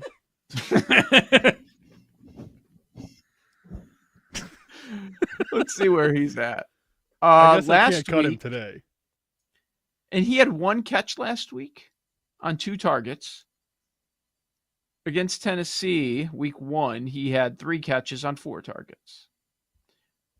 Oh, no, last week he was injured. This was in week 2. Then he probably got injured in that game. So this is the first game back from injury, and they're laying $2 on over 1.5 receptions. Okay. That's just gambling, I guess, that he's going to be part of the game plan. He's healthy and whatever. All right. Number 2 seems more room-esque. Popular player going over. Garrett Wilson over 5.5 receptions made minus 115. Mm-hmm. You got to bet the concussed quarterback's number 1 weapon over for sure. Bad secondary, so I get it from that standpoint. And another pro Broncos prop. Man, this is going to be sweaty as hell. J.K. Dobbins over 64.5 rushing yards, minus 115. Great. A guy with knee injury history. Yes, let's make him the number 1 bet prop. Mm-hmm. Who's the backup there? Harvey? Load up on Harvey. Yep. We'll probably fumble a couple times, like in the red zone. See, Paul, you're already making peace with this Broncos loss tonight. Yeah, it's been a good run. Made it a month. Do you have any – so let me ask you this. Do you have any interest in like the emotional financial hedge where you take the Bengals money line? Has that ever crossed your mind or no? No. Okay. No. Sam, sometimes you just got to wait, watch, and let it happen.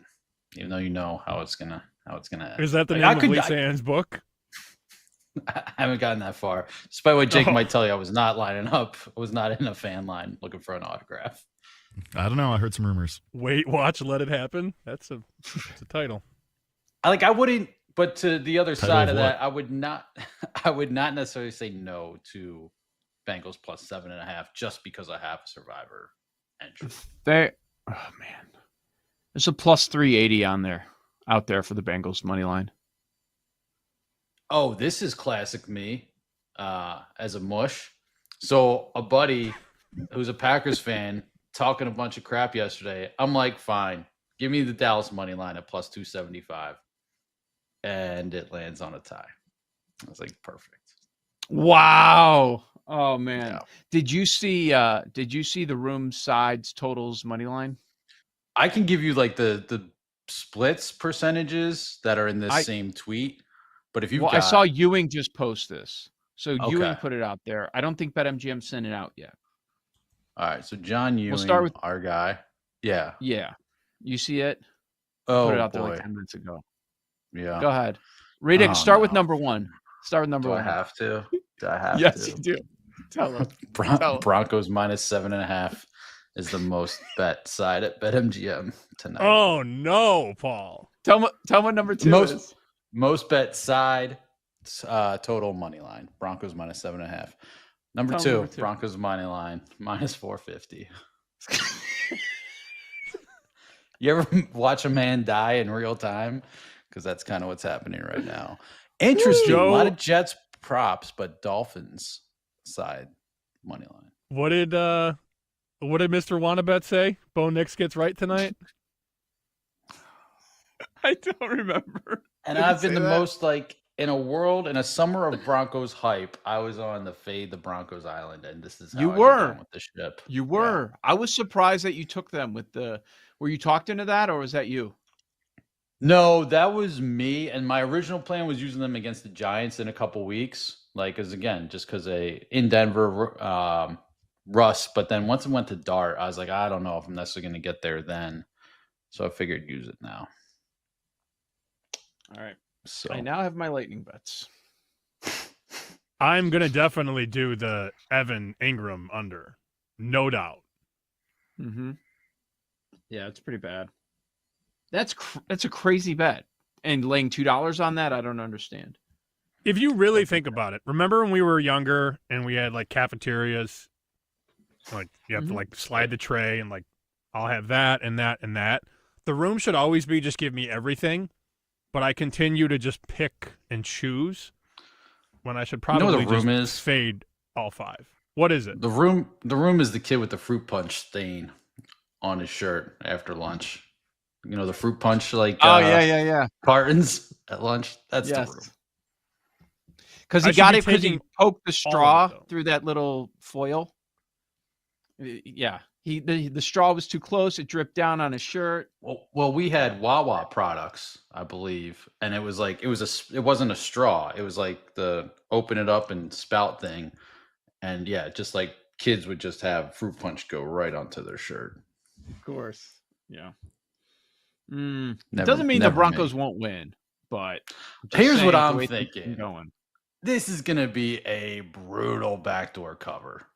I think anyone laying Broncos, that's what I'm talking myself into. They get out of there with a win, but it's kind of like, what was it? Seahawks, Philly, 50-yard Hail Mary. Seahawks are 6.5 in prime time, and it lands 6 because of some garbage Hail Mary catch or something at the end. Yep. I'll say what everybody's thinking, but doesn't want to say it. These games suck tonight. Yeah. They're horrible. I'm going grocery shopping. They suck. They suck. Yeah. No, I didn't hesitate. I had to reschedule a game, and I usually stay away from Monday Night Football. I'm like, oh yeah, fine, we'll do 7:45. That's fine. I don't care. I'm going to be in your position tomorrow, where I'm going to miss the majority of this. I'll watch the highlights and all that, but I'll probably see the end if there is a sweat there with that Broncos game. It looks like there might be. So, which one's going to be better? I know what the point spread says, that Jets-Dolphins should be more competitive. But I don't know. I'll guess that the second game is better. The Broncos-Bengals game. You have better players, I would think, in terms of breaking big plays in the second game. Mm-hmm. I think. Chase. Yeah.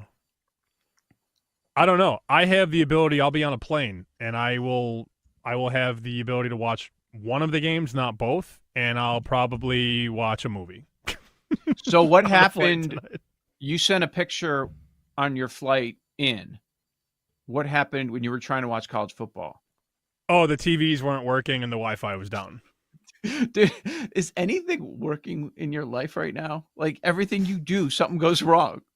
Well, that's not my fault. The plane isn't. No, my I'm not fault. saying it's your fault. I'm just saying like something bad is happening. If you want, I can lay down on the floor and we can all talk about it. Yeah, I don't know. Elevator. I thought we were going to do that in 30 minutes. Oh, okay. The warden. Yeah, so I basically got Gus Johnson and Joel Klatt because, of course, I get through the pregame show fine. And then the games start, and I have Gus Johnson like, Trojan, like the thing just starts going haywire. And it sounds like he's short-circuiting. No, that's the Delta television. And then could not watch anything from that noon to 2:30, 3 o'clock window. Nothing. And then the flight attendant said, "I'm so sorry. Is there anything I can do?" And I don't know. I don't know if there's anything you could do. Can we get the game on? Oh, we're flying too low. It's a lower altitude flight. Like, oh. What does that mean? Apparently, if you're not high enough, it doesn't get the signal. Yeah, I was thinking the other way. It's like, yeah, well, you're closer to like the houses that have cable. Like that should work. But then I guess the satellites are up here. So you're Cable's bouncing off the houses into the plane. When he said, "I can get you a drink," I said, "Yeah. Do you have any Clorox? That would be great. Yes. I would love a shot of Clorox." I'm sorry, I'm not over Ricochet satellite TV. That's how it works, right? And then I realized, closer to the satellites, I guess, if you're further up. Yeah. Man. And that was Talking TV with Paul. Talking TV. Correct. Okay, so our favorite room fade tonight is what? Is it Engram? So the current number BetMGM is 2.5. So, I mean, the over is plus money, and the under is minus 145 under 2.5 receptions. So is that how you would if you can find it elsewhere, I guess maybe go under 1.5 plus money. He did say that Dobbins is the most popular prop, and the Dobbins prop opened at 59.5. It is now 64.5, and it's 99% of the money is on the over. 99%. Yep. Okay. Yep. Final answer for me. I'm going to go under on Dobbins. That's the one. Okay. Yeah. It's gone up 5 yards. It's probably going to keep on climbing. Everybody's betting the over. That makes sense. But are you betting Ingram too? Or we can talk about it in a few minutes. Not at 2.5. So, I mean, at under 1.5 plus money, sure. Under 2.5 minus 145, no. Sure. All right. It is official, by the way. The announcement just came down that Malik Neighbors torn ACL, so he's done for the year. That kills it. That kills a dart ticket. It hurts it a lot. But they did win without him. He ran 10 times. But yeah, that's brutal, man. Does it actually, in a weird way, like on the surface, obviously, in a weird way, does it help if he still keeps performing and winning a little bit without his best weapon? Maybe. We can go over this tomorrow. The offensive rookie of the year race had a lot of activity this weekend. So you have Dart with his first start. He wins as a big dog against the Chargers. You had Genty score 3 touchdowns against the Bears. And Sam, your guy, Omarion Hampton, had his best game. He was awesome. He had like 127 yards or something. I think rushing yards over expectation. He was number 1 in the NFL this weekend. And Ibuka had over 100 yards. So Ibuka's awesome. A bunch of these guys had big weekends. Yeah. Offensive rookie race, I'm telling you, that's going to be the best awards race this year. I got a text from Big Cat. We have Hampton together. Not together, but we bet it at the same time. And he texted me yesterday, finally. That's it, one word. And it was, I had later learned, I'm like, I texted back a little bit later. I'm like, this could be anything. I have no, because I don't know what this is. And he goes, Hampton. And then I looked at the box score. I'm like, oh, Hampton had a long touchdown run. Nice. But you look at the board right here, MGM, if you're watching along, Ibuka 250, Genty 4-1, Hampton 5-1, Dart 450. You got 4 guys right there. And Judkins, my other guy, had a big weekend. He got a ton of carries, he got into the end zone against the Lions. So I think this is going to be a fun race. I don't recall Tyler Warren doing anything in that game. Cam Ward's down to 20-1. He's outside the top 5-6.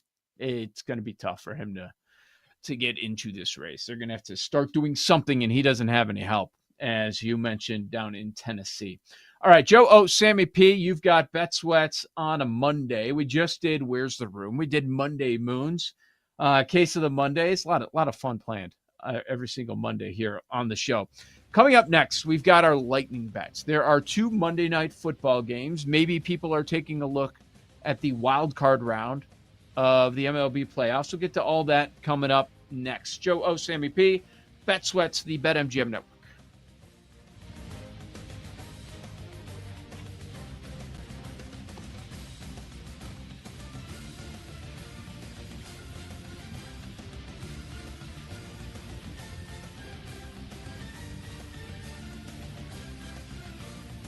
You're listening to Bet Sweats with Joe O and Sammy P on the BetMGM Network.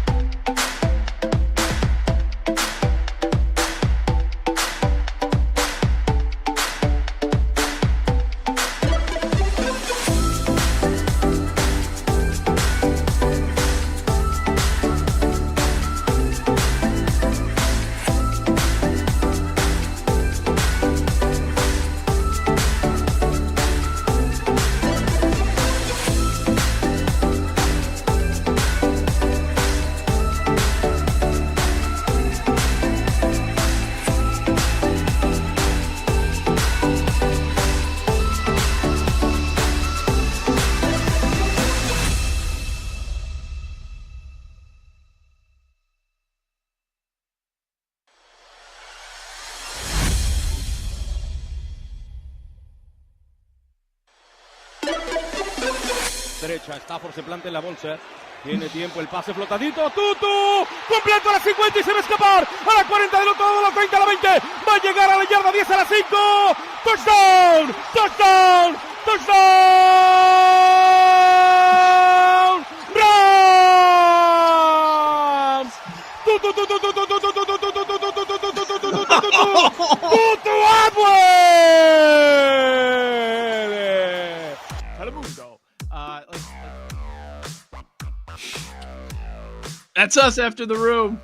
That's BetMGM Network. We have lightning bets coming your way. Way too much Telemundo going down this morning. You know what they don't have? Here's what I meant when I said this is not the Telemundo that I grew up with. As I've learned this morning, I finally found the channel, turned it on. Did you ever watch it when you were a kid? You ever turn it on? No. As a white male, no. No. Joe, what did you think the answer to that question was going to be? I would have thought he would have run into it at one point in his life because a lot of people knew, Jake, like it was wild. Do you know what I'm about to reference? Like the morning show on Telemundo? Nope. Jake, you have no idea? Okay. Not Keep your mic on. Listen to this. You would turn on Telemundo and they have their morning show. I think it was their version of the Today Show, right? And it would be this obese man in a hot tub, no shirt on, with hot chicks. That was the morning show. This big man, shirtless, hairy, in a hot tub with hot women. That's how big? 300? 400? At least 3 bills. Damn. Yeah, he may have been 300. He may have gotten to 400. Yeah, that was the show. And then in the afternoon, I think they did like soaps, right? Like where you see the dramatic acting and slapping each other in the face. I love that Joe's like, right? As if anybody else has the answer to these questions. No, we did not. Believe it or not, we did not watch Telemundo at our house. Oh, that's it. Here, I just found the name of the show. Oh, well, maybe I shouldn't. What is Gordo means fat. El Gordo means fat guy. Yeah. Wyla Flocka. So it was the fat man and the skinny woman. Yeah. That was the Pretty name much. of the show. What was the middle? What was the something Flocka? I don't know. I don't know Spanish. I have no idea. No, I know. What's the Spanish word? It says Y and then L-A, Flocka. Oh, Flocka. yeah. Y is E, which is and. Yeah, and the fat and the skinny. The fat man and the skinny woman. Yeah. That's my guy. We should get him. Is he alive? He's probably not alive. That's my guy. I mean, the life. That's a life. I'm gonna go in my morning TV show in a hot tub. Like that's what was going on. The best is that Joe thought we watched Telemundo Right. when we were younger. And then there was the soaps, right? Any of us know. I can't believe The you never saw telenovelas. it in your life. You never saw it once. I had an uncle that used to watch Telemundo with the sound off, if that makes you feel any better. See, this makes a lot of sense to me. I totally understand that. I feel that. All right. Before we get to our lightning bets, is there an MLB matchup that we're excited about? A specific Whoever one, the Cubs are playing, I'm excited whether about. it's Cubs Padres. Yeah, that was planned for a while. It was a match. The only question was where are they going to play? And they're going to play the series at Wrigley. So the wild card round. Yep, that starts Tuesday, 3:00 Eastern. So that's the other thing. On Tuesday, the first one, of course, Detroit, Cleveland. Oh, there you go. They're matching up again. That's your first one. Then second, they go San Diego, Chicago. Then Boston, New York, and the Reds at the Dodgers. I can't say that I'm super thrilled about Reds, Dodgers. I think Red Sox, Yankees is pretty interesting. But you've got a couple of matchups where these teams battled all year in the division, and here they are facing each other in the wild card. Boston, New York, and Detroit, Cleveland. I have a text from a buddy of mine that I wanted to get to today. I forgot that he sent it yesterday, and he I'll just read it verbatim. Bleep the Yankees. those bleeps. I had under 93.5 wins, and those bleeps went 14-3 in my bleep to ruin my bleeping Jesus. under. So he's sitting 93.5. Yeah. And the Yankees win 14 of their last 17 games to land on 94. Man. Yep. Brutal. That was the best price on any division winner was Toronto. Of any of the six that ended up winning. No surprise there. But yeah, that gets going on Tuesday. We'll all have a lot of bets. We'll start to break down those series coming up tomorrow. Obviously, today dedicated a ton to the NFL and college football. All right, Sam, lightning bets. I assume you're going to focus on Monday Night Football. We've got two games. Where are you going? I'm going to take the points with the Bengals plus 7.5. I do think it's a decent play north of 7. Understand that there's built-in respect for the Broncos, but then when you hear that the Broncos are the number one side, it all lines up for an anti-room night. So let me take the points with Cincinnati, and I'll take the Dobbins under. What's the best number? 65.5 now? See 64.5. I think that's, if you wait, that might keep climbing. It's not going to come back, right? They're just going to keep betting. Okay. So 64.5 then is the best number. I'll do that. Under. Yep. We've got show bets tonight. I was leaning the Broncos way, and then I see, rather the Bengals way, and then I see that, the most popular side, Broncos, most popular money line, Broncos, and those are the top two bets between the two games tonight with the sides, totals, prop, the money lines and all that. So, yeah. Look, I mean, it was awful last week, 46-10. The Bengals are not that bad. And yeah, it's a tough matchup. It's a tough road environment again. You go from playing in Minnesota to Denver. That's not easy to do. But Bo Nix laying more than a touchdown. This Bengals offense is not as bad as they've shown. You just got to calm down on the turnovers. And I'm looking forward to seeing that Jamar Chase against Patrick Surtain matchup. There's stuff to look forward to as opposed to the Jets-Dolphins game in this matchup. But bottom line, 7.5 is way too much for me. So I'm going to take the dog.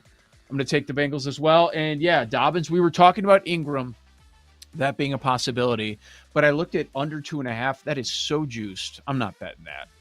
He might not have a catch. That would be my expectation. But let's go Dobbins. And I think if we wait, that number is going to continue to climb, but it's already gone up 5 full yards. I think that's a good look, taking the under on Dobbins. So we're on the same page here, Sammy. Paul Aspen, what do you have for Monday Night Football or anything? How do I fade the room without losing my survivor pick? So, you know what's going to suck? When the Bengals get into the end zone first. So how do we do that? So I am thinking... Who's it going So to? Noah Fant's out. Who's he going Not to? Chase Brown. Not Chase Brown. He's been awful.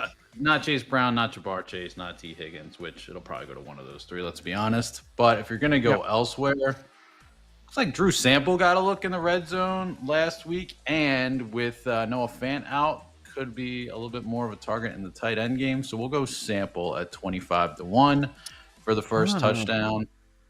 First touchdown. Ooh. There's a 50. Never mind. Sample 50. First touchdown. What's Browning first touchdown? That was 30? my other look, Sam, to be honest. 40. So you want to throw those two in there? Or you want Browning? I think Browning's worth a look. Miss of the weekend for me personally. Jackson Dart first touchdown. Did you play it, Joe? By any chance? Did not. Should have. Dang. It had to be a good Browning. Nobody Making knew. something happen makes sense. I thought you were going to go with, I'll mispronounce his name, their third receiver. Alcivas. Those are literally the three names I looked at. Browning, Iasovis, I think it's whatever. Yoshivas, I think is how he says it. Yoshivas, you're right. 55. Sam might not have the Telemundo, but he's got the pronunciation in his bag. Yoshivas. All right, so what are we doing for first touchdown then? Oh, first touchdown? I mean, I think we just do the guys that Paul brought up, Browning and Sample. Okay. All right. I like them all. I will say, in the very limited NFL action I saw yesterday, Scatterboo and Jackson Dart might be a thing. Yeah. Might be a thing. Might be a fun team, if you know what I mean. Might be covering some spreads. Yeah, I could see it. Who's the worst team in the NFC East?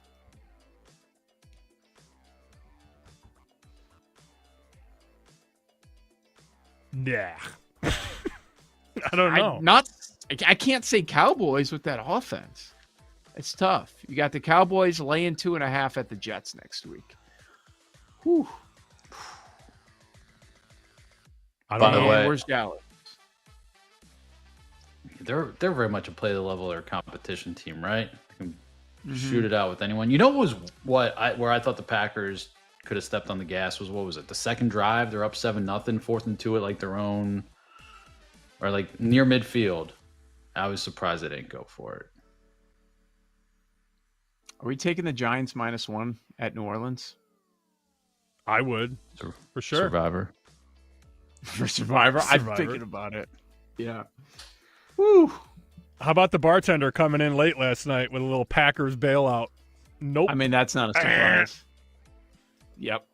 Good job, bartender. Appreciate it.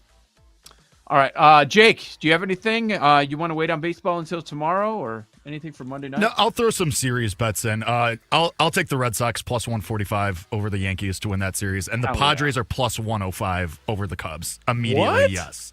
Yeah. So I will immediately take the Padres. Also, there's an 80-1 on Jackson Merrill World Series MVP, so I will slide that in there as well. Ooh, yeah. We'll talk about that tomorrow as well. Who's pitching for the that Cubs? was like me. Like, who's in the rotation? They've nobody. Yeah, they've nobody left. Get ready to learn Colin Ray, Game 2 starter, buddy. Barf. Yep. Yeah, I know. And they're excited. And it's a toss-up? Like, come on. I don't understand that at all. All right, this has been Bet Sweats right here on the BetMGM Network. Thanks for hanging out. Make sure you tell a friend about the show. A lot of fun every single day. Good luck tonight with Monday Night Football. Got a double dip. We'll talk about it all tomorrow, 9 a.m. Eastern.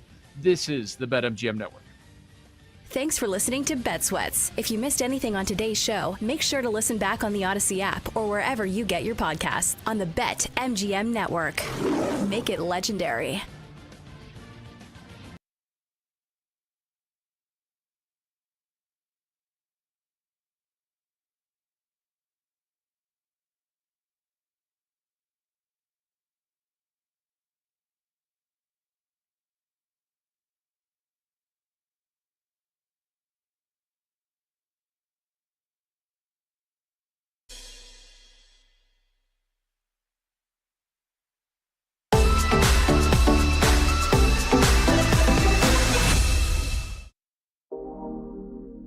Thank you.